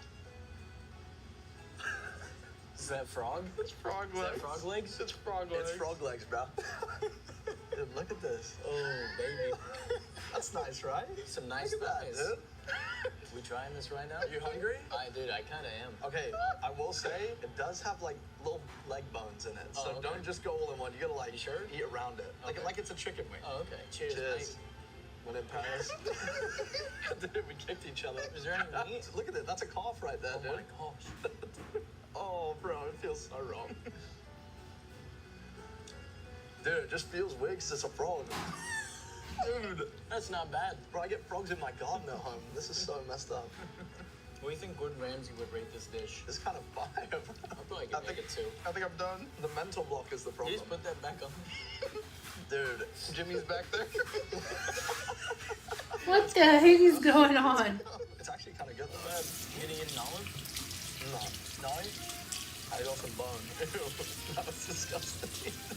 Dude, the olive is the best part. You like the olive? I do. I'm not scared of the olive. Get another leg, bro. What do you boys rate out of 10? I give the olive probably a 10. What about the frog leg? The frog leg, I'll probably give it like a nice 2 or 3. A 2? Yeah. So you're not messing with Paris food? I mean, I had some croissants. Those were pretty good. The frog legs, though, I'm gonna have to lay off those while I'm here. Callum, I'm giving it a 2. That ain't for me. 2? That it walking around before? no, it threw me off. Oh, they're trying to delicacy. I mean, the chicken flavor was good. Like, it tastes like chicken, but the fact it was a frog leg, I kept getting this image of it like running around in me. It was freaking me out. No more frog legs for me. We gotta go track down some snails. That is gonna be the end of that. My teammates didn't really like the frog legs. Paris, you gotta step up your food game. I didn't mind it. Not bad, not bad. I probably would never eat that again though. But yo, thank you guys for watching. I hope you enjoyed. It's got like a full-on calm. Oh, look at this. Yo, imagine this thing just leaping, bro. Like, boom. I can't believe they just made us eat this. I might go vegan. I'm vegetarian now, dude. This is terrible. Hey, boy. We ever made, or potentially the worst we ever made. What about Dylan? Let's talk about it in 6 months. Okay, no answer. We'll see. I'm putting you on the spot here. But, I mean, Perks is replacing that coaching position. Look, first of all, Perks. I believe I come from traditional sports. I'm a converted gamer. I believe that successful sports organization have this intrinsic like model of legacy transmission from ancient players to the new one, because you transmit something else than just skill and craft. You transmit like the legacy and the mental edge that they had when they won. And so we had our player becoming world champion in Rainbow Six 2 years ago called Fabian, and then he became the coach, and as a coach, we won the championship again. Hope you all are enjoying the show as welcome back to the CUD Warzone Resurgence Championship at EWC 26. I'm the 7GG, and we're back with Miles Ross, Lace, and none other than I hold Shift. And I was looking at the crowd that we have behind us, Shift, and Leviathan, I'm hoping that you don't have a hot take with them, because there's a lot of people behind us. I'm not going to be able to defend you, brother. I don't have a hot take for Leviathan, but I do, teaser, have a hot take for the Gentlemaids. Ooh. Save that for later. Save that for later. Don't speak about the Gentlemaids. Unless you want to block everybody all over social media. I mean, they're one of the favorites to win it all. I mean, that's crazy. Who are the no? I mean, this team. I mean, we've been harping on about this team. Definitely in the green room this whole entire time, and they have been looking so good in every tournament that they come into. Not only that, obviously they're going to get some of those club championship points as well, so they're going to be coming in with obviously a mission and a half. I obviously said at the start, you know, I'm kind of putting Twisted Minds against Falcons in that sort of storyline, and I mean Falcons do have like 141 points to catch, but I do believe that this is the team that's going to be able to do it. It's exciting to see as well as the group starts. Obviously, Twisted Minds have delivered the goods. We've seen a little bit out of Vitality, so now we have our trifecta, our winners from last year. Everyone's finding that success. All we have to see now is the Falcons come out on top, and once we do, we're in for a good run in that finals of the tournament. And the thing is that you just mentioned it too. They're going to have a little bit of extra pressure when it comes to the club championship, because right now, Falcon fans, I'm sorry, but I don't know if you're going to be able to trip it here as we're looking at Group B. Do you want to go with the gentleman's take already, or you want to wait a little bit? Oh, let's savor it. All right, well, I'm going to be looking at G2, okay? I just had a conversation with VP. Now, G2, I wouldn't slate them as underdogs, but I would put them as underdogs under Falcons. And this team is going to be exceptional. And I mean, top fragger anxiety. Let's hope they don't get a bit of anxiety. I'm going to leave the stage. I'm so sorry, everybody. But this is going to be another team that you need to keep your eyes on besides Falcons. I've got G2 finishing top 3 in this group. Okay, I love that. nice. A lot of you. Thank you. I'm down for fun. And I'm down for fun, but I'm down for fun. Oh. Because Juju is a beast, and I had a wonderful time with him in the content shoot, and the confidence is there, the capability is there, so I'm running with those boys. And for everybody watching, don't forget to do your EWC Play app pick'ems right I now. already did that Scan that QR for code. day one. By the way, if you want to bring it back, feel free to bring it back. But you'll be able to win some prizes if you do end up getting it correct. Maybe some money too. A lot of cool stuff. Just check out the EWC app. And while you're at it, don't forget, share stuff on social media. Use that hashtag EWC and hashtag EWC26, because I want to see if we can maybe find something that we can showcase. I got lots of cat pictures after my analogy from the previous segment. Oi! You gotta send me some so we can maybe I try will to put share it on them. the I show. will share them. Friend on social media delivered about 4. Why did no one show you any brick pictures? Because not a lot of bricks out there in the world. The bricks are down there, and we're gonna find out. No, Miles. Stop lying. The bricks are coming, aka Optic Gaming. Don't make me tell Hector on you. This guy would been so much better if it was a brick. I'm gonna let you savor that hot take that you had even longer. Okay. Because we are getting ready to start Group B. So why not? We waited long enough. Let's get started.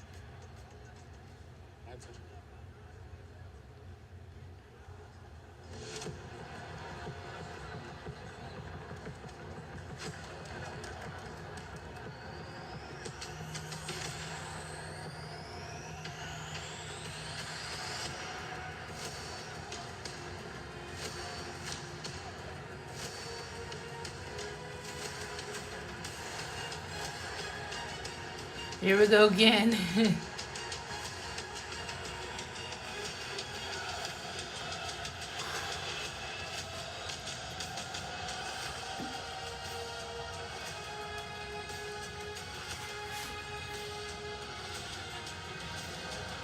Mesdames et messieurs, bienvenue pour notre deuxième partie de journée. Le groupe A vient de faire son entrée en scène et a déjà fait ses 6 games. Mais maintenant, c'est l'heure au groupe très relevé, le groupe B, de rentrer dans la compétition. And just like that, day one is complete for Group A. And so, our focus now shifts to our next contenders. You've seen what's possible, but now it is time to see how high the bar has been set. $1 million, rentrer dans l'histoire de WBC et essayer de soulever le trophée sur Warzone, toutes les équipes en rêve. Mais pour y arriver, il faut déjà faire un bon group stage. This isn't just about skill or synergy. Reputations are on the line. So, it is time to put your money where your mouth is. It is time to silence the doubters. And it is time to introduce Group B to the main stage, starting with Fnatic.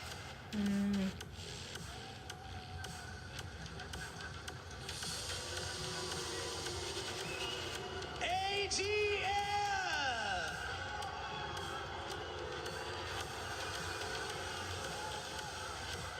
Gamax Esports.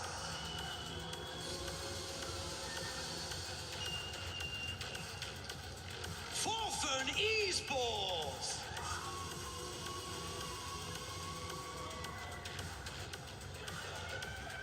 Ninjas in Pajamas E-Star.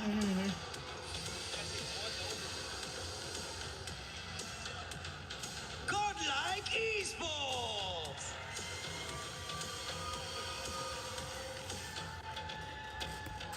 JD Gaming.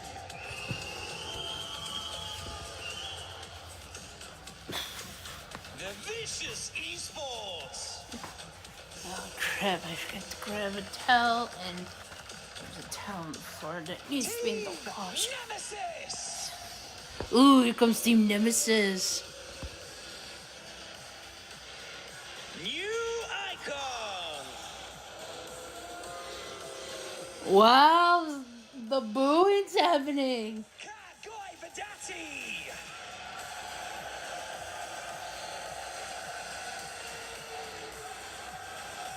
Leviathan! Okay. Gentle Mates.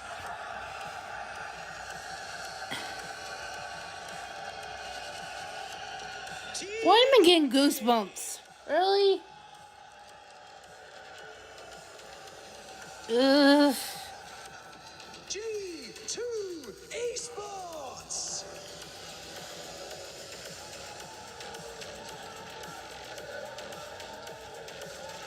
And finally, your reigning club champions, Team Falcons!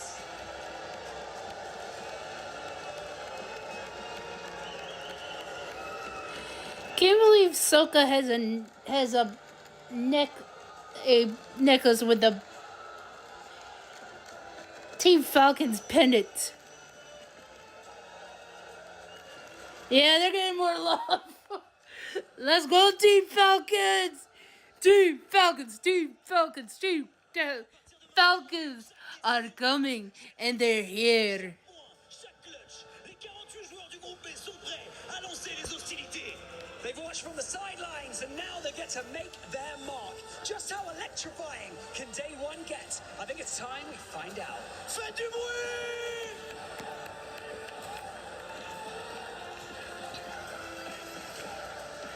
All right, it's Group B time on day one. Warzone Resurgence Series Championship. I'm Coach. I've got Seymour Let's see. next to me, and we got a G2 Minnesota's posted G2 CDL.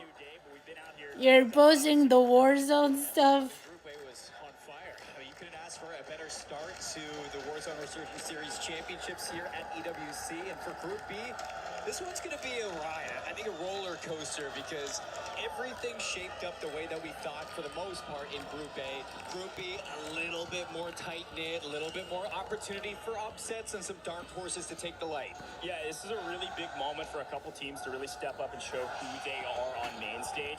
This is almost feels like a given at some level for the Falcons. They still have something to prove, I guess, if you've never heard of them. Besides them, though, somebody like the Gentlemates, they've got the loudest crowd here by a mile now. You heard the boos for every other team besides the Gentlemates, but they have a lot to prove at home. Gentlemates should be ashamed of themselves. Everybody was cheering for Team Falcons. Can the Gentlemates step up and step out right now? We got some crowds here for Leviathan. I loved it. We had a lot of cheering in the crowd for G2. I think that the one I'm just posting this in support for Team Falcons. ones that people are going to be cheering for today, and that is the big Yeah, question. Falcons are here. We talked about how dominant this team has been. Birmingham, Atlanta, first place Wait. finishes, both lands that Let's go, Team Falcons. You know, it's a fun conversation as well. That lands, we always say, hey, they play. Let's go, Team Falcon. As many kills. Let's go. So Points in the first group were kind of top heavy, man. It was. Fifth place was Novo. They had 96.6 points throughout the course of 6 games. That's an average of 16.1 points a game through 6. That's the metric for success if you want to go straight to the finals and skip the survivor stage. Top 5 is what you're looking for. And I like that the desk was kind of bringing up that Orchid team because talk about their Atlanta performance in reference to those points. I mean, you look at adding Master 5K to this trio. You got Sariel having probably the biggest pop-off rookie performance of the year. Repulse was even saying that he's got the opportunity to take home Rookie of the Year. And when you added Master 5K to this roster, it boosted them up to an average kills in Atlanta of nearly 14, giving them that third place finish. If you're looking at towards like 16 kills per game to get to top 5, you're looking at Orchid to really say 16 points per game is the big ticket. So when you're scoring 14 kills, you just need you need a little bit of some multiplier there. It's a great shout, Seymour. I'm glad you brought that up because Orchid was the top fragging team in Atlanta, which is our last LAN event. But of course, I don't want to skip over the Falcons. Let's talk about the last couple LAN events. The Falcons have been non-stop winners. Team Falcons. I got my green dog. Screw you, Gentlemates. You're not welcome. You're bullies. You think it's okay to boo the Optic Optic Texas? You can go away. We want Team Falcons to take over. Boo! Get Team Falcons. Boo! Get. Jeez. Now it make me boo Team Falcons. What the heck? We need Team Falcons to take over. Yes, we know they have Slayers. Yes, we know that Donkey's unbelievable, but they're all unbelievable. They're a well-rounded team. What's unbelievable? Boo! Boo! Boo! I'm booing these guys. This is bothering them. I know it.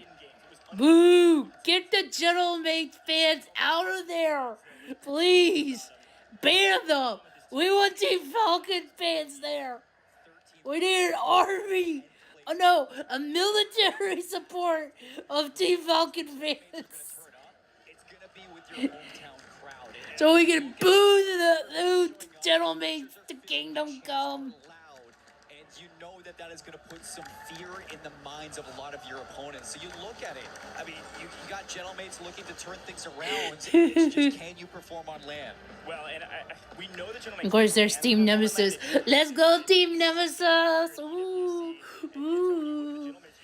Fueled by their crowd, but they're also fueled by the hope of what they've done in scrims. I mean, Inkyo's popping 1v19s. I know we all saw that clip. And also in the most recent scrim pop, 21 kills by himself in one game. It was ridiculous. These guys have the firepower. It's about piecing them together when it matters most. And it really brings up the question, too. If you don't perform here in Paris, do you even see the Gentlemen together next year? Yeah. That is one thing that I'm sure this trio is wondering. This is what does next year look for us if we don't turn up in this tournament right now, especially when you have a lot of rookies on the rise, not just Serial, but this team with Criminal God. Sorry guys, I had to show you guys my post on X.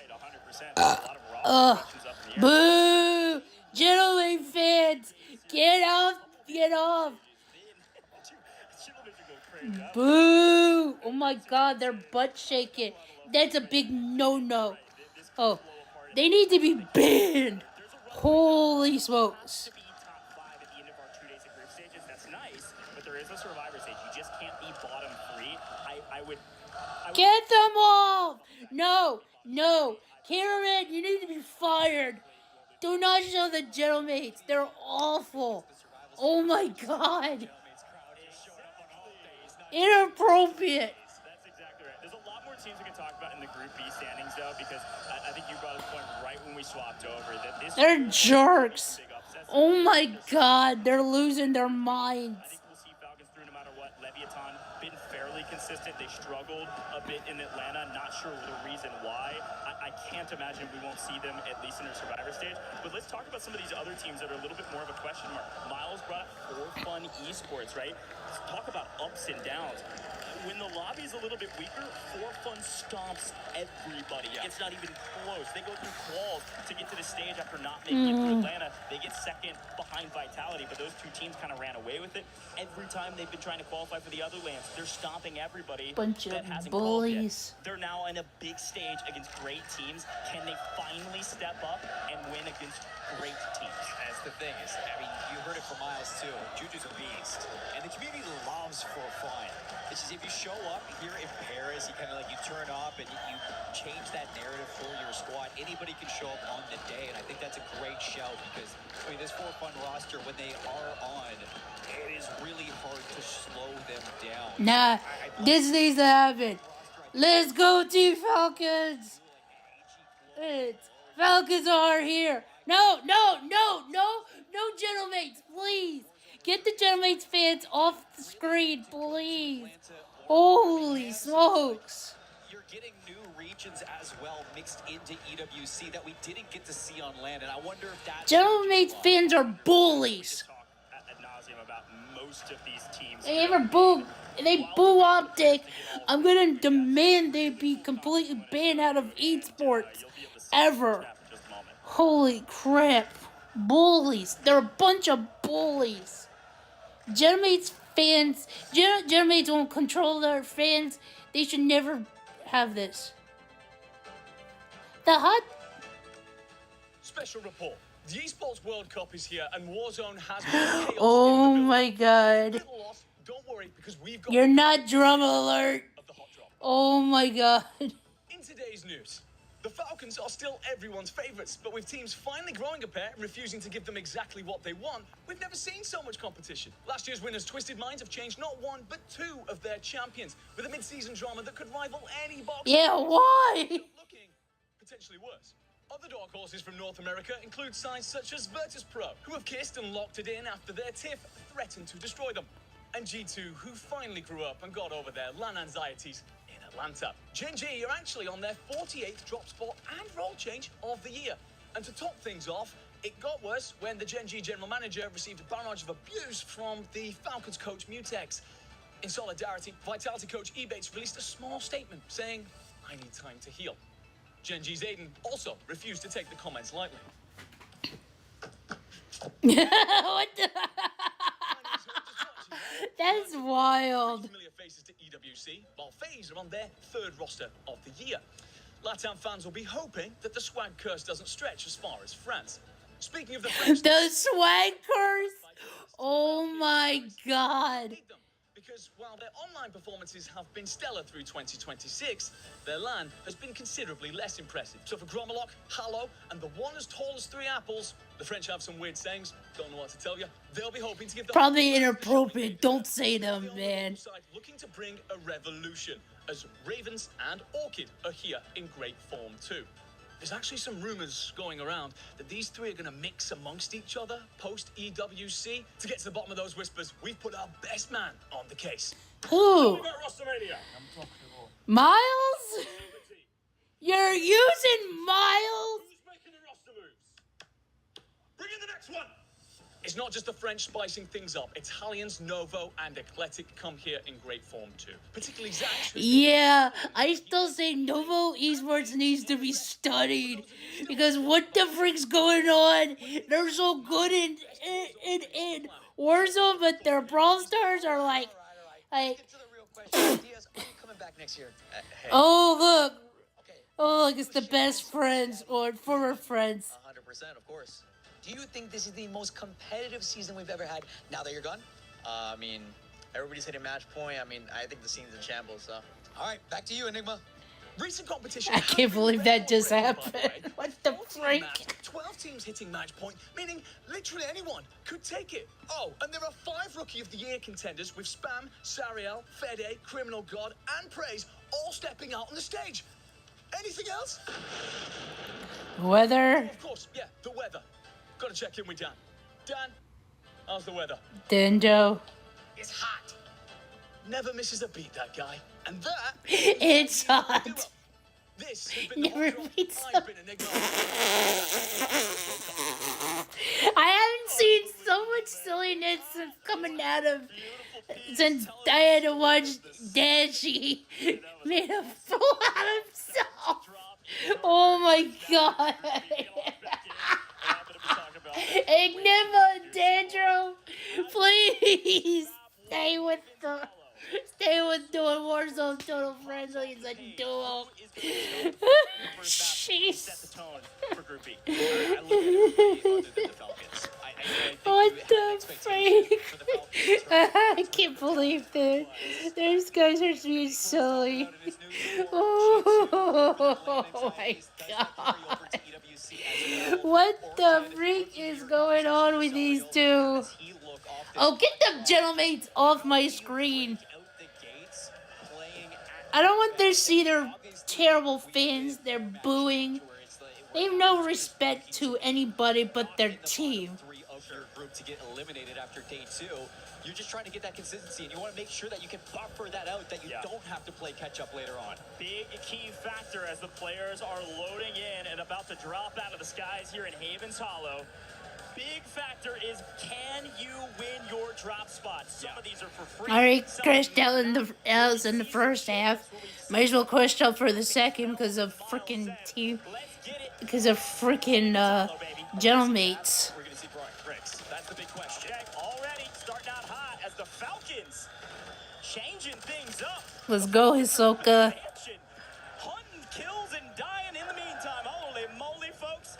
No boat today, not in Group B. The Falcons moving around the map without twisting minds around. Yeah, no opportunity to kind of get out the gates early if you're NIP. Wait, Dongy's already out? What the freak? Take down the Kings, and it's not going to be easy. You got Nemesis here as Kings? You want to talk about Kings? I know 2.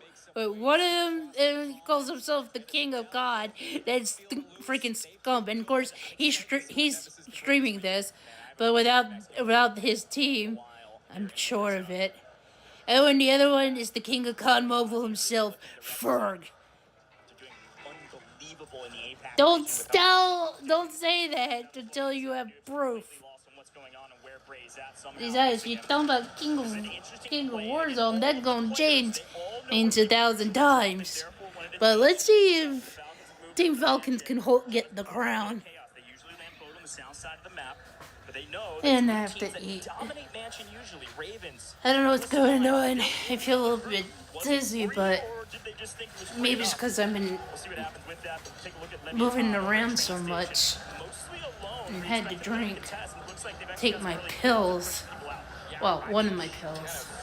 Look right now off the drop is research. I mean, this is highly populated right now. You got Fnatic, Gamix, Orchid, all here and just above them. That's going to be the Vicious, who a potential third party if this gets a little bit messy in the research. You're just trying to stay a little bit loose right now. If you're Vicious, you don't want to dedicate yourself to a POI just yet. See what you can pick up on the outside. See if you can grab some exits and some early KP. Yeah, reminder, the Vicious came from the MENA region and they won by over 40 points against the competition over there. But this is a much more stout lobby, holistic lobby with a lot of skills. So a lot more to prove for a roster like that. Rushing their region and a chance to at least make it to Survivor stage, if not further. But you're right, research a bit mixy. We swing over to Chapel, which has been mostly cleared out here. It's actually Train that's cleaned this out. It looks like Leviathan are going to get active. Reminder, Leviathan over at Train win their early engagements. They win their POI. They keep their anchor there. You can see them just on the backside of this mini-map, and they send their 2 fraggers out to go get some kills, hopefully. Z-Dark, Criminal God, unbelievable rookie. We're moving up, and now it's just Z-Dark moving in, trying to find some early picks. It looks like immediately sniffed out the Green from the outside, throwing some warning shots, saying this is not where you're going to find a free kill.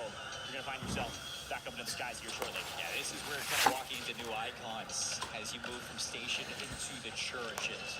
Leviathan going to be feeling very comfortable at taking these 3 down. It's just weeding them out of these corners. That's going to be the issue, as new icons are doing a fantastic job of just surviving. And they've actually drawn in some friends as well to come play. That's going to be For Fun Esports working in from the pond. You get caught there, you do have your anchor, so no big deal losing a couple of these fights, but we also got some stuff going down at research, as it looks like AGAL are looking to get into the mix with, what is that, 6 other squads? Yeah, a ton of people on the north side of the map. You can see where our zone is beginning to pull here in just a moment. The big key factor, look at that little cyan puller at the bottom at boat. G2, usually at Lumber, they rotated over to what felt like a free boat without the Falcons in the area. This could really open G2 up to having a fantastic map, not having to worry about the Falcons like they usually do. Here comes Scummin, swinging in, finding one. Adrenaline. E-Thug's coming. That entire roster in a bit of a blender, as it looks like AG are actually having a Really? solid map. Remember, this AG roster is star-studded. FIFA feels like top 10 earner in Warzone history. Scummin has found his way to top 3 positions on LAN over and over again, and this year, this roster has been struggling. Funny enough, though, Knight is one of those players that has found his way into competitive rosters recently and has had a mixed amount of success, but right now, things are going well for the team. Yeah, it's going to be interesting how AGAL kind of figures this one out. You've had 3 tournaments on the year, and you've had 3 different thirds, starting off with Oki, Prodigy, and it's been a mix of bags here. Knight's going to get caught. You can put it into the rest of your team to see if they can clutch up and bring them back. You can see Scummin will be able to redeploy. You're doing a great job of just staying alive right now. Yeah, this is crazy. The team that owns the south is G2. They're going to have to move out of boat here shortly, but they've got pretty much the entirety of the south side of the map. This is the big north battle to try to stay alive. Barely still up, no. Gets cut down by late teammates. Oh, come on. Nobody wants to see teammates fans. Good grief. As AGAL try to find a new position on the map. Get them out of here. Maybe Mansion, where they're going to be in for a rude awakening as the Falcons are still holding out on the top side of Mansion. But we swing over to JDG. Melvin's actually got 6 right now. Flying around mid-map through Main Street. All you're going to see the likes of G2 off in the distance. There they are. They've already rotated up from boat, and they're actually skipping town. They may move all the way up to Barn here shortly to play through mid and play for a later game, especially with the amount of kills they're able to pick up already. With Slappy swinging in, catching one completely unaware. Nate Dogg lost for a moment as he was running away from a different team. Third parties are always in, folks, in Resurgence. It looks like JDG is winning out of most of this party. Down goes Vidati as well. And Godlike's going to have some trouble regaining.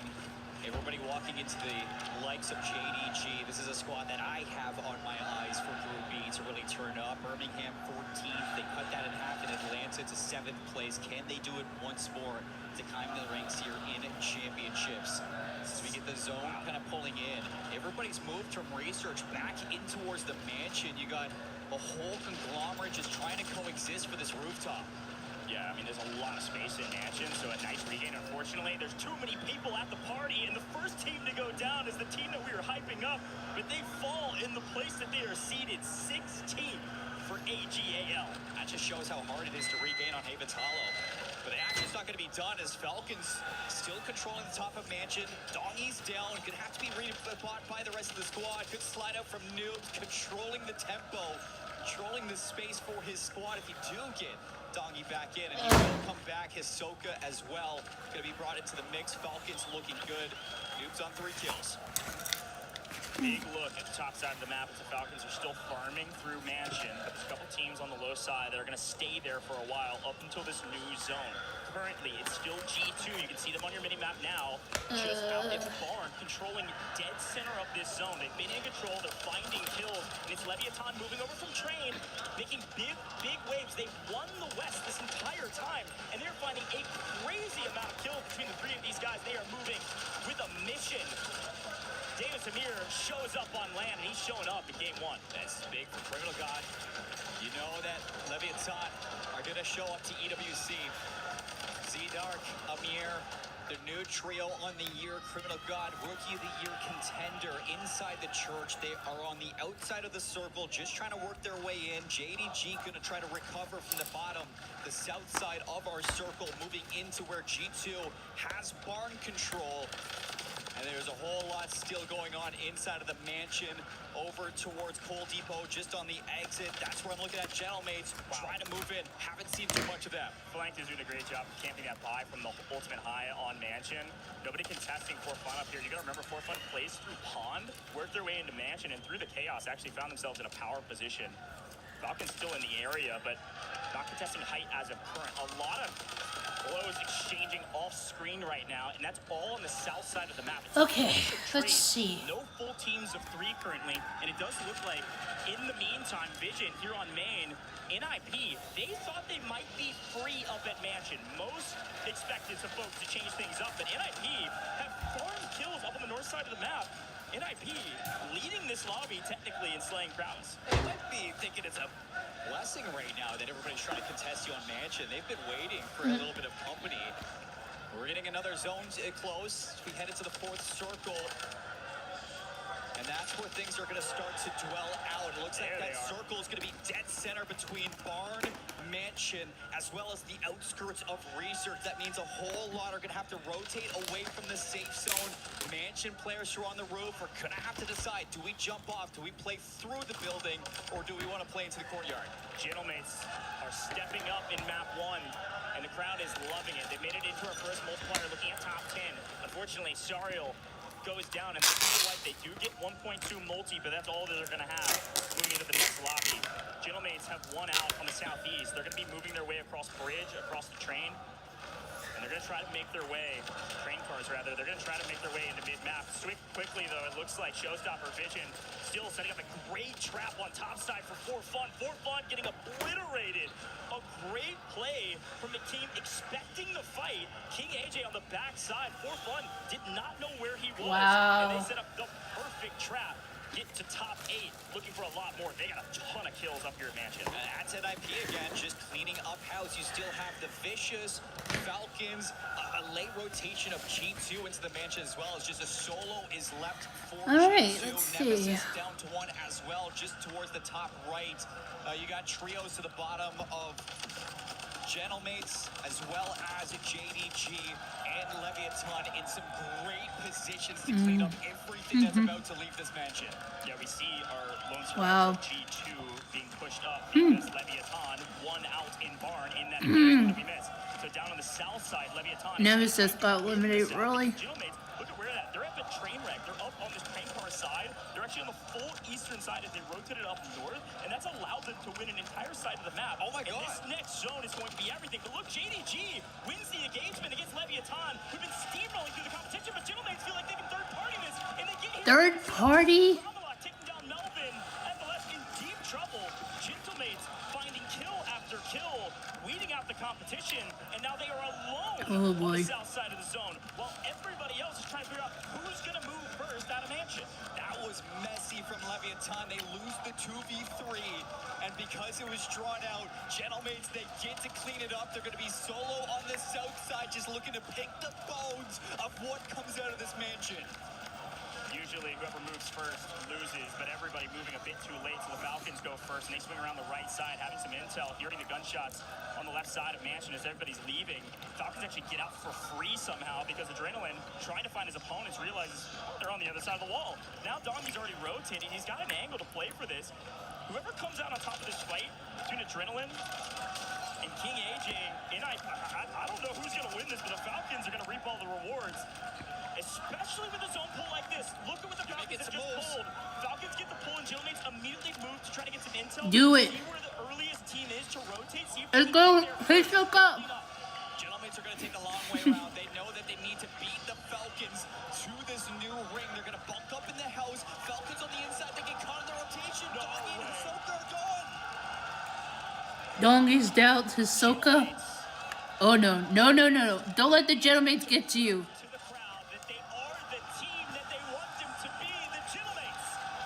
Are you kidding me?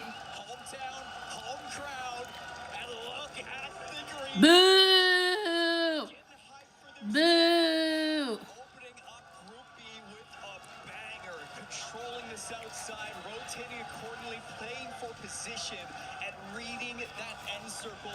Can't believe that. From the inside of Mansion, they bunk up, they go for the change up, they contest NIP, and man, they did a great job at getting into that top two.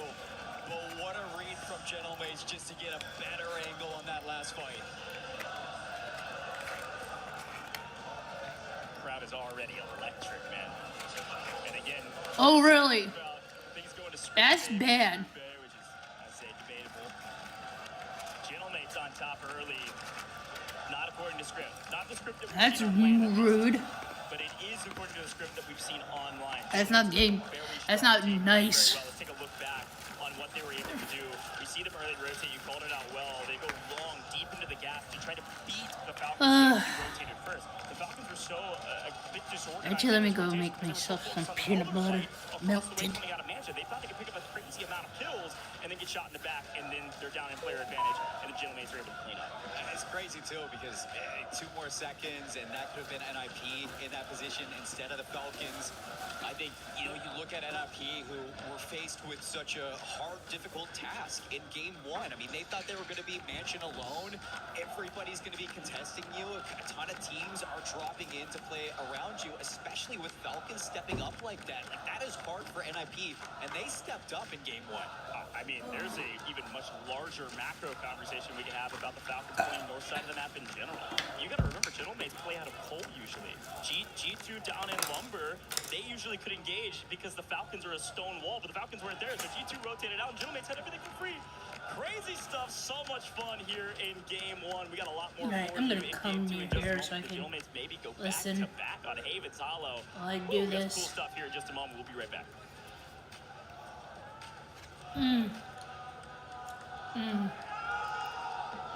We were there for every click, every clutch, every respawn. We were there for the years of grind, and we're here now. The proud founding partner of EWC, powering the biggest event in gaming. Ah, shoulder to shoulder crud. with the world's best, making history. Greatness deserves a stage. Lenovo Legion, reach your impossible.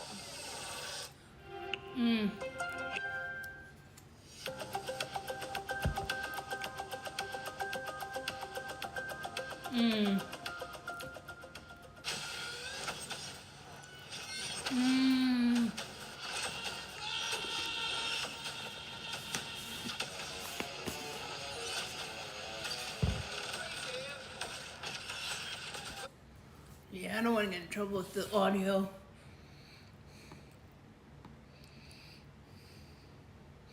Oh. Really? Packers? Oh. That's what the notification's about.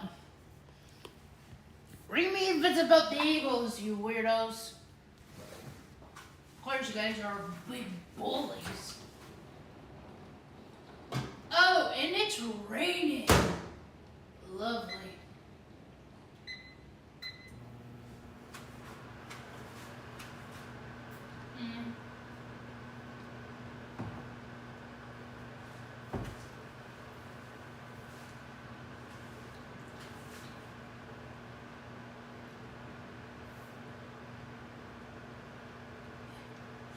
Guys, I'll be there in a moment. Just gonna do this.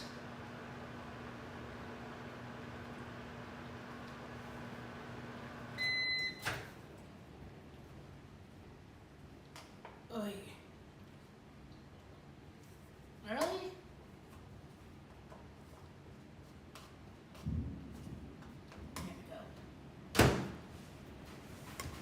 the stream goes down, I'm gonna be angry. But we're still live. They were anticipating to get their championship. The fact that we're 4 weeks in now, they still don't have one. Yeah, they're riding on this team right here. They're depending on it. They really need it. If they're actually able to get it, they're going to jump up on the leaderboard. And that's something that the Falcon fans are going to be looking to do. Earlier, you told me you had a hot take, and I'm so sorry. We didn't have enough time during our segment to actually talk about it. But Gentleman's getting the first win. I know, and my hot take's not going to hit all that hard, but the numbers coming into this, Gentleman's had a lot of disappointment. You talk about the metrics, average score per game, Falcons lead with 21.5, Gentleman's 16.1.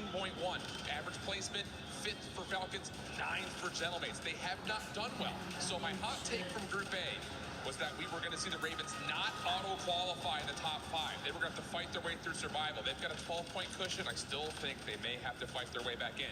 The Gentleman's, I think, here this weekend are not going to disappoint. I think they finished top 5 in their group. It's not going to hit that hard, obviously, now because they just won the first game. I mean, Gentleman's team is still going to be happy, if we're being completely honest, because that is... Gentleman's happy?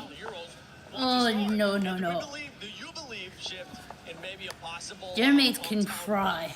It very well could be. I think it's just watching them over the course of the last couple of weeks, especially through scrims, they're starting to get more active in the late game to make sure they're in the right positions to win.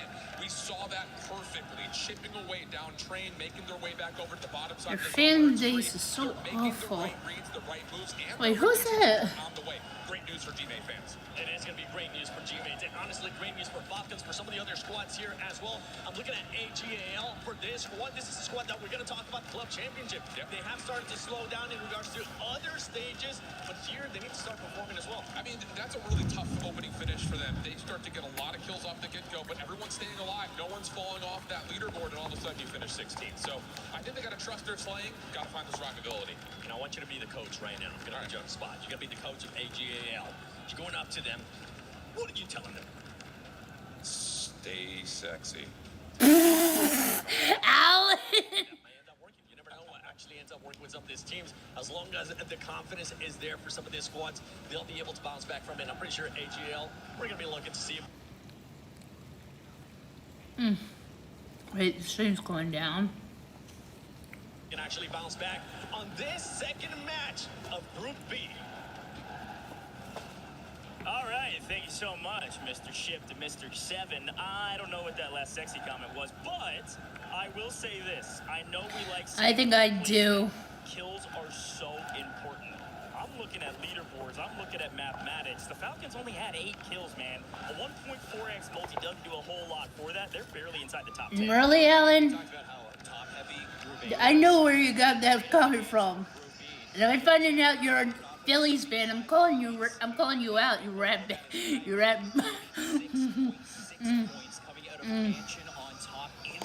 I'm shutting my mouth up for that.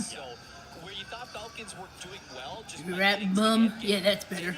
Find any kills because NIP were cleaning everything up, and NIP were right there along the way, farming kills, getting their placement. Top 3 was good enough for them to be in second place after game 1. Yeah, I mean, they played really well. 19 kills out of a chaotic mansion is really impressive. Now, this is something that we almost always have seen in group stages. The team as confident as the Falcons, I don't know that they will ever go back to boat in group stages. Maybe they do. After a map like that, maybe they swing it right back to boat and they tell G2, get the heck out of here, go play against Gentleman's, make it a little bit more difficult for them. That's very possible. But something that the Falcons like to do in group stages where they know they're going to make it to the next stage, there's no question in their minds, is they get weird. They try to my God! Go to positions that you haven't seen before. What are these guys, the Gentleman's doing? Oh my God, their fan base is so ugly. Oh. Are they shaking their butts? Oh my God. In front of a crowd like this to really show up on home, and it's so far in map 1, it gives them a huge buffer to be able to play maybe a little inconsistent and be fine on our leaderboard. This game number 2 is going to be really determined on what our initial zone is going to be looking like. And, you know, if the Falcons want to go to Mansion again, you talked about how big of a macro change that was for Gentleman's, is having oh my God. being able to pick and choose which fights they wanted to take. You just had to play Leviathan, you had to play JDG, you win both of those those initial fights, that third party was perfect with that really contested. They're behaving well. JDG and Leviathan. So I think that I look at the map going into game number 2. I want to see where this circle is going. I want to see where these drops are looking like. Yeah, 100%. I mean, you even can bring up the same conversation with Orchid, right? They're a northern map team. They play at No Name. They play just outside of Research, and they really couldn't get anything going because there is like 15 teams all around Research and into the mix around those train cars on the north side. AGAL was up there just being weird, and they just caught everybody by surprise. Some of these teams playing a little bit different than they have in scrims or otherwise, which is the name of the game in group stages, especially here at EWC. You got 12 games, folks. There's a little bit of a room for error, but we told you the map through Group A. You need 16 points on average a game. Gentleman's just scored 35, folks. We are dropping into game 2 here shortly, and I'm pumped to see where this zone goes because this is going to dictate where some of these teams. Let's go Falcons. Just having like weeks and weeks of scrims, being like, yes, Falcons. There's a Falcons fan. Let's change it up. Let's be weird. And let's make Wait, I think it's the same guy who was there last year. I think it's the same guy who. I think that was the same guy from last year where he had that sign in about Zuma's 423. And the lumber, both of them off rip. The entire south is G2, completely alone down there. It did look like the Falcons went back up to Mansion. But other than that, all teams trying to figure out how the heck do we get the research and when do we get the research. Yeah, you guys. Oh, it's so good in peanut butter. Just lingering around research. 3 teams inside Mansion. Alone on the left side is going to be Nemesis having to make that long rotation from train station into the circle at some point. And while they do it, they're going to have to cross paths with JDG, which gave them an issue in the last time. And out the gates, for a lot of these drops, just trying to fight for position. We're starting off with AGAL in the barn. Yeah, and this is where they traditionally land, Barn Chapel area, and so it's a big win this time to win against Fnatic and therefore not have to scramble about where to go and where to regain. They did a pretty good job of doing that for a little while and then get last. So a lot of eyes on this team, and it does look like we're down to 15 out of 16 already. We'll try to get a read on which team is already out of here. But if that's true, at least they're doing a little bit better than last time. Let's see. No, okay, nothing much. I want to see something here for a moment. Wait, I just want to see something here before we watch the rest of this. So I'm pretty sure Gemmates would try to win this. But I want to see something here. Wait, yeah, wait. Is this the same guy? Wait. You need 16 points on average a game. Gentleman's just scored 35, folks. Wait, I just want to pause this for a moment so I can see his face. Please tell me it's not the same guy. Wait. Let me pull up this. I have a playlist of Zuma's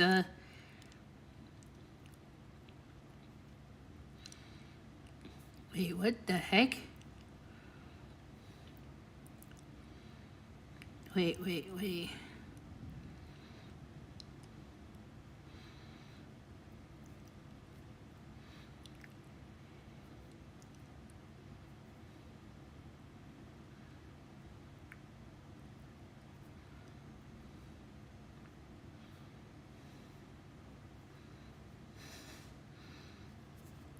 Wait, I just want to say something here. I'm trying to find it, but I mean, we'll get back to the game, but I just want to say something.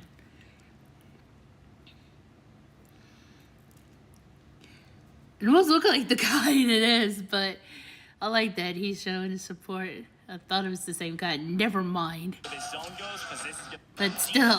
This is the problem with a zone like this. If you rotate too late, you're just going to get hamstrung by 3 different teams. The question is, which one can you win against, and how far can you push through? As we swing in from the gas and get up to AGAL, who's holding now from Barn. G2 are in a bit of trouble. We'll swing over to him. There they are. JDG. Oops, why did I do that? A problem in mid-map. They continue to win these weird engagements, knocking some teams out that aren't expecting the ferocity that Melvin and co come swinging through it. Yeah, their rotations are just perfect right now, and they are proving to be an issue through mid-map. across barn. You can see a lot of teams still active as we get getting into the closing portions of this second circle. Minute 24 left before we get into the third. And of course, there's the coach's corner. Pocket. So just trying to see who can find some space here as things are about to get weird around the barn. AGAL still getting walked up on by Nemesis, but they are gatekeeping them. Nice pickup there from Showstopper. Trying to maintain some semblance of control over Magin as it still stays inside the zone. We did see KGV, who are a bit of a blender. They did get full wiped there in 14th. Missing a few teams on the map. Falcon still here, NIP still here, Leviathan still here and still fighting. A moment for all of these teams to try to pick up a couple kills. And Magat does get cut down. Anxiety's trying to find something in the regain here at Mansion yet again in a blender. G2 getting pushed out of mid, going to Mansion and getting cut down immediately as well. G2, they did get a flyer up onto the map. I need to get onto Discord. Scythe way off in the distance now in deep trouble as Showstopper is continuing to hunt down G2 and will get it in time. G2 gone. A frustrating Havens Hollow for a team that traditionally puts up solid points. I'm sure that's something that you're going to go back to the drawing board to figure out what the heck just happened with our Havens. Back-to-back bombs over towards Mansion. So moving around for day 2. Will that be a change up for G2? Looking over towards train station. We do have Gentlemates looking to move into the coal depot actually to see if they can play up against Godlike, who wanted to rotate away from Research to look for some positioning outside the circle and some safety nets. But Gentlemates are breathing down their necks and they are looking to dominate the south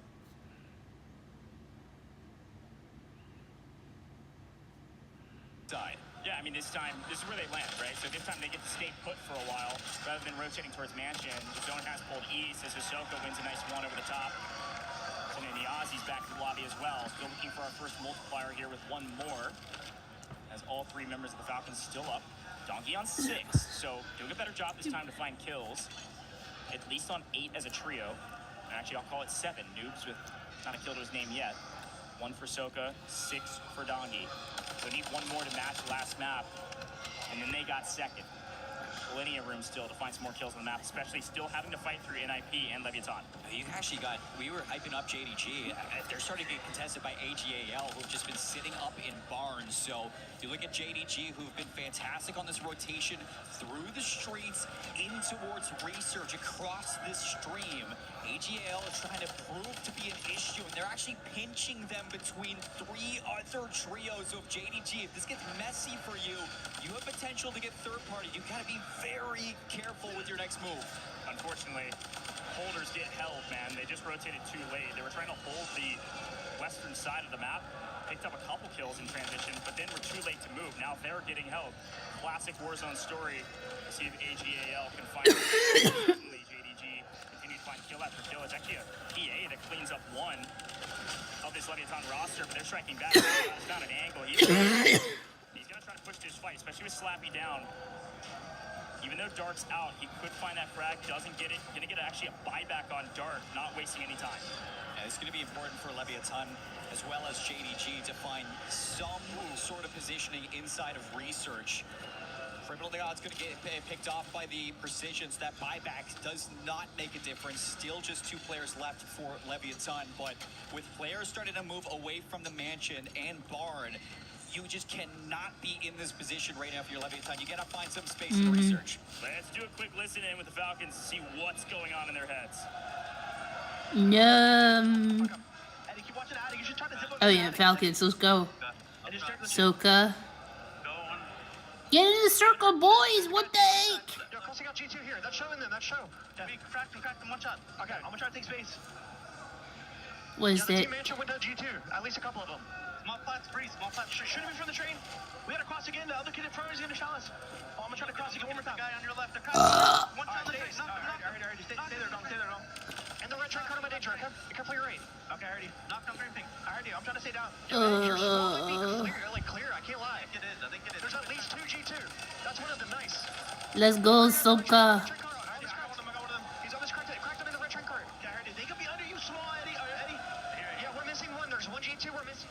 What did we hear from the comms? A ton of intel pointing out where do we go, how do we get there. Oh, get them off of my screen. Come on. This is not what I want. A ton of intel and 2 kills to boot, and you can actually see see that they are the only team now on the north side outside of research. So they're going to be outside looking in. Look at this zone pull. They're actually going to be in zone playing for multi now. The question is, can they pick up more kills? Yeah, you can choose whether or not to play towards the waterfall, play towards the back trains. You got a lot of people going to be walking in front of you with AG Global still trying to vie for some position over towards the top shack. They're going to walk right into Gentlemates actually still fighting for the south side. This is something that they did back in game 1. They're doing it once again. FIFA kill brings it into a 2-on-2 for this battle. He's feeling a great spot over the top. Actually almost scams Grom, gets out in the open for a hair too long to get the buyback.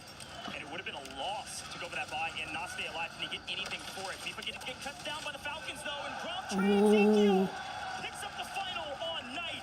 Down go AGAL. Ooh, somebody needs to get the somebody needs to get the Gentlemates. They're able to find their way out, and now they own the western side of the map. The Falcons, the north, everybody else is dead center of research. Yeah, both Gentlemates and Falcons have great position outside of research, and you imagine that the zone most likely is going to pull away from this building. So with Gentlemates on the ultimate height, Get them! you're going to be able to watch anybody who wants to leave this, but first let's go look at the Gentlemates.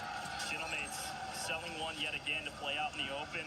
Falcons doing a great job to pick up these easy kills. Again, that's 3. Yeah, get them. Master 5 came with a little bit of an assist there. Puts the Gentlemates down to 1.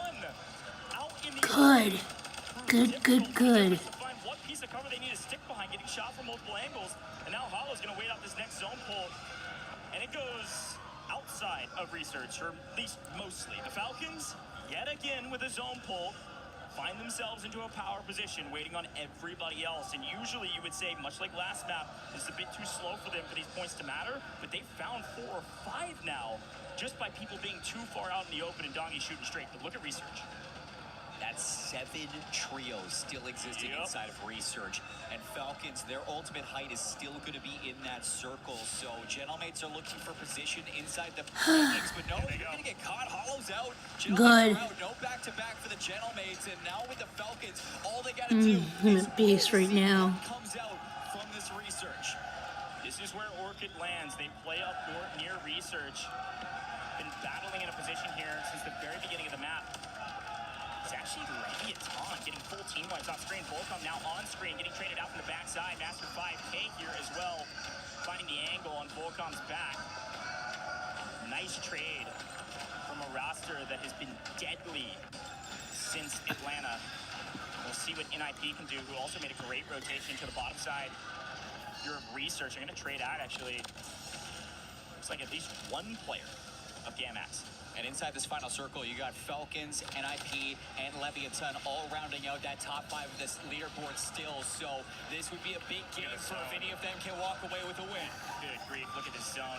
Falcons actually lose 1 in transition. A great find over the top from Orchid. Again, they've Okay, let's go. Come on. It gives them a bunch of intel over the top. And actually just going to go for the kill. Swizzen full sends this. Picks up 1. Should pick up 2, no problem. The third, though, Showstopper makes a big play on Swizzen. Orchid at least lose 1 with a very aggressive play. We say you got to play for kills, but look at the placements. You cannot fall at 6 here. You need the multiplier. Sardo's running straight into danger. Swizzen barely alive and barely breathing. But finding kills, he's still alive. As NIP also on 1 HP to Dream.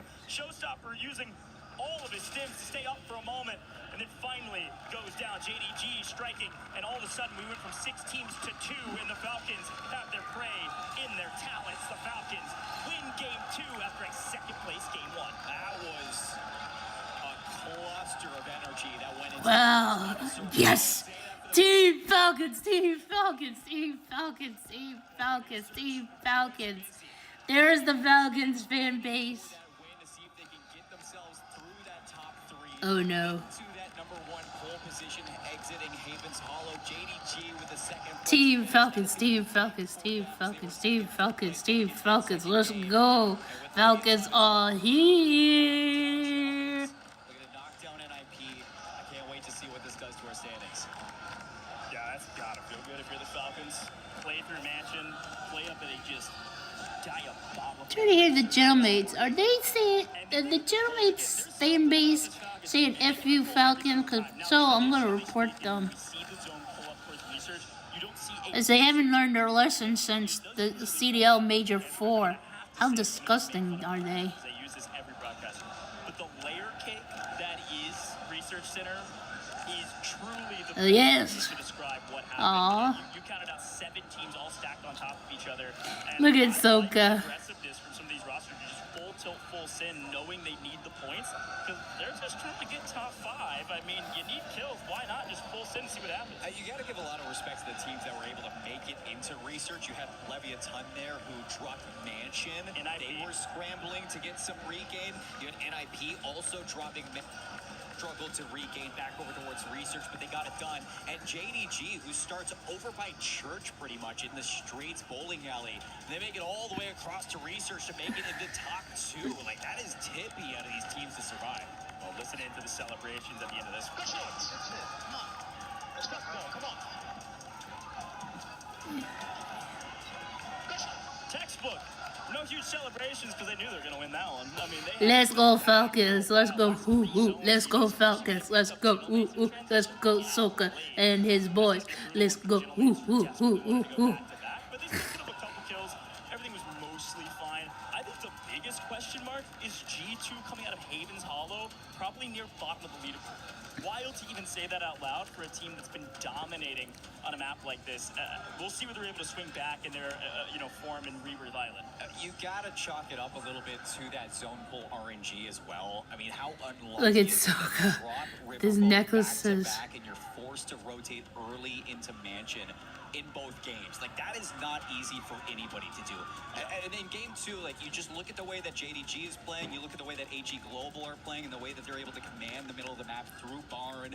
Like, you are making a rotation there if you're G2 across some very strong slang, some very strong gatekeeping. Yes, Falcons. At least you're not making fools out of yourself. Hang their heads low because it's a bad scenario. It's unlucky. But yeah, especially when JDG's playing like this. JDG picked up 7th in Atlanta, but since then have been looking like they're in final form, including today. It's a good call to did play from the south side of the map to the north, both maps. They learned from Optic, didn't they? God damn it, Falcons. You guys can be part of the Green Wall as well. Team Falcons, Optic Gaming. Handshakes all around. Bio, and not a lot of teams are playing bio these days. Well, with all of that in mind, though, so many fun conversations. There's a lot more we got to talk about. We're going to take a very quick look at some content as we get into Game 3 here shortly and take a look at Rebirth Island.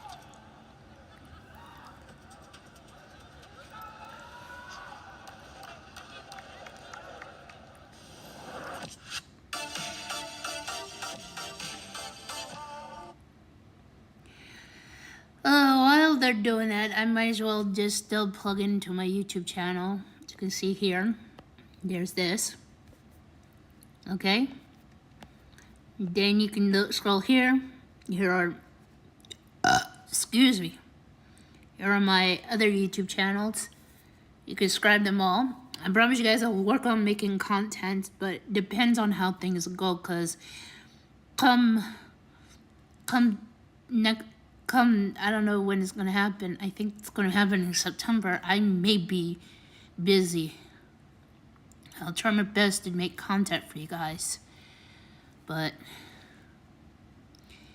and look, there's Trev gave it. You retried your crazy Brawl Stars challenge. Oh, good lord! I didn't have so much of a crash out since the beginning. Oh, no, Miles, stay far away from them. Our fan base is so awful. And I do mean this. They're the reason why. You feel that blood run through your... Alright, yeah, they're still talking about them. I'm just gonna say this. The Gentlemates fan base, they call themselves the Gentle Sweets. Oh my god, I could not watch the Major 4 without them booing the bejesus out of Optic. They didn't do nothing wrong. And yet, they're out there booing. And now now on top of that, I think they're also trying to destroy, destroying their seats. Because if that collapse, it's gonna be ugly.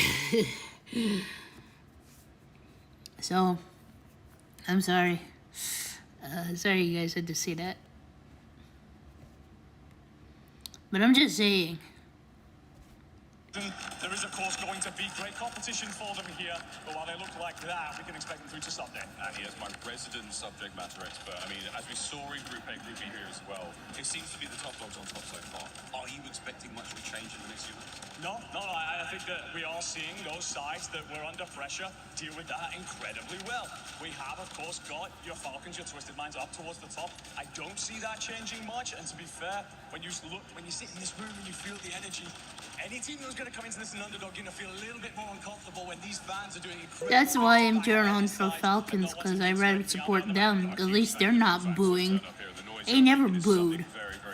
Their fan base is not booing.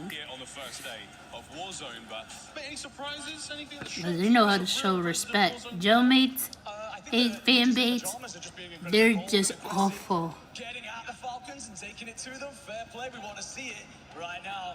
Top teams on top. We are ready to roll. We have one more, gentlemates. How are we feeling? Going in. See, they're not all of them are wearing the right Gentlemate shirts. Some of them are wearing the they're wearing the CDL's jerseys, and that's not happening until next week. Haven's Hollow, a dream for some and a nightmare for others. You see teams like NIP. What is this, the Falcons? I like what they're doing. JD Gaming in third overall. Gentlemen still finding their way to top 5 with Leviathan.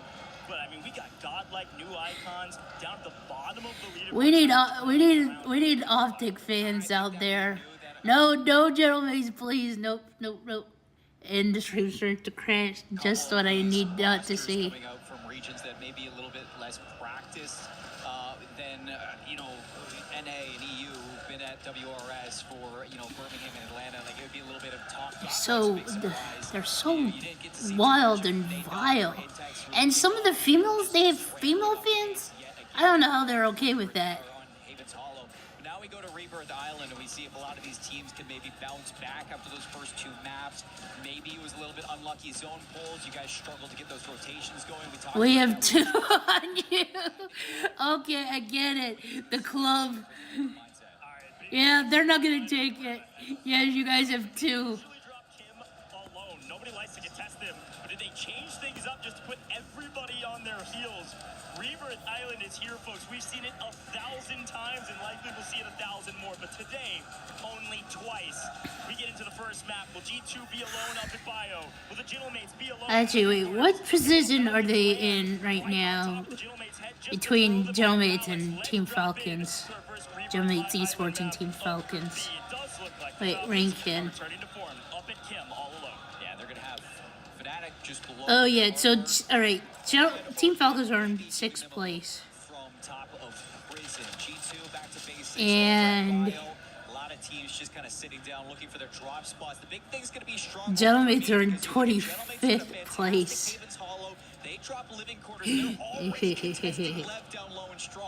We'll swing over there when we get the chance, but of course we got to take a look at Control Center. It's hotly contested in both groups.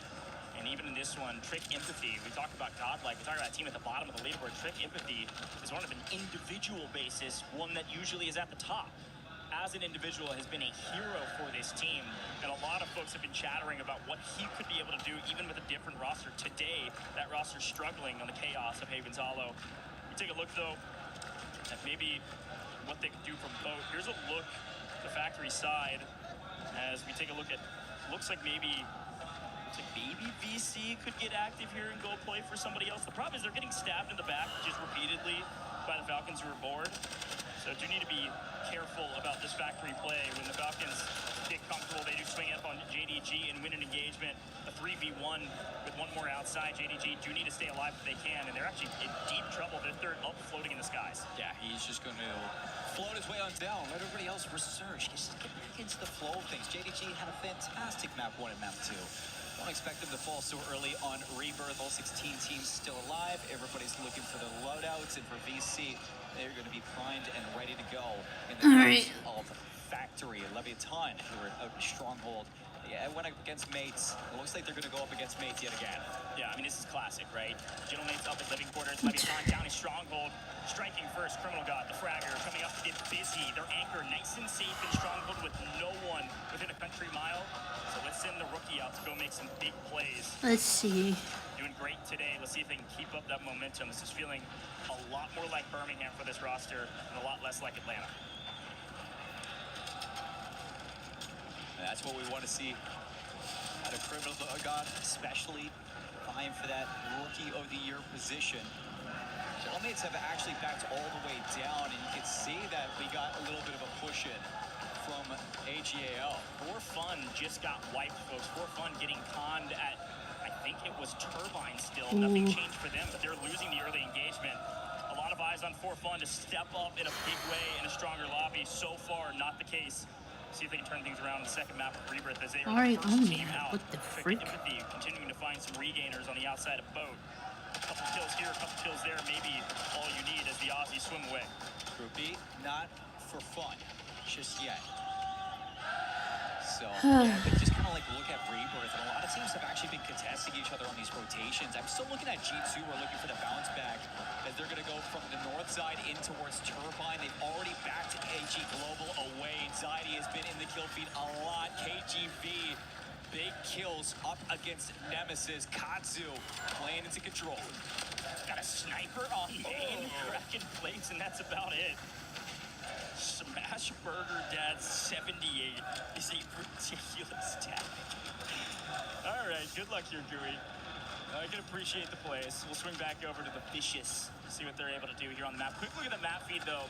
You can see where everybody's positioned. G2 was up at Bio. They've elected to rotate in. Looks like Anchor staying through Industries, getting told that, hey, Turbine's free. Come rotate to us, or we'll hold it down for you while you make your way this direction. Big man actually finding one in transition as well, so watch out for that G2 roster who desperately needs points. While still on main, the Vicious hunting down a couple solos. A couple individuals, Fnatic maybe in trouble or causing it. Let's see, one, Resolve gets it, but gets traded out immediately. Great job there from the Vicious, playing together well here on Rebirth Island. And Criminal God stays alive just enough for Leviathan to not get outed just yet. Let's see here. Trying to keep Souls alive here for VC. Souls just sitting inside the boat. Enough time to hire teammates to bring themselves back into the map, but this has been a chaotic Rebirth Island so far, and everybody just crossing paths. Circle still very much central. Nothing really to look at in terms of where do you want to set up this positioning. A lot of teams going to be playing still through prison for control, for factory, living quarters, lots of positions still open. And I think we saw new icons get eliminated there, so we're down to 14 trios now. Right now, it's an anchor game. Everybody having their fraggers out on the map, trying to go get some kills. Godlike in a bit of trouble up here at Boat. Nate Dogg gonna have to be a hero. Tricking with the plates back up. We're trying to hunt down the last remaining members of this Gamax roster. Maybe a thorn in the side, but at least Godlike haven't had to leave the boat since the beginning of the map, and they found kills. Let's see.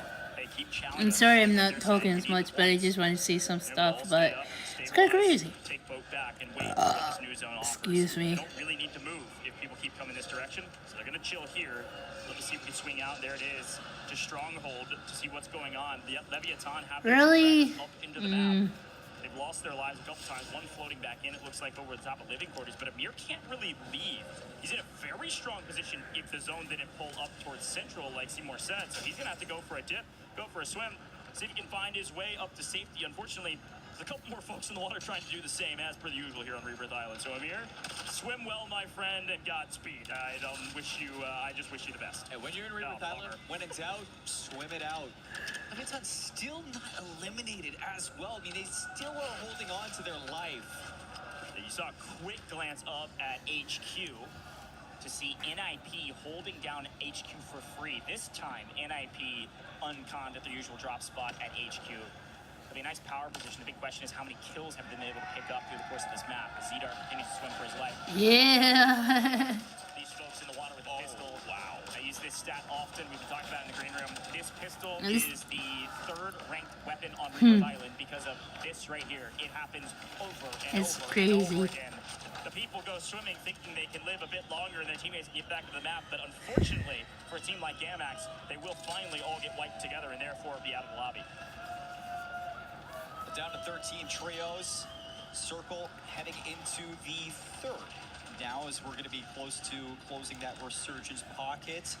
It's still pretty central. I mean, you got Control Center, Prison, Turbine, lots of places to sit and wait. Big thing is now we have to bring into the conversation teams like Falcons now having to leave Chemical Engineering, move up the mountain, and they're being contested by Orchid, JDG, another team that has to make some moves. They're walking into VC, Predict goes down, Slappy in the feed, alongside Melvin with 2 kills, trying to move their way inside Factory and inside the safe zone. Let's see how they're doing. Let's see. Back at control. What's been happening? Ooh, Scummin's doing the cleaning. Been able to hold down middle control, just waiting for a team like Godlike to leave this boat. I just see Trick on 7 kills. They haven't left the boat the entire time. What a ridiculous Rebirth Island thus far for a guy. Look at him. 3,000 damage, 7 kills. Criminal God goes down as well. Leviathan in a deep and utter blender, but still on the map. As we just see this team pick up the kills of all the regainers. Hey, it's a strategy. It works. We see a full team rotating in, though, finally. Maybe contesting Godlike. AGAL, unfortunately, getting cut down in transition by Anxiety, though. FIFA kill down. It's going to be a 2v3 on boat if they want it. Yeah, this north side through Turbine has been hell so far for AGAL. G2 starts bio, they flip it out. They've just been continuously keeping AGL on their back foot, and moving into a team like Godlike right now is not really what you want to do.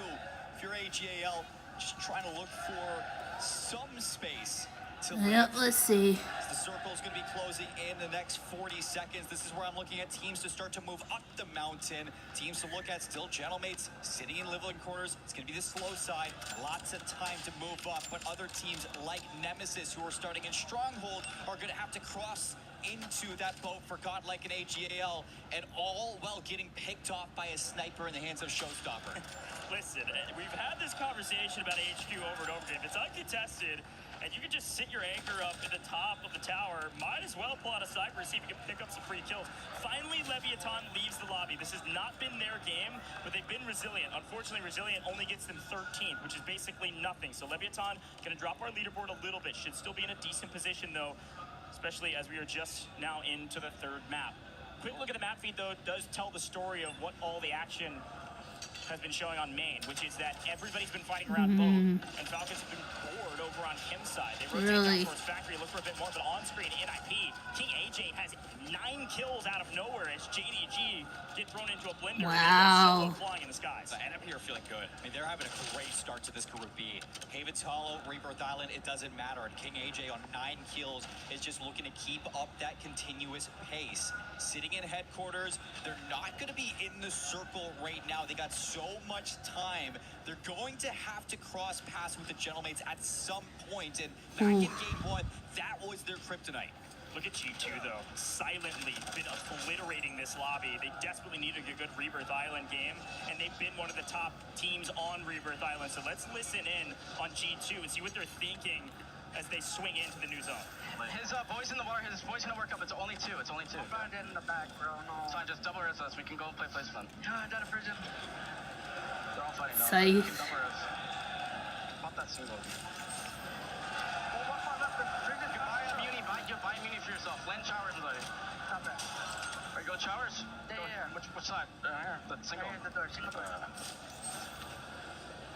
Solid this one. Great job from G2 to stay alive and quickly get the double buyback, playing for positioning. They do get a multi. And they do find their way into the prison, which is the big deal. They're going to hop into that second Okay, floor. AGAL Circle or find a corner to sit in. doing just to some get that position. survival. They're in a great spot to maybe find some ground loot and catch some people in transition. Gentlemates have found their way into the bottom side of prison. Well done being patient in that rotation. They actually picked up NIP, who got wiped during that listen-in. Yes. NIP going to fall down the leaderboard a little bit, although they had a ton of kills. They don't get a single multi from a map that could have been great. Falcons, I mean, they have to be just whispering in the ear of the Circle Cold Gods, because they get another pull down the mountain. As you see, G2 have not just regained, but they have turned it into lemonade now with what they got. Holy moly, G2 are fragging right now. We got to see what Orchid could do, though, is actually take one member of G2 down. AGAL and G2 fighting, while Orchid maintains a position on top prison. It's a pretty strong position. I think, unfortunately for them, this new zone is going to dictate dictate whether or not this is the right decision or maybe the wrong one. As the Falcons down on the low side, godlike, they've been reaping through the boat, but unfortunately, as they make their way to prison, they get obliterated. Down go Intex and Nate Dogg, a decent game for them, but they needed a great one. We swing into a top 7 position, need top 5 for the next multiplier, and yet again, the Falcons pulled the zone, and the Falcons are easily in the best position on the map. Look at the situation. This is getting crazy. Oh, and of course the the Gentleman's fans. Where you see the Falcons make a move, but as they do, Sario's gonna catch them. The rookie's showing up. Yeah, I mean, Orchid and Gentleman's moving at the same time would be the perfect play. It looks like Gentleman's a little bit slow on the rotation for the Falcons, and now trouble as they lose one down to a duo. The third immediately gets back into the lobby, though. So all 3 up, and they win the engagement. Down go to the Gentlemates in 6th, not 5th. Gentlemates lose out on the multi. That's going to be Orchid, AG Global, Falcons, as well Wow. as JD Gaming still alive, and their Falcons are hanging on. as JD's cleaning up. JDG on a Oh my god. and it's now down to the Falcons and JDG, and the Falcons go back to back. Yes. Easy with a great zone pull. I gotta say, it's another one. Soka, Soka, Soka, Soka, Soka, Soka. Spot. It's the Falcons yet again. Get it done on Rebirth Island this time. An easy pull towards Robot's kid. Maybe had to walk like 5 minutes away from their initial drop spots. And as soon as he goes down the mountain, as soon as they contest Gentlemates on leaving prison, they keep everything north of them, everything ahead of them up that hill. They just allow everybody else to kill each other and clean up what's left. So it's classic Falcons. A little bit of skill, a lot of luck. Is that what we can say for them? No, it's a lot of both. But at the same time, when you get a zone pull like that, you just can't lose. The only thing that could have gone wrong for them is if Gentlemates and Orchid pushed the exact same time from the flank, but there's no way to know that. The bullets started flying. Gentlemates a hair too slow. This is awesome. Transition nuked with the perfect read. I think unfortunate for everybody else, there's no way the Falcons are losing that. I gotta say, there's a couple teams too that I want to talk about in this endgame circle, and it's gonna be Orchid, JDG, and AG Global. All had some pretty rough starts this game. AG Global struggling against G2, JDG struggling to get in through Factory, and it all comes back into now walking into the Falcons. You still get good placement and some kills. This is so wild. Well, laughter and comfortability is all out here and over there for the Falcons. I think Ahsoka gave us a yawn, and, you know, frankly... I'm just glad Falcons are silencing Gentleman's and their fans. And just watching everybody die in front of them. Sometimes it's them shooting their guns, and other times it's everybody just killing each other. So I'll be curious to see how many total kills they had as a team. Rotating early, getting the zone pulls, and just watching everybody die. Oops. Second, first in 3 games. Their average placement in Atlanta was like 3.5. You know, it was a little bit better than 4th on average, and they are obliterating that right now. Yeah, I mean, they're looking polished as ever, and nobody would have doubted it. You said it when you're on the desk. It's just, this team is undeniable, and until they start to slow down, like, we can't not just keep them away from talking about how dominant the Falcons are. They're looking good today. Well, it sounds like we got a quick interview as we get ready for our second Rebirth Island map. Let's take a look. All right, everybody, I got to get with me here. Vision from Nip. Applause as fire on all cylinders. I mean, Vision, how has these first 3 maps been feeling for you? Holy you got the drums going. You're in enemy territory. crap. But at the end of the day, you guys are Yeah, I'm right. Oh my god, that was a dry cough. Teammates are playing amazing. Showstopper AJ. But just, I feel like our communication is just on point. Please. And yeah, I'm confident we got first today. Hey, you should be confident, okay? You are, I want to say you are a kill leader throughout these first 3, but you're definitely a kill leader on your team. Just Oh, no. We're not doing this. going second, first, but you Oh my god, again? You are the kill leader in these lobbies. I know you had 16 throughout the first 2 maps. I don't know how many you got in the third, but how are you finding that much consistency? Is it just the communication, or what are you doing? I mean, I just feel like me and AJ are just running around together all the time, so it's just easy. My teammate, he's always supporting me. I support him. But I think we have the same amount of kills, by the way. I think we both have 19. Yikes. So, you know, we just have good chemistry. Great chemistry. Now, we saw the chemistry on Rebirth Island with your pacing. what did you... Oh my god. On Rebirth Island that you're gonna There keep is something to wrong with Haven's Hollow in the last cameraman. And the crystal stream goes down again.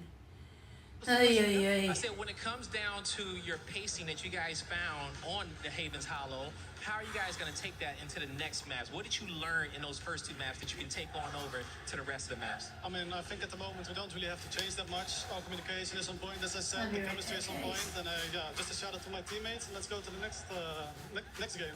You heard it here, folks, okay? Shout out to his teammates. Shout out to Nip. They're in first place. Let's see if they can keep it.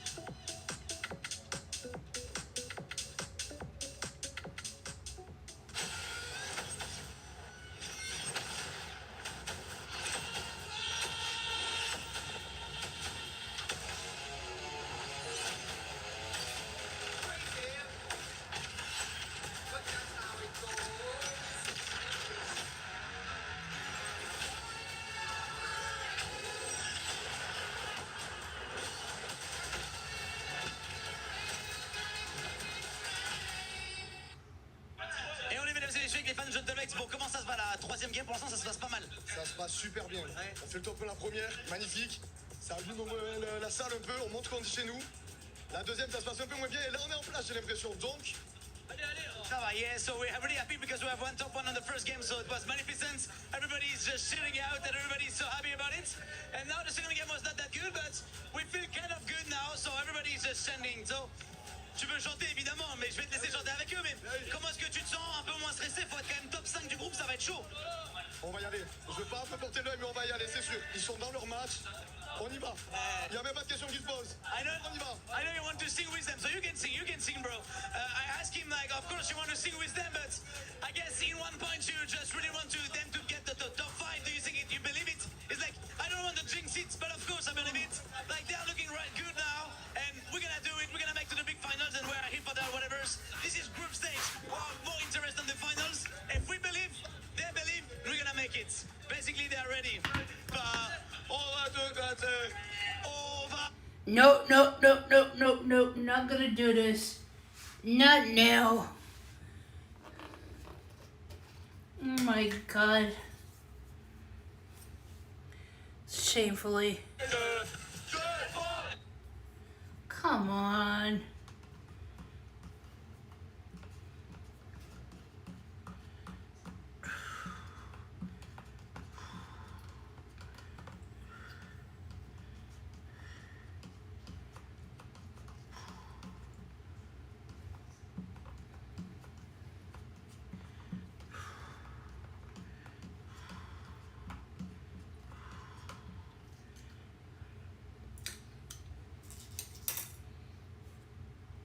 Falcons have been performing as well, but honestly, we got to talk about NIP because even though they haven't gotten a win, that team still finds themselves in first place. Really good, man. I mean, the kill tally is just odd. Well, considering that they're putting themselves out of the main final circle fights, they're just kind of surviving. It's just been all the early and mid-game room. I mean, this is kind of the NIP playbook, to be honest with you. This is King AJ rolls up to land and goes, yeah, I want to slam everybody. And that's exactly what he does, which is a great way to get out of group stages. Does this work when you get to that final lobby? And what we've seen, it kind of doesn't. The pop storm strategy doesn't always fly, does it? But hey, shout out the G2 pick. I think it was nice. Yeah. Coming out of nowhere, going, I think G2 are going to win. Something to that effect. I mean, G2 ended up performing well. AGAL, we were talking about them, wanting them to bounce back. They were able to bounce back then. Yeah, it's really fun to see AGAL up here because Knight is a new addition to this roster, and he is shooting nukes right now. He had almost double the kills of both of his teammates coming into that game, and they are playing lights out right now. Kind of questions from the community of would they even make it out of this group stage after a very lackluster Atlanta. But here, I think they now maybe had a lot of those learnings and now are making sure that they are getting at least out of the survival stage. And I think the in-game calling just really shows up on this map that obviously has been around for a lot longer than Haven's Hollow, where, again, in the first 2-3 circles on Haven's Hollow, they're finding kills, they're just not surviving to get the multipliers.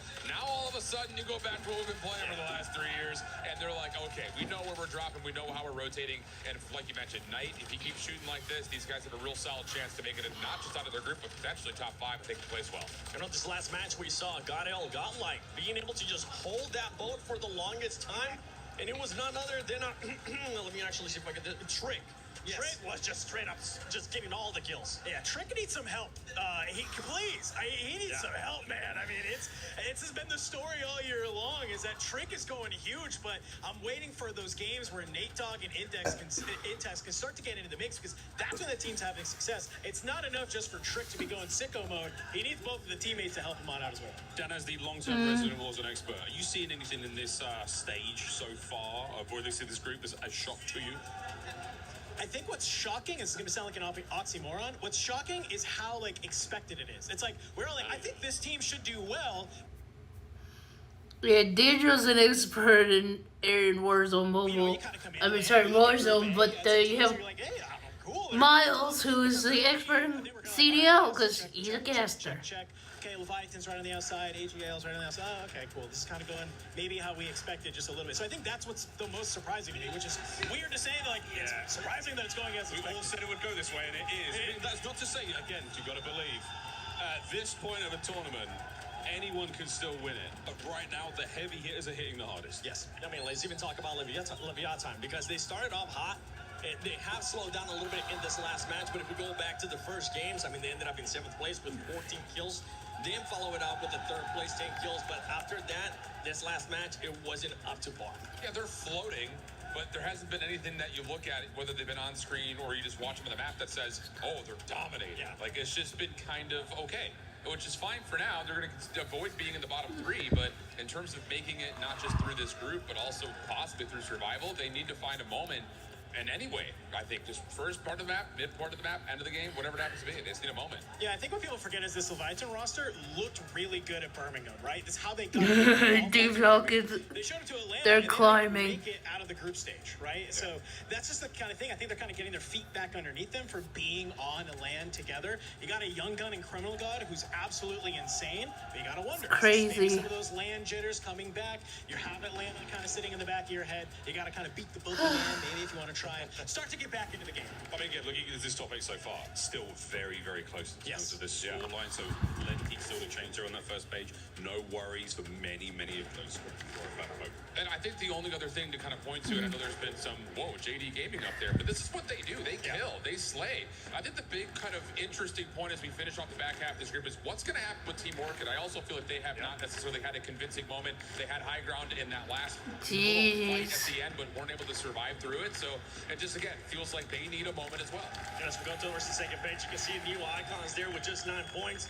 Godlike, honestly, luckily, they had a good match in this last one. If not, it would be looking terrible, just like new icons right now. Yeah, and I think they just need to kind of pick it up. I'm also surprised to see For Fun at the bottom as well. I think this is For Fun. Their biggest competitor is themselves. I think they need to do a little bit better. They were my pick coming into this one. I mean, I saw the social media post. I'm excited to see a turnaround, but mate, it's not too late. It's not too late. There's plenty of time. Not to be yet. It's only 3 matches. Excuse me. We only start waving. When was it earlier that we actually started waving some flags? I wanted to start like really waving some flags. You were just like, it's okay, let's just a little bit. Give me a Deep Falcons flag. I'll wave it for them. If you find yourself in the bottom half of that second page after day 1, you're scrambling. So need to step it up if you're one of those bottom 3 teams in particular, especially if you only have 9 points. What are we doing? Yeah. I mean, you gotta hit the bot review. That's all I gotta say. Spend your night. Don't wall out. Hit the bot review. Hit the firing range. Fire your gun. Please do something. Or they're gonna be hoping that they can do something here in River. As long as Team Falcons are taking the lead, I'm gonna be fine. See their fortune change a bit. Hey, Hopefully. I mean, Fortune's Keep, as far as maps go, again, I love how each map really does have a different flavour. Some teams looking a little nicer on them than others, but at a competition like this, you have to have a deep pool. 3 doesn't seem like a lot, but you have to be consistent across all 3. Well, that's what's so exciting with the Esports World Cup is because, like, every LAN, we've added a map to the map pool. And before coming into this, when you looked at, like Atlanta and even just in the community, it was teams were either really good at Havens Hollow, dog water at Rebirth, or they were... I thought I was going to Now that cough. we have Fortune's Keep here, there's actually, like, some opportunity where if you're not good at one of those maps, we just have that third map in our back I pocket. think their gills will make dry spell. It's very defensive. You saw Till they Group need A, to you had drink that map more. where you have resurgence get disabled. We still have 13 teams in the lobby, right? Everybody's just trying to do what they can to stay alive. I love that we have this new addition of the map. The only bad news is Falcons are currently the best team on Fortune's Keep as well, I think. So you had a chance. So we're expecting another 2 wins? Is that what we're saying? I don't know about 2 wins, but top 5s for sure. I mean, they already gave us 2 wins out of 3 matches. I think it's maybe possible and doable for them. We saw Sophie just go, I'm down. All right? Just calm down. He wasn't wrong. Everybody, calm down. They ended up winning those 2 matches back-to-back as well. Going into the second half here for Group B, which team are you going to be looking at, Dan, to maybe either step it up or just continue on that consistency? I mean, it's a couple of the teams that we mentioned, right? I am looking at Godlike and For Fun, who we know can be, a much, much better team. I am looking at teams like Leviathan, who we, got a lot of fans here. I think they need that energy. Hopefully the break helped a little bit. It's just a couple of the squads that you really expect to do super well that aren't right now, that I'm like, okay, this is your opportunity. You had your break, you went to the bathroom, get some water, recenter your team. Now play like you know you can. I'm looking at Team Orchid. I think with just the recent buzz and the trend that they've been able to put together, I'm going to see if they can actually convincingly win a moment. Just have any sort of a moment as we finish off Rebirth and go to Fortune. I'm not going to be biased whatsoever, Miles. I think I'm going to be picking Leviathan because I want to see it.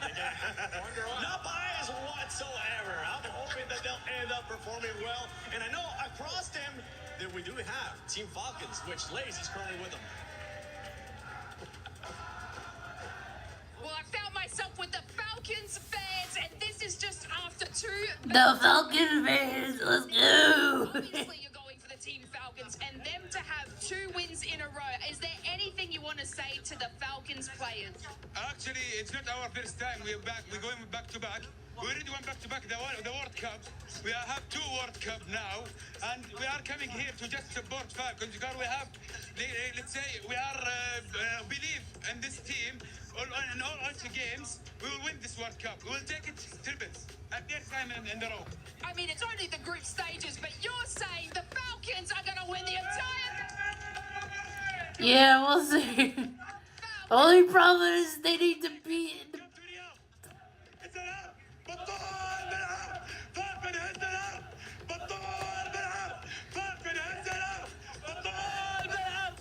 Falcon is... I mean, you can feel the energy. I like this guy. He's funny. Yeah, the drums. The drums, man. The drums. LAN events, like audiences like that, crowd. We need more Falcon fans than General Mates fans. Cheering on their favorite team. What the heck is wrong with me? Right now, I think Falcons fans are the Oh my god. Coming to Paris, I thought the Green Swedes would have their hands full with vitality in terms of crowd presence. But seeing Leviathan show up, seeing Gen G show up, Falcons show up, there's so much support from all the different regions that we have right now for the Warzone Resurgence series, and that's the part that I love for these guys. Because you can look at the stage, you can see the Falcons go back-to-back on Havens Hollow and Rebirth Island. Let's go. Let's go, Falcons. Let's go. But he doesn't need to get hyped because he's got his fans behind him getting loud for him. I mean, it's great to see the presence from the community. It's great to see the fans show up. I really like what the desk talked about. I think there was a lot of fantastic points, and I agree with all of them. The one that I could slightly disagree with, if I could be so bold, is the fact that, yes, everything's going to script, except for one team in particular in my mind. NIP, I know they hyped them up, but NIP should not be doing as well as they are right now. They are crushing it if everything was going to scripts. This is a big one. And they haven't even won a map. That's the big thing. You're getting a lot of kills. You're getting into, close placements towards the top, but you haven't gotten that map win under your belt. You're sitting in first with 63 points. Vision, AJ are having a fantastic game in a tournament right now in terms of kills. But if you can put that win below your belt alongside these kills, like that is going to be what sets NIP apart. You got to remember, NIP didn't make the final lobby at LAN at either Birmingham or Atlanta. This is not going to script for NIP. They got 6th in EU finals, missing LAN. They got 9th in EU finals, missing LAN on Birmingham. Like, they are crushing it right now, and they have the firepower to do it. Wars moved off this roster to coach them because things weren't working. It's now working. They got to keep up the pace. I got to shoot some content with them too the other day, and it was like just trying to get any strategy out of them was impossible. They were so locked into the tournament. You could tell that their focus was just on performing, being there for their organization. They got to boot camp with NIP before coming to Paris as well out in Sweden. So the fact that they're getting love from their organization, they're starting to piece the whole puzzle together during champs. I mean, they're hitting strides at all the right times. It's a big moment for them. Of course, we're still in group stages, and we're still day one of group stages. So hopefully this is the light at which they desperately needed to hold a flame and wave in the air, and that will continue. But very easily, that light can be snuffed out quickly, even if it is on day 2. Well, let's kind of shift our attention away from, the success story of NIP. We saw the bounce back from G2 as well, but we had Gentlemate start off the day with a win, and now they're caught in a little bit of a stalemate on Rebirth Island between both NIP and Leviathan. And I think that that's something that we got to talk about, because the desk made that precedent of, okay, what's going on with Leviathan, because they were like top 4 coming out of Haven's Hollow. You go to Rebirth Island and you're just playing the regain over and over again. They were struggling in their drop towards Stronghold against Gentlemates and NIP holding them. Well, good news for Gentlemates fans is that they are a strong Fortune's Keep team. Currently on our rankings, they're 3rd overall in just raw points. There's not as much data for Fortune's Keep, but they actually have a pretty strong position on Keep once we get there. If things don't go catastrophically, papers in the air, everybody throw their strategies out the window and land on some of the top teams. So with that in mind, I think you just want another solid, passable game from the Gentlemates here. Hopefully they maybe get a southern zone this time to be able to play through Living, maybe win out in Stronghold or something like that. But either way you look at it, they're not in a bad position. There's no question about it. And then for Leviathan, it's just hold Stronghold like as best as you can. I mean, it's one of the toughest positions to break from any team. So if you get a good zone pull, you're able to not get pulled away from your POI, then that's where Leviathan can also battle against those two teams as well. Going into game 2 of Rebirth Island, here we go. See these drops. Exact opposite story for Leviathan. They need to get back online soon. Fortune's Keep has not been favorable to them. Let's see how things change. Second map of Rebirth Island. A lot of things to talk about, but the first one is we see Leviathan landing prison. They're in showers right now, trying to figure out if Stronghold's not the game plan. Let's get active. And it's because the zone pull right away does not lead Stronghold's side. They Hang on, guys. Let me alone. have to use We don't want to the deal with you. bathroom Let's just break. make sure that we get some good position and some early KP. Here's NIP already getting some of those kills that they need. Put some points on the board early. They've been doing this.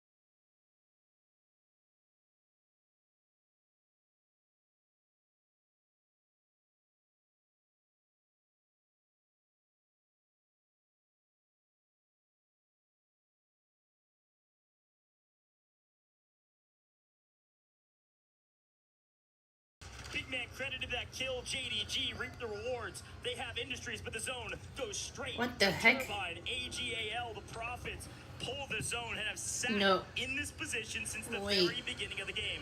Will it finally be time to say that FIFA Kills team could potentially be a contender for a top 5 as Swizzin, Orchid are going huge in trades against Fnatic. Swizzin cannot falter. He will not fall. He's last alive for his team, but he's able to escape and get out of dodge. That's going to be full clearance of Turbine. You're worrying about Nemesis, and NIP still have a latent hold, and Fnatic are working through Prison. But at the moment, AG Global have the best position in the circle, and everybody's got to come to them. They've got to have like 12, 13 kills at least playing inside a Turbine. Unbelievable job this far, and everybody has to go to them. The only 3 trios left is going to be Nemesis. You still got AG Global all 3 up, G2 all 3 up, JDG all 3 up, and well, I was going to say the Vicious, but they actually lose in transition. That's going to be VC contesting. 5 though. Red John's 12 kills. The Vicious having a banger map, but deeply in trouble inside the gas. Slowly sneak their way in. They actually get a buy, so they're going to float back into the map and figure out if they can hold on for dear life. They got to get top 5. NIP get a god pull, and they're looking for 5th position still. Showstopper and Vision, if they can come back, that would be a godlike play for the team in first. Crack is going huge right now. 12 kills is nuts, but they desperately need top 5. They're going to die to gas. Teammates potentially still alive. We swing over though as King AJ, last alive for his team, still with the zone pull, is picking up a couple of these players in transition and will get the buyback. This is what you asked for, Seymour. Somehow NIP have held on for dear life and made it to top 5. And somehow AG Global are now in the worst spot of this entire circle. You get the buyback too, and Vision's gonna join AJ. Things have turned around for NIP. Unfortunately for the Vicious fans, they do not get top 5. They do not get their all-too elusive 1.4x multi. The big question now as G2 falls is who will win this map. JDG might be the most consistent team in the lobby thus far as they yet again get to a top 5 position. Alright, let's see where are we at. As a solo on 12 this map, nearly 6k damage. Can he pull off a miracle against the JDG roster who are in complete control right now? 3v2, Can't believe this. It is going to be JDG against the world, and Melvin, he is sweeping them under the rug. Holy. 1v1. Again, NIP, a great zone pull as we swing back to Prison. Vision on height, nice trigger discipline. No need to shoot there. I'm sure they saw him. Nothing to do for now. They're going to go low side. Oh boy. High side. Scummin's on double digits. Scummin's on. And to be honest, this is all you needed from AG Global. If they can get anything else, fantastic. It's cherry on top. But they had a banger map, and they were already in a decent position. Look at the health on JDG. That's not good. Vision still is able to sit, and it's going to be a pull towards the top. JDG have positioning over both of these players. Yeah, with stems, I mean, that was the right play. They go in, lose a bit of health, stem up, play back up, but they made the early rotation. So a great. What the heck's going on here? On the low side. Oh my god. I mean, they have player advantage. They can basically do whatever they want. The only thing they can't do, it does look like actually they do have some more stems. So yeah, they could play for a heal off if they really wanted to, but they want these kills. Good luck. JDG is on a heater, and there's another freebie on top. Sorry, Visions, you go down. Still a top 5 there for NIP. Great job from him. Where's the final player? We hunt out the rat. Oh, he's hiding well. You could drop a nuke on JDG, and it's still not enough to wipe them. A win. They got him. Is gonna shoot them GD Gaming got them. Wow. Stay alive through industry, through bio, into the prison, and keeping everybody intact all the way through. Seeing it done. Yeah, shoot them up the leaderboard. They were already top 5. They're going to be at the top. I mean, that's a win with a ton of kills. And again, I'll tip my hat to AGAL all the day. They had, unfortunately, all the best pulls until the final pulls of the zone. Once they get pulled out of Turbine, they have to fight uphill into Prison. And there's a full team of 3 JDG playing from Industries holding them. Then able to get to Prison for free with a great rotation early. JDG, sorry guys, I just always want to make sure my stream is going okay because of the batteries. Bit more free for them. They've been playing near flawlessly throughout the course of Group B. This is incredible. I mean, they're 5 kills ahead of the second place in terms of kills, but 13 points ahead of the second place team. They're one of the most consistent teams here. There's no question about it. Here's a look back on the final moments. They were the only team with a full team of 3, and so this was an inevitable win for them. Scummin put up a nice fight here. Nice little play over the top. Almost trades one out. Slappy, let's listen in.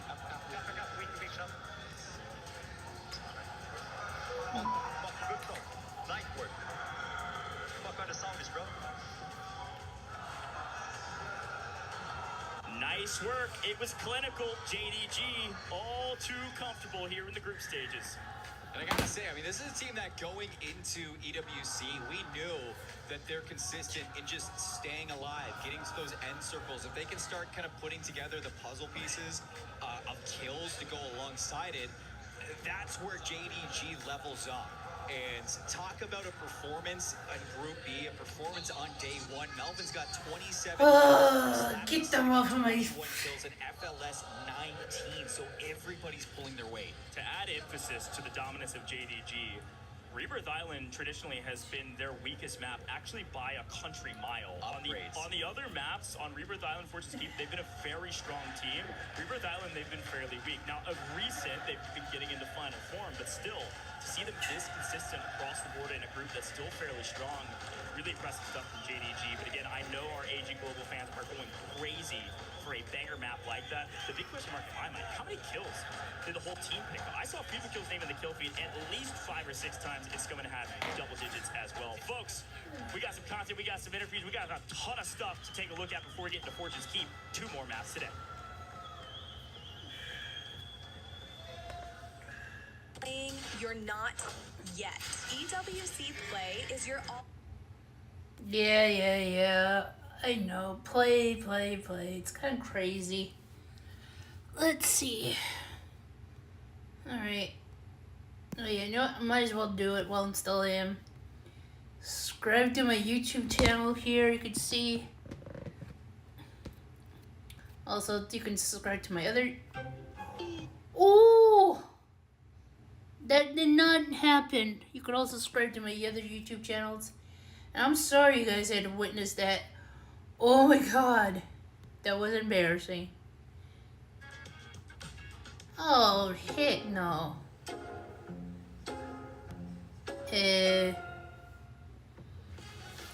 JD Gaming, our winners of match number 4. I kind of feel like this is a bit of a sleeper team. We've been talking about the Falcons. Pressure is on? What the? Pressure's on Philly. Does LeBron James, Joel Embiid has more to lose than in the coming season? The first take disagrees on the answer? Oh, shut up. Oh, sorry guys. That's distraction. My bad. JD Gaming and is climbing. But it seems like they have just brushed that off their shoulders. Now I want to move your attention. Jeez, what the heck's going on with Team Falcons? Oh boy. And saying that, you know, these may be the underdogs and underdogs of Falcons, but it looks like they're not really being cohesive as a team. Do you have like any input or insight as to why they're probably not performing as, best as Falcons? We've talked about them for a long time as a squad that is fantastic online, less impressive when we get to LAN. Now, they did perform in Atlanta for the first time, and we were talking about them. This is the one where they've stepped over that hurdle. Now it's about going to the very top of the podium. And unfortunately, it feels like some of those jitters are returning. We will give them time yet, but they have to start to figure things out because the questions don't just come from us, they'll come from inside the team too. Yeah, I mean, it sort of draws me back to, I think, to match number 2. They were able to sort of control that west side, but then I think it was Leviathan that actually just pushed them out immediately. There was no kind of contention there, and then I found that Big Man had to deploy himself, like, I think it was in Mansion. Then he was able to flank a team, take down that 1v3, and finally finish in that 3rd place. And this is the kind of thing that you want to see from them, but more as that squad and more as that cohesive team. Yeah. And I mean, hopefully they could bring sort of something like that back. But like I said, yeah, the kind of the vibes sometimes hit a little bit different in LAN. They most certainly do. I mean, you've heard the crowd in here. You feel the lights. You can see the lights as we tan underneath them. They are, of course, feeling that pressure. They understand what it's like to step out on these stages. And when things don't start going well, it's easy to feel the pressure even more. Again, got time, but you have to start to step up and deliver. Anxiety, we know what he the ceiling he has. the other two? Can they be at the same level? If so, JD Gaming's taking the lead I now. absolutely feel if they can get that together, they can definitely succeed. And AGAL as well is something that I've been watching a close eye on too. In the earlier matches, they weren't sort of doing too much, and when they would take a contest against another team, they would fall flat. But now, I think they're sitting at about 3rd place. Yeah, they're a very hot and cold team. They have the capability to take over lobbies. They also have the capability, unfortunately, to watch themselves get cut off a little bit at the knees. They've got to get off to them hot starts. And they're a very vibey team as well. Oh, They're what the feeling heck, good, Jack? good, and Hold up. obviously, we want them to do incredibly well today with VTuber on that roster. A lot of us got a lot of love for him. This might be his send-off moment. Hopefully not, but if they are going to do something today, that would be a great way to send him off. Well, speaking of vibes, I know 2 casters that have the vibes. Seymour, go. Yes, Let's take it for into our next Iron match. Mouse. Thank you so much, Lace and Enigma. That was a great little segment there, and I gotta say, I love the tip of the cap to AGAL. They had 27 kills that map. Wow. 27! Are you hearing me? Yes, this is the same FIFA kill, the same scum, and these are the same guys that popped off a long time ago. We haven't seen them pop takeover like they are right now in so long. This is a different team. They're Lanimals, and it's paying off. I'm still got it. That's crazy. That's all I can say right now. This is great from AG Global. And it's not even just that. It's like that's back-to-back Rebirth Islands where they get top placements, top 3, top 5 placements out of this squad. So getting into Fortune's Keep, this is a turnaround for AG Global to see if they can keep things up. Now they're in 2nd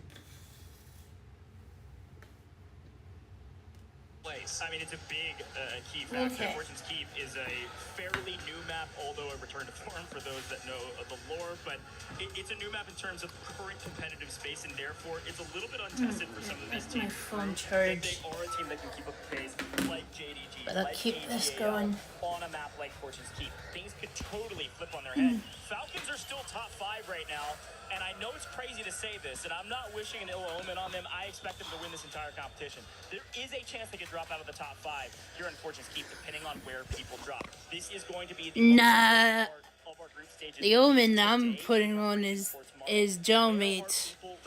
Because after all, jailmates are so... Ugh, that's just not them. It's their fan base. Game 2 and 3, and a 10th place finish in Game 4. So no surprise that they're going to drop down a little bit. What do we get here, Coach? Where are we looking at for the drops? A couple really important notes on this map while JDG's getting mixy is Falcons go Oh, up 2-2. jeez. They are not playing in town like usual, which means town is wide open, which means Gentlemates have the most real estate to work with by a country mile. NIP, again uncontested, over in Winery. Those are the 2 big moments as Wow. Godlike is already wiped. Hot Yeah. contested, gone. A couple teams uncontested. The Falcons trying to put some other folks in a blender. I Leviathan see, also on your screen now. I see. Definitely need to step back up. Play for some good positioning, shake things up. And we are going to be in for a good day of Warzone. Falcons up to the keep, like you said, leaving town open for the Gentlemates. We're looking at JDG, though, all the way down towards the pier, and they're hunting, man. They're hunting, and look who's just around the corner for them. It's NIP and Leviathan, 2 teams that have been having, a good day for NIP, a hot and cold day for Leviathan. I'm gonna so do this JDG, for they might myself. be happy to hunt. Yeah, I mean, it's just Slappy hunting, and he took down 2 of them. Almost could have played a 1v3 on Light. No. A little bit of help with the cluster over the top, just pushed Leviathan out, but we're swinging over to another fight. KGV been in a blender today, and unfortunately, doesn't look like they're getting out of it. Fnatic causing that blender for now. So it looks like Gooey's going to try to actually does land the molly and the wall bang. Going to show up for 1. Can he show up for 2? Yes, he can. A nice reach out there to pick up 2. Right in Okay, their let's give it to faces. this. Again, another time, my Oh, friend. come on, Gentlemates fans again. More in the area. Very centralized circle on Fortune's Keep. Amir shut down by Gooey. 3 kills for Smash Burger dead at 78. What the heck? and lots of to have for our first drop in right away. So what are we going to be seeing for a lot of rotations? It looks like Falcons have actually pushed everybody outside of the keep. So that's going to force the rotation down through mid, out towards the terraces, and creates a lot of traffic for teams that are going to now rotate through the middle of this map. And I think that's going to create some issues for teams that wanted to drop towards Smuggler's Cove, Gatehouse, might have to move up the hill. What the heck? Are a sleepy cove. Gonna be hanging out. Not much going on. waiting for somebody to make a move. Where is everybody? We swing over to Gamax. They found some people in their sights. Looking for one. A nice trade over the cross. Nice hold for the teammate to stay alive. But back to BC we go as the Vicious had a banger last map, but they need a lot more. And unfortunately, they're fighting just outside of keep at bay against G2. So they're going to try to regain in the water just like Rebirth Island. And I think G2 saw him hit the water, and they're going to at least send their anchor back to take a look, while the other two go pushing up and play a little bit more aggressive around keep. They're going to find the Falcons alone in keep, pushing everything. Oh boy. Like you said, Seymour, you can actually see just off the distance, barely on the edge of the minimap. That's AGAL. This is where they drop up at terraces. They've been hanging out there since the beginning, waiting on the new zones, and just finding. What the heck? Is that Falcon? No, it's not Falcons. Those are Genemates fans. In through Gatehouse. They're going to be catching a couple players out. They actually get caught. Juju. Wow. Here we go for the circle closing in once. They're so wild. Kind of falling in towards Winery and down towards Smuggler's Cove. That's going to force town rotation. I'm wondering what's the noises coming from. I know that's never happened in Warzone. And I think I know who it is. It's the Genemates fans. They desperately need them still. A long way to go on the leaderboard as they try to hunt down any last remnants around them, one below, a couple teams in the area.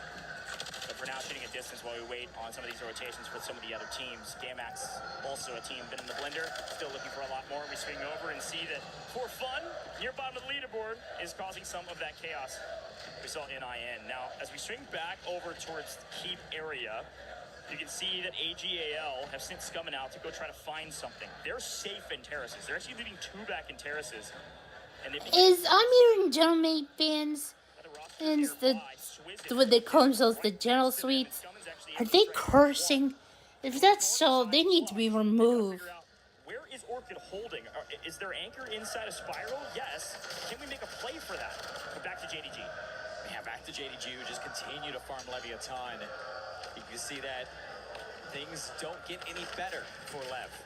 And it's just going to try to regain once more. I'm looking at the space around the map and seeing what's going on. I think that AGAL has started to figure out exactly where Orchid want to play. And the question, do you want to push Spiral? It was a yes. They pushed Orchid out of Spiral and flipped the map. Yeah, really well done there from AGAL to sniff them out inside a spiral, push out 5K, and go try to find the others. The rest have regained, but they're up in the skies and don't have their home. So Orchid trying to find some footing while Scummin continues to try to throw them overboard. One in the window, though, did not notice some Scummin. A little bit frustrated about that one, but AGAL still very comfortable unless they get ratted on from one down below. Do they know he's here? Could he make a play up this spiral and make the angle? FIFA actually able to find the knock-through window. Oh, see Sariel down below. Yellow. Bye. Ooh. AGAL, nice trade there from Knight, but he is last alive. There's one floating in the skies. Overall, this has been a trading of blows between two deadly teams on our leaderboard right now. For Fun actually top fragging in the chaos around the keep area and other ones. That's exactly what you pick up Knight for at EWC. Just a guy who's not afraid to take a risk, take that height and get active.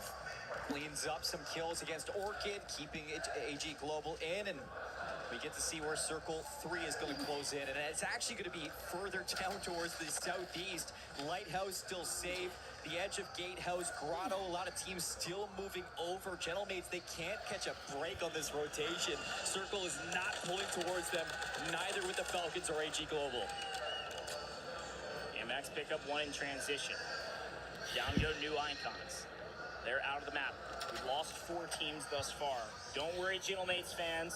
Your team is still alive. They're in Grotto. They've been slowly crawling their way from town to these new zones. Yeah. From them thus far because there was nobody in town, so they haven't found much action. Here's a look at them. Down in Grotto, they're finally in an engagement, playing kind of low side here, working their way into the new zone. He was actually on 5 kills, so he got a bit more than maybe we were expecting as JDG does put Leviathan back into the blender off screen. The big question mark is where do the Okay, I see what's going on here. to go to For Fun and Spiral. They're gonna have to go through G2, who's holding them out on the wall, but for now, Gentlemates got a wall of their own to work through. Stone wall and the crevices that Fortune's Keep offers sometimes offers safety down below, but oftentimes it's like shooting fish in a barrel over here at Grotto, and Hollow, unfortunately, is the fish. Unfortunately, not going to be able to stay alive. Gentleman's still recovering on the rotation. Falcons outside of Keep into the circle. They've moved their way past the walls, and it looks like they're going for Winery. NIP have been set up in Winery. They get pushed by G2, and that has actually created a moment where Falcons can try to take over the Winery themselves. Yeah, a good shout. The big question was, where were they going to go? They went straight through G2 and sent Scythe to try to regain his team somewhere, which is going to be low side of Winery. So you're right. Here's the big fight. NIP, Falcons, 2 top 5 teams battling for position in Winery. This is where NIP started. They were completely uncontested here. They've been holding for a while. Let's see. But now getting by Dongi is a scary place to be. Showstopper has high ground, unfortunately gets punished for it. But in Soka, get him. 2 straight. Cleaned up. No question about it.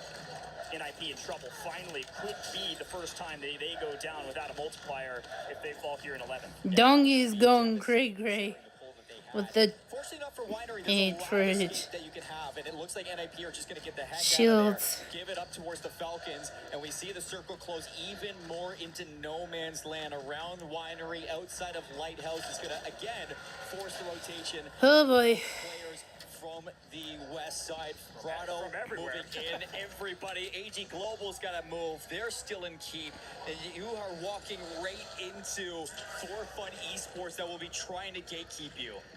For Fun gatekeeping north, you're right. And the Winery fight will continue as it is still technically in zone. NIP stay alive, but here comes AGAL. They have to go through either For Fun or swing around far west, and that's what they're going to do first. They find Gooey, get him weak, wipe his teammate, Patsu down. Stummin making things really clinical on this rotation, and no team's in a comfortable position. There's not enough cover here, or at least not comfortable cover with teams fighting each other all on edge of zone.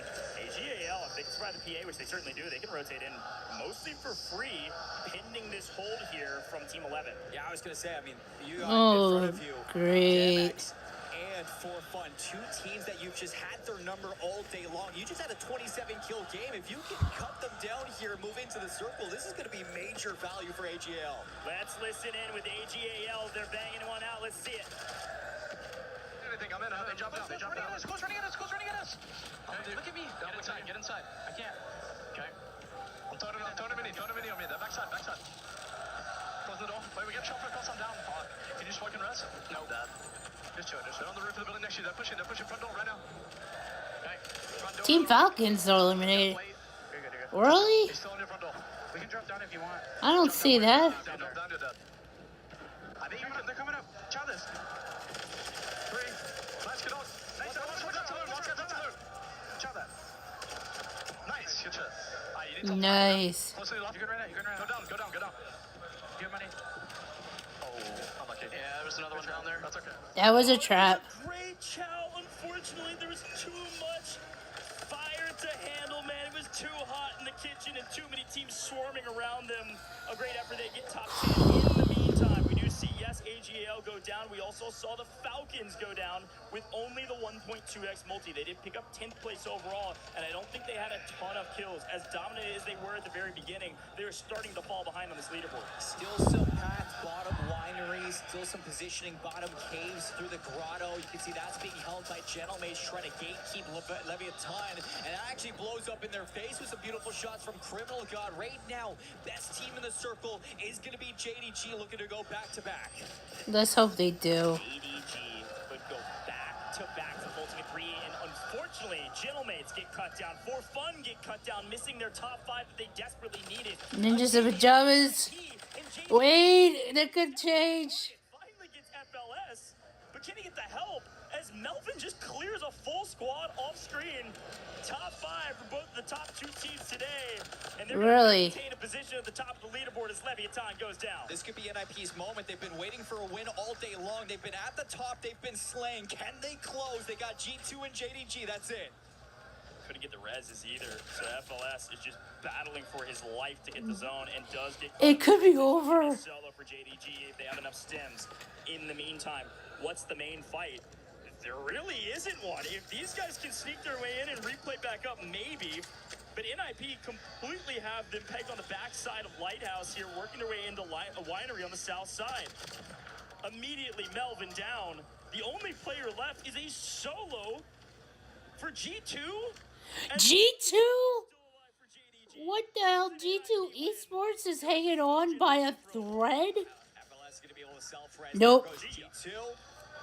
At least they made it to a top 3. Uh-oh. He's into the circle. This would be magical. Come on, Ninja in Pajamas, get them. Looking for their first win of the day. FLS is him, but I don't know if he could pull off a 1v3 against an NIP that's moving this different right now. They pick him up, they've got the intel, they've got the zone. They got him. Just a question of when, not what. Taking the high ground position, could he at least no sirree. Yep, Ninjas in Pajamas got it. Ninjas in Pajamas E-Star. These guys are moving different. And this is what could really cut down the difference between top 3 and outside of that right now for NIP. They looked for that win. They got it. They got the placement. They got the kills. And they're looking to skyrocket their stocks into the last map of the day. Big win for the boys. Big win for the program. And a moment that these guys let go of. And it's so awesome about having a lot to prove coming into LAN. And they're proving it. Quick look back at the finals here. Really nothing to write home about. Anxiety tried to at least place forward a 1. Could have made things a little bit more feasible. Let's listen in. Try to jump up. Jump up to the spin. Good shot. Nice play. That's what I'm fucking talking about. Let Brett. And I've been saying, it's been kind of anticlimactic finals for a lot of these end circles, but you really just gotta love these teams playing ahead for their positioning and not giving up these moments in the end game circles. For NIP, they started at Winery, they finish at Winery. They had a little bit of a fight against both the Falcons and G2, but they come up on top, and that is huge for these guys. Good news, bad news here if you're the Falcons fans, okay? You've got a team that you know can win games. You've got a team that's probably still in contest of around a top 5 position to go straight to the finals, pending how tomorrow goes.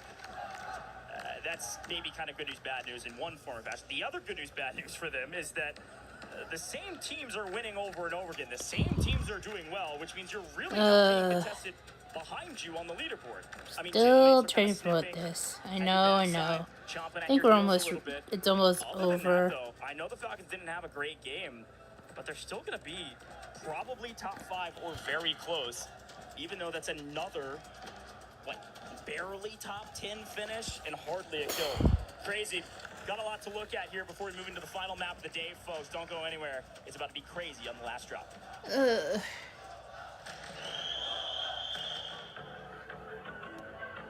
Okay.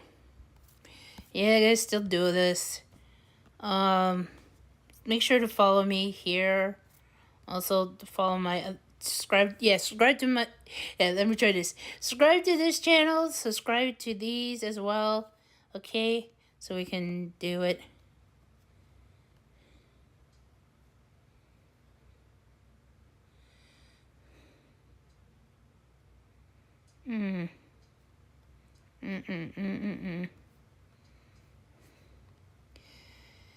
Yep.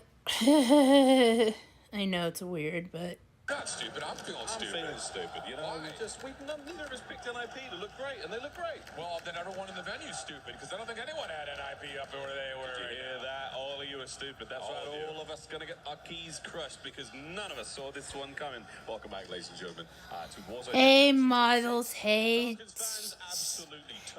Alan. My 2 favorite boys. Of course, Falcon fans. Falcons first, and then all of a sudden... Yes, Falcons. Not just in place it, but also in kill tally, they're pretty good. All the makings of a team looking to get out of groups. Very, very exciting stuff. What a cool tournament we've had so far. I mean, nearly finished. We've got a couple more games to go still, and it has been...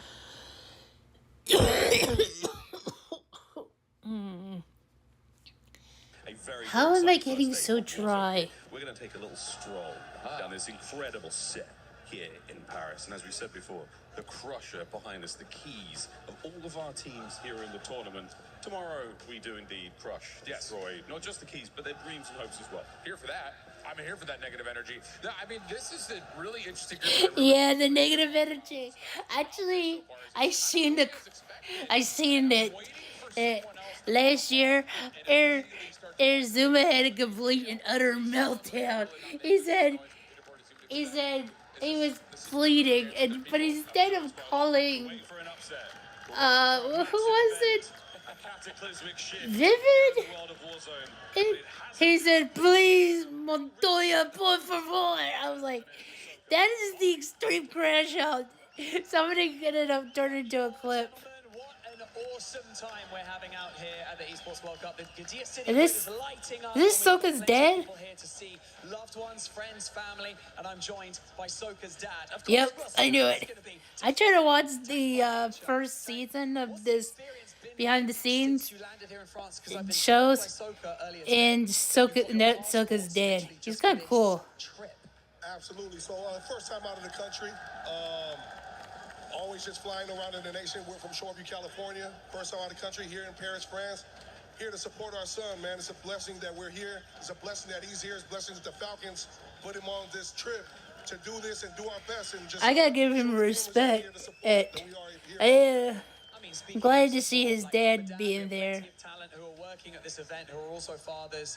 Tell us what it's like to actually be here in an environment like this, seeing your kid thrive on a stage, and arguably be the best player in a game and in an event like this. What's it like as the dad?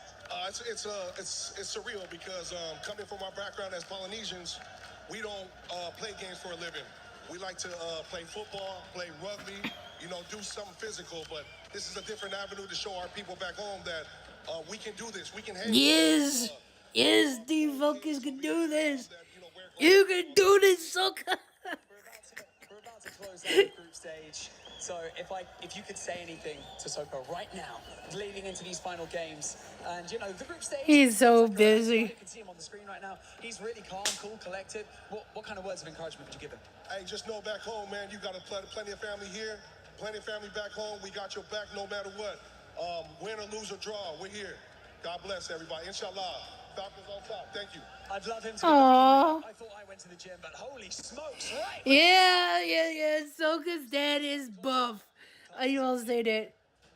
Thank you, Barney, and a great interview, as always, with my man, Tank. Dude, I've known that guy for years, and he has been nothing but supportive for his son and, frankly, the whole community. It's been really cool to see him. I mean, I think he, tore down the bars at ATL when Falcons won and just, sprinted into the player area to go hug his son. It is that level of support that can drive a player like this to be truly great. I don't think I've ever seen a Warzone event where he hasn't been here for Hisoka. Yeah, that is everybody knows that. Everybody. That's so awesome that Soka's dad is so nice.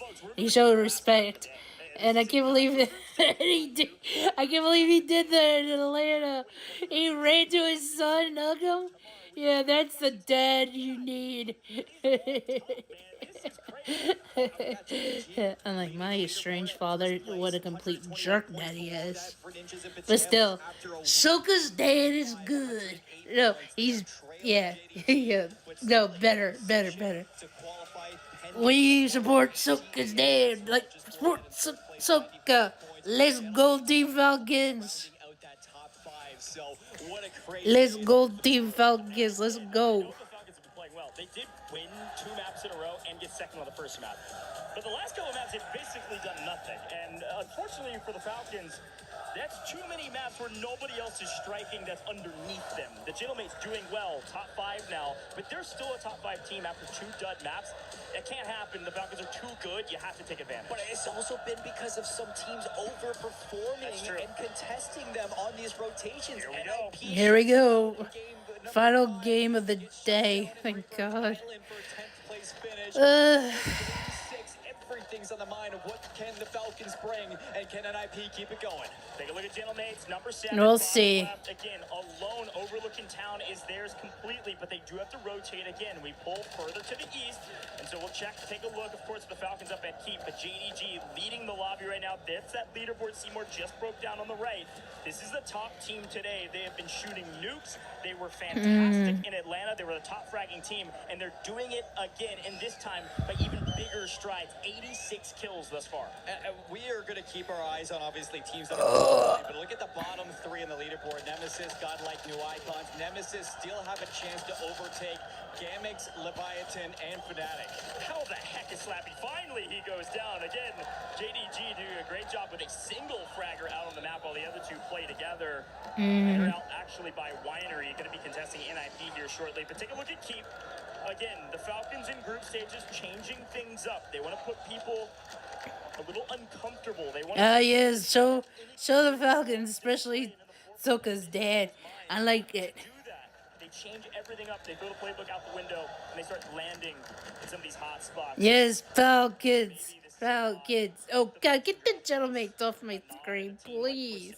Of what they could expect in the future. Can you really predict where the Falcons will land on any map on any given day?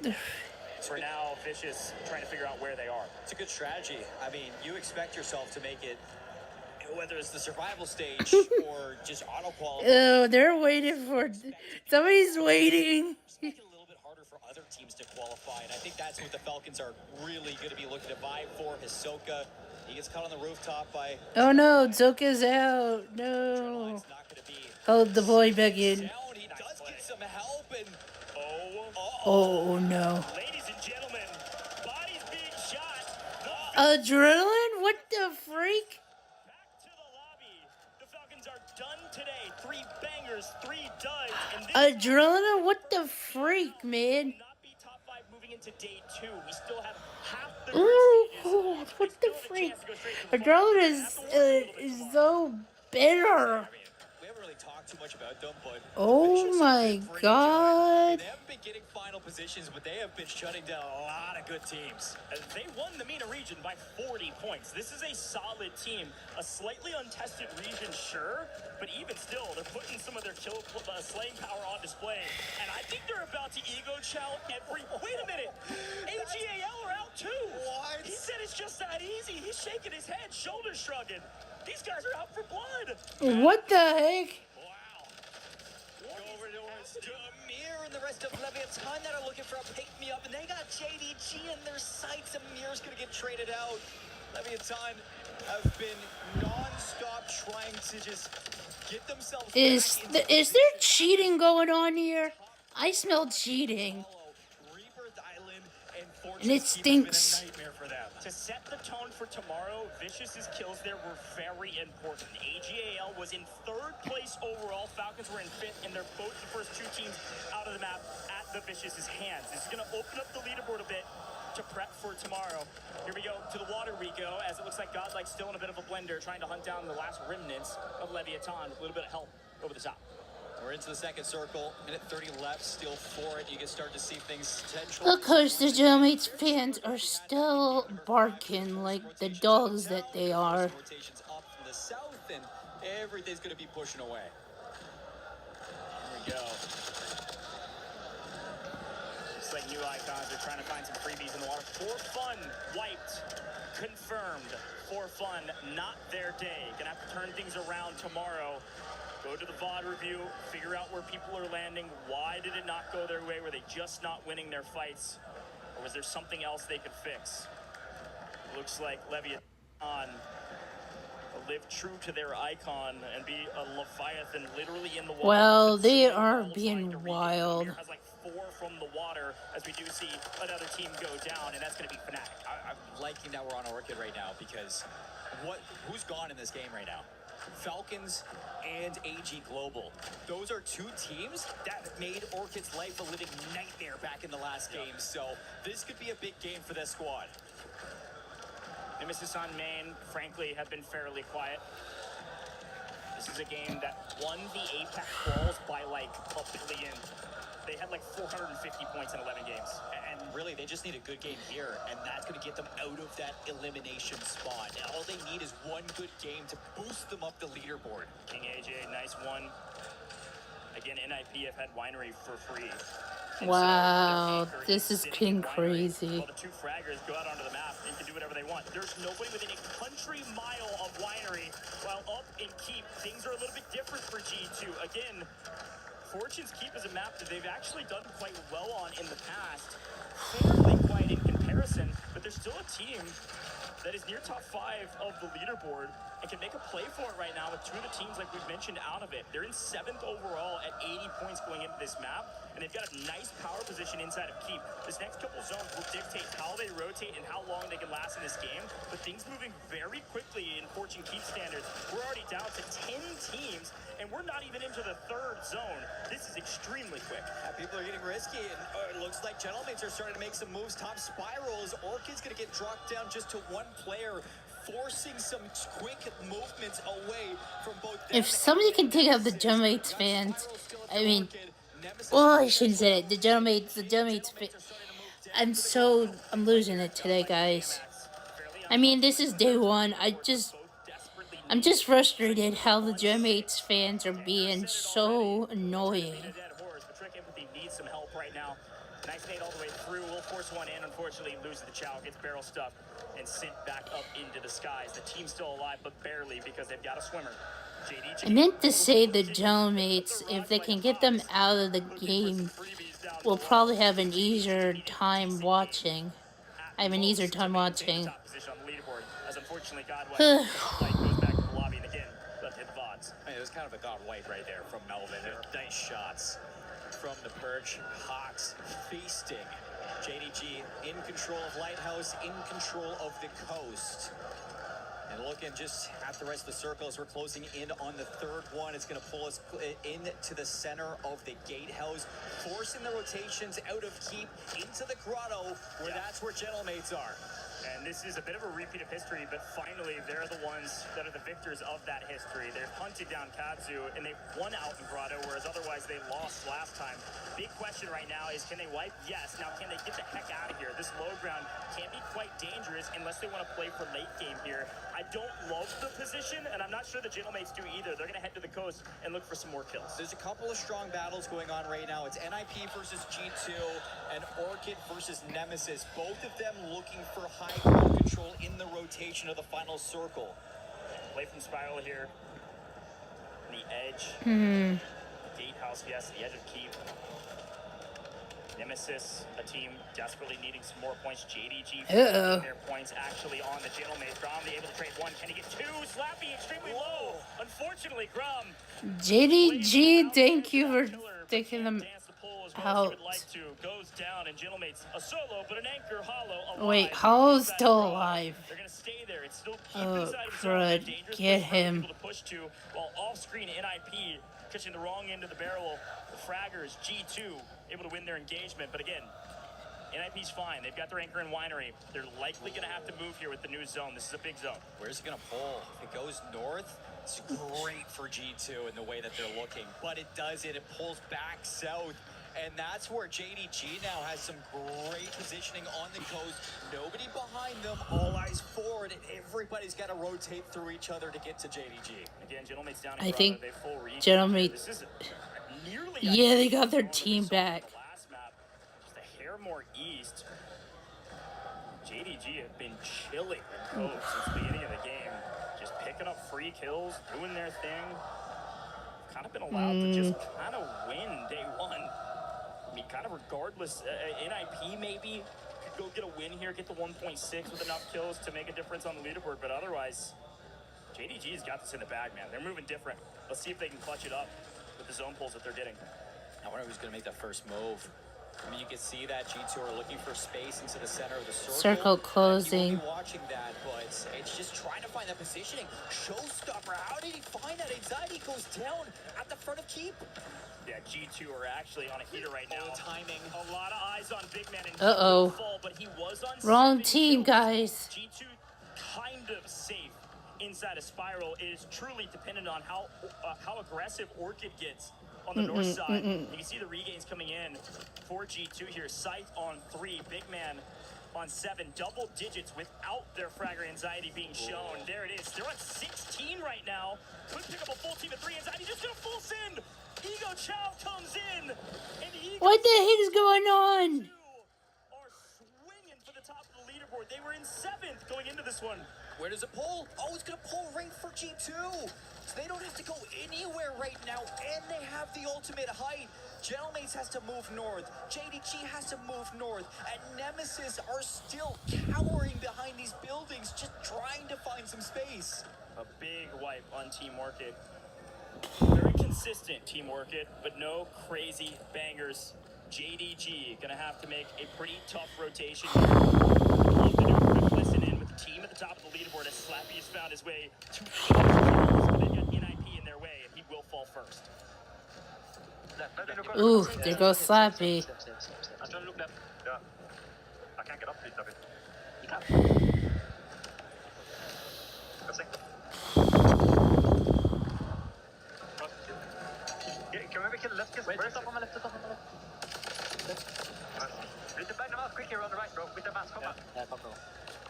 Come here, cross. Wow. On my right. Yeah, two. Get inside. Get inside. I can't cross you guys, by the way. Very good. What's on the roof? Yeah.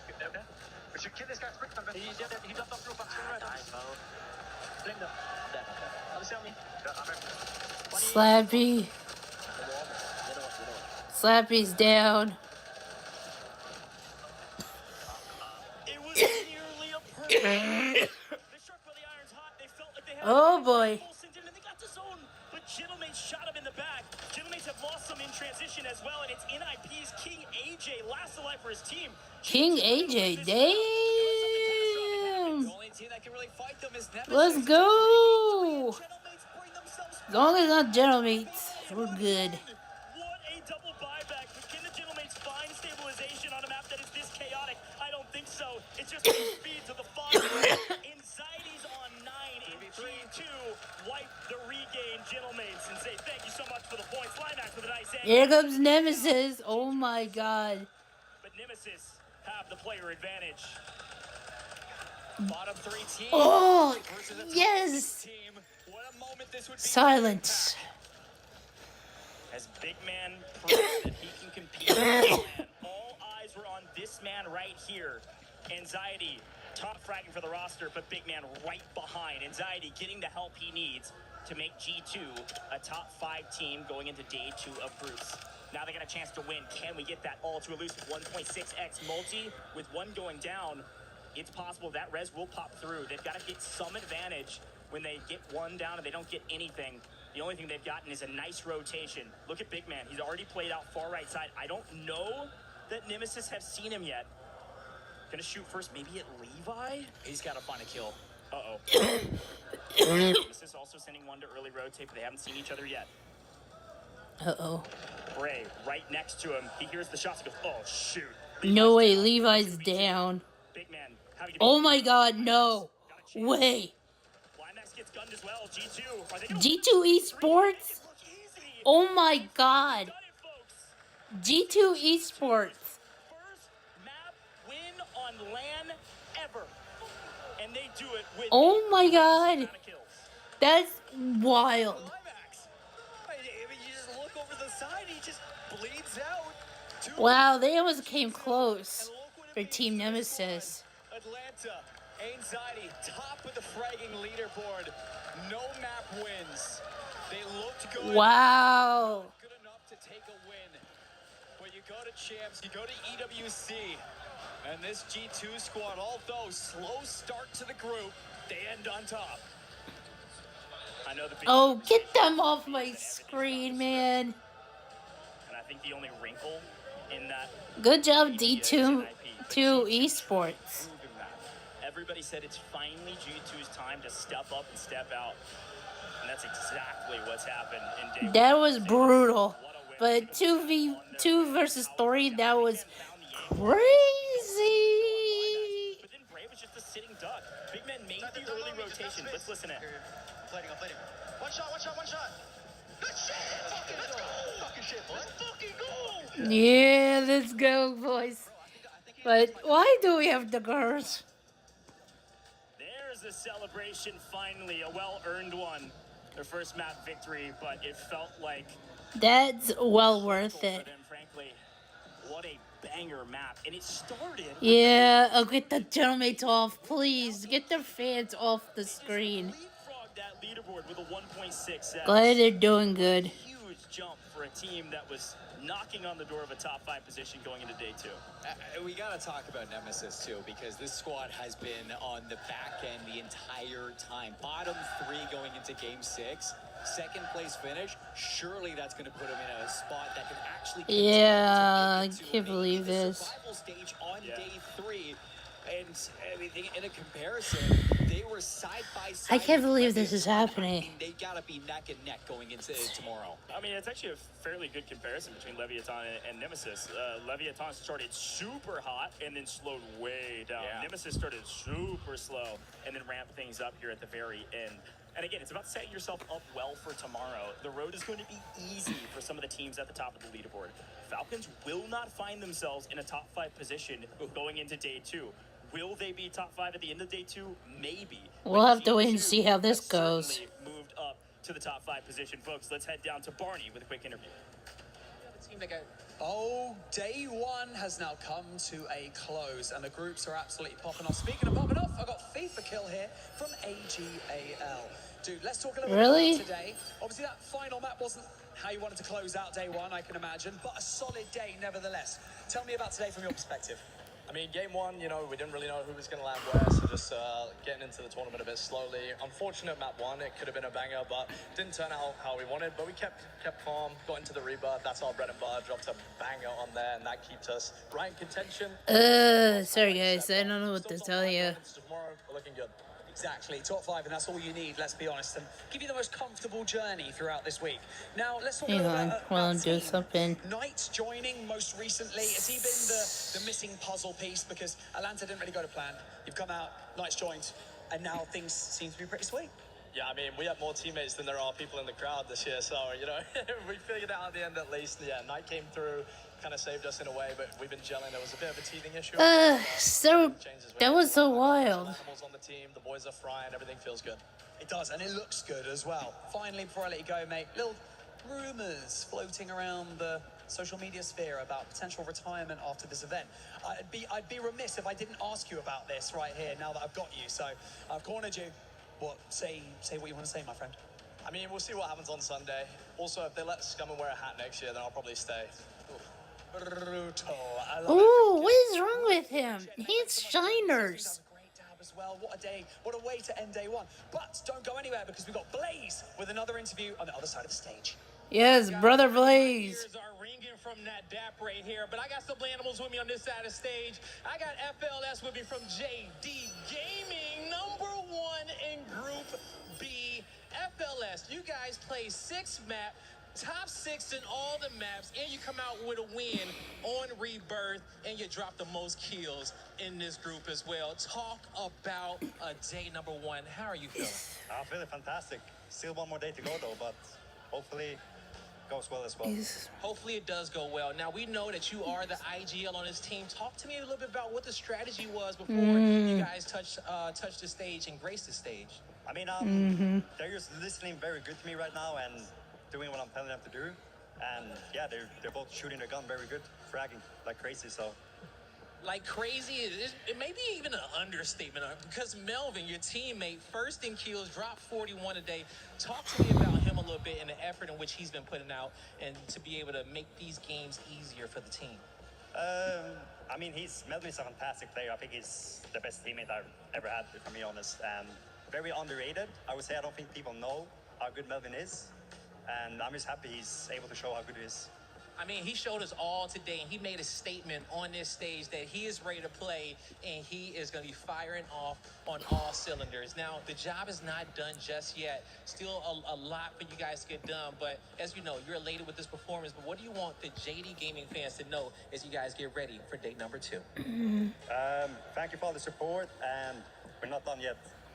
They are not done yet. Still we'll see. Gonna be played at EWC. I hope so. That's going to do it for me at FLS Studio. Take it away. Job's not done, JD Gaming, even though you're currently in first place, because look what ended up happening with that was... You guys didn't hear it because I didn't put the mic too close, but I heard it. It wasn't great. It's crispy. Crispy dab, please, really? We'll give it a try. We'll give ours a try tomorrow. But at the beginning of the day, actually halfway through Group B, we were talking about how Falcons was doing so good, right? was going to be coming. They were supposed to be performing well too, but it ended up backfiring for Falcons. Yeah, big fall off in those last two maps after the start. I mean, second, first doesn't get much better than that. But their kill tally today was not at the level that they would have expected it to be. And on the flip side of that, also that last map, 16th, no kills, really hurts them. They're outside the top 5 at the moment. Scary. And what do we ask for? I mean, in the worst, the meanest way possible. We'd like an upset. We'd like something horrible to happen. We got one.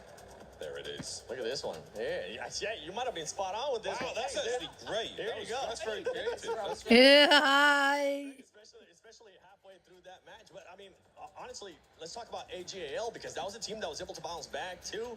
Well, at least one thing for sure. Falcons got 2. But yeah, this is getting crazy. Yeah, we were sort of having that conversation. Look at this. JD Gamers in first. Ninja Pajamas E-Star is in second. G2 Esports is in third. Gentlemates in fourth. 8G.AL is in fifth. Team Orticus in sixth. Team Falcons in seventh. The Vicious Esports is in eighth. Holy smokes. As you can see, Team Orchid as well, currently being outside, but it is close enough because of those top teams. JD Gaming there with 146 as well. NIP was very consistent today. Unbelievable. JD actually finished his top kills on the day. And yeah, that's crazy. On the day, just behind Twisted Minds, but Lace, G2. You called they were your pick. G2. I said G2. G2. We're both right. Let's go. Yeah, I mean, they were like super Of course, when it comes to the CDL battles. Final matches.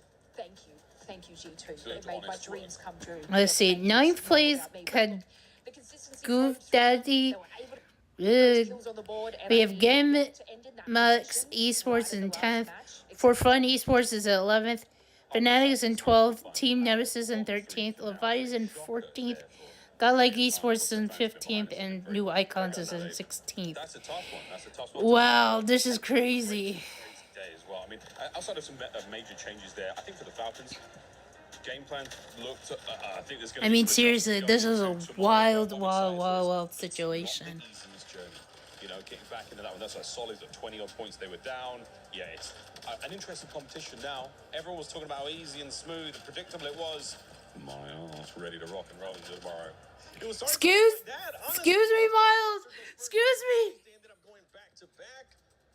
We thought we're gonna end up rolling through it, but also going to tomorrow, don't forget we will have Group A once again. The last 6 matches for that group, top 5 will get a chance to go directly to match from finals. Bottom 3, those keys will be crushed, and same thing with Group B. And right now we're getting a lot of surprises with Group B. Anything that surprised you today, besides Falcons just kind of slowing down there on the second half? NIP?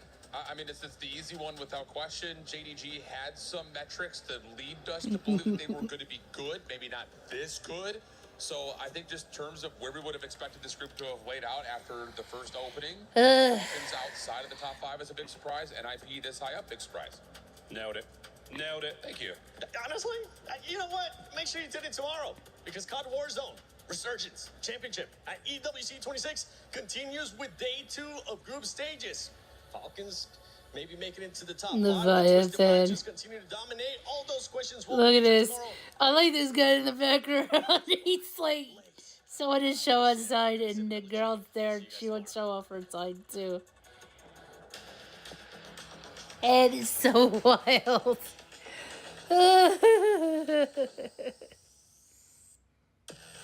Let's look at the recap. Oh, look at those 3. Scummin is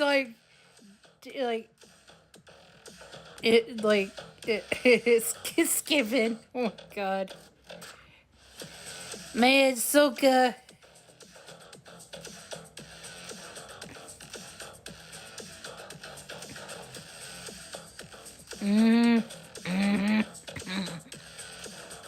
Yeah. Oh god, the Gentlemates fans, I'm sorry, but Gentlemates fans, they call themselves the Gentle Sweets. They say they don't associate, but they're wearing the Gentlemates merch. But I'm sorry, but you guys are wild. Oh. I mean, plus, I don't get with the, what was it, their butt shaking? I feel bad for, yeah, look, they're booing. Ugh. They haven't learned their lessons since the CDL Major 4. Yeah, shame on you, dude. You're a grown man and you're doing that? Shamefully. Oh, Soka's mad. Hey, I already had enough kissing from watching Apex Legends.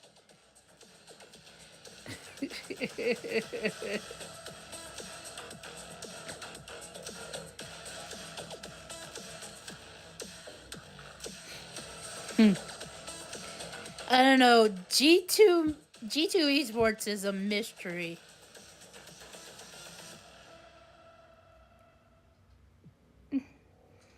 Yeah, the story continues 1430 CT ECST.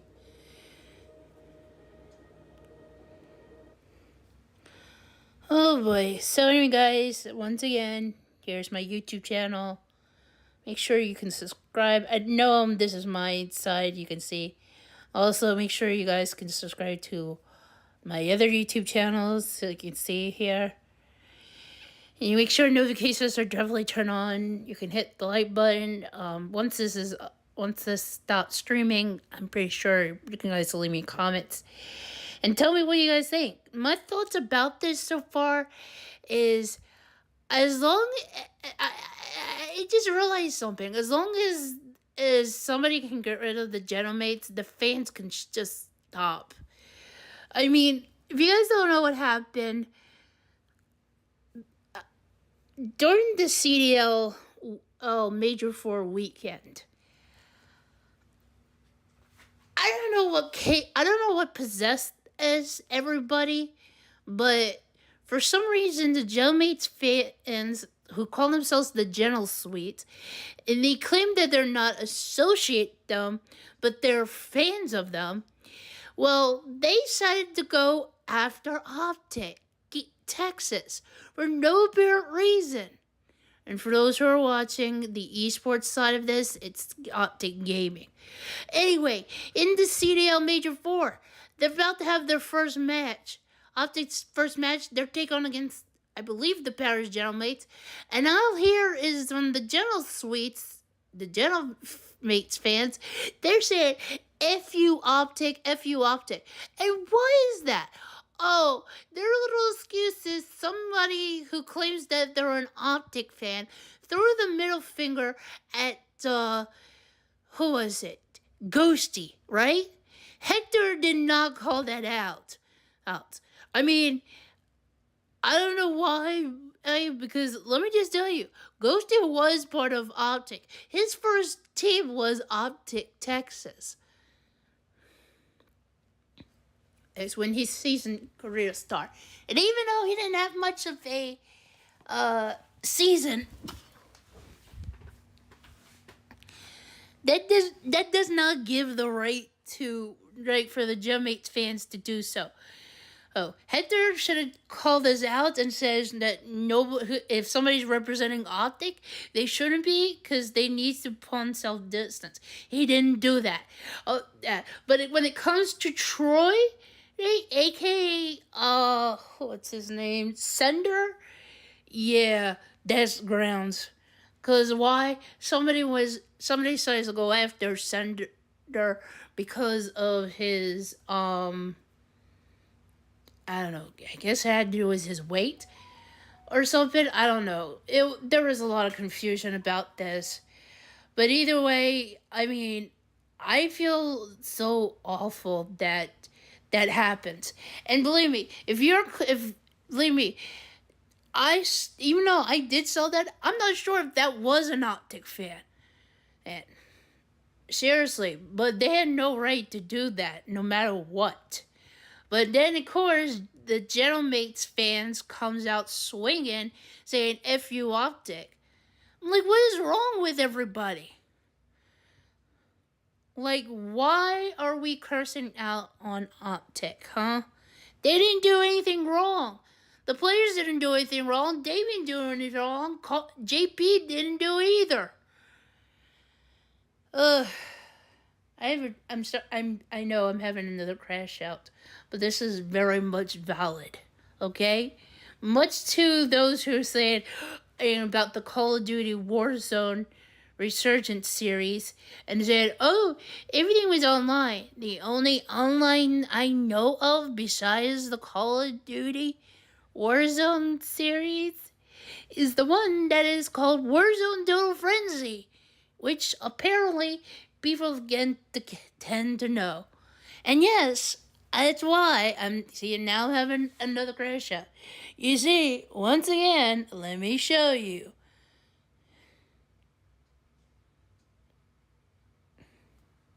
Oh, get out of here, Luddy. Warzone Total Frenzy. See Call of Duty Warzone Total Frenzy?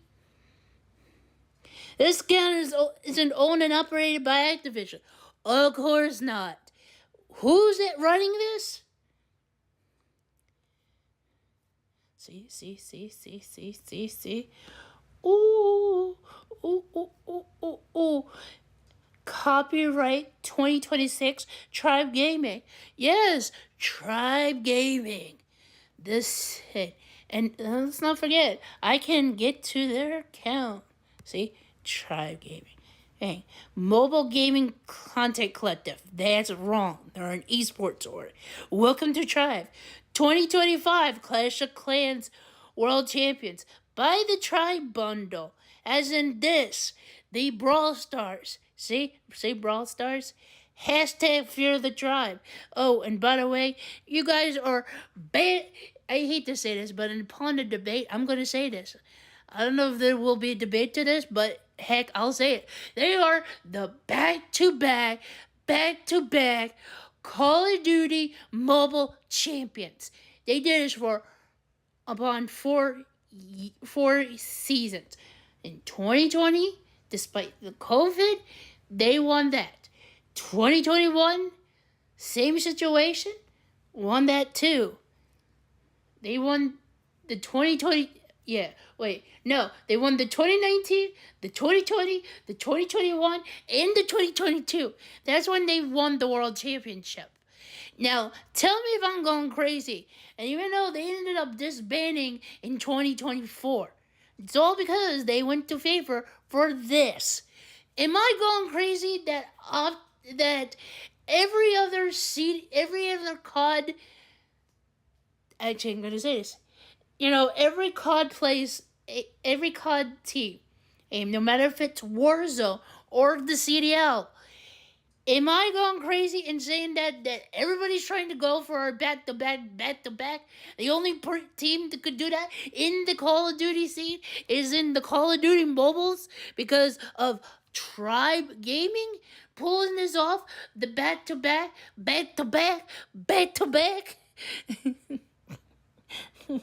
I can't believe I'm so crashing out so badly. Anyway, hey, that's what I'm trying to say in a case of argument. And by the way, here, I also want to show you this. See this? They're going to be in Tokyo for the Brawl Stars Worlds because they qualified. And they're going to Tokyo. They're going to be there in November. See, look here, right? That's their team.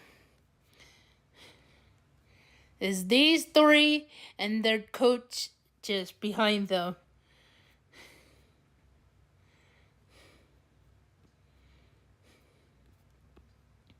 As you can see here, look. See here, this is the official Brawl Stars esports.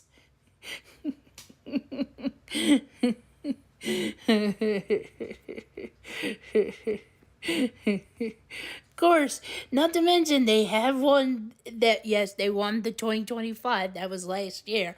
I watched Tribe Gaming to win the Clash of Clans Championship. It was crazy.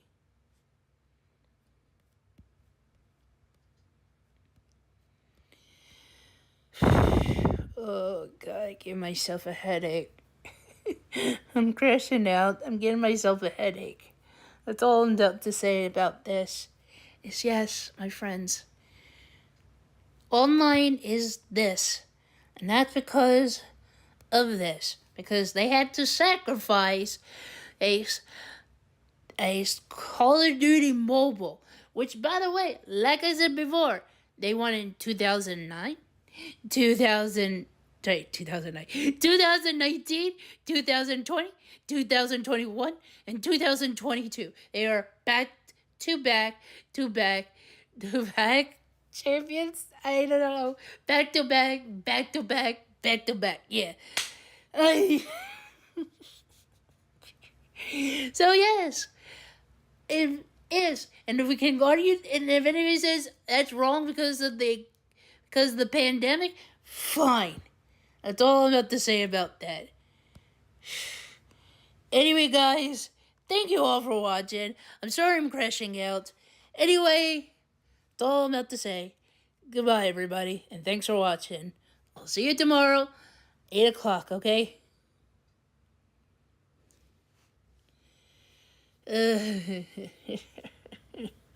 Oh, my head hurts. Oy, oy, oy.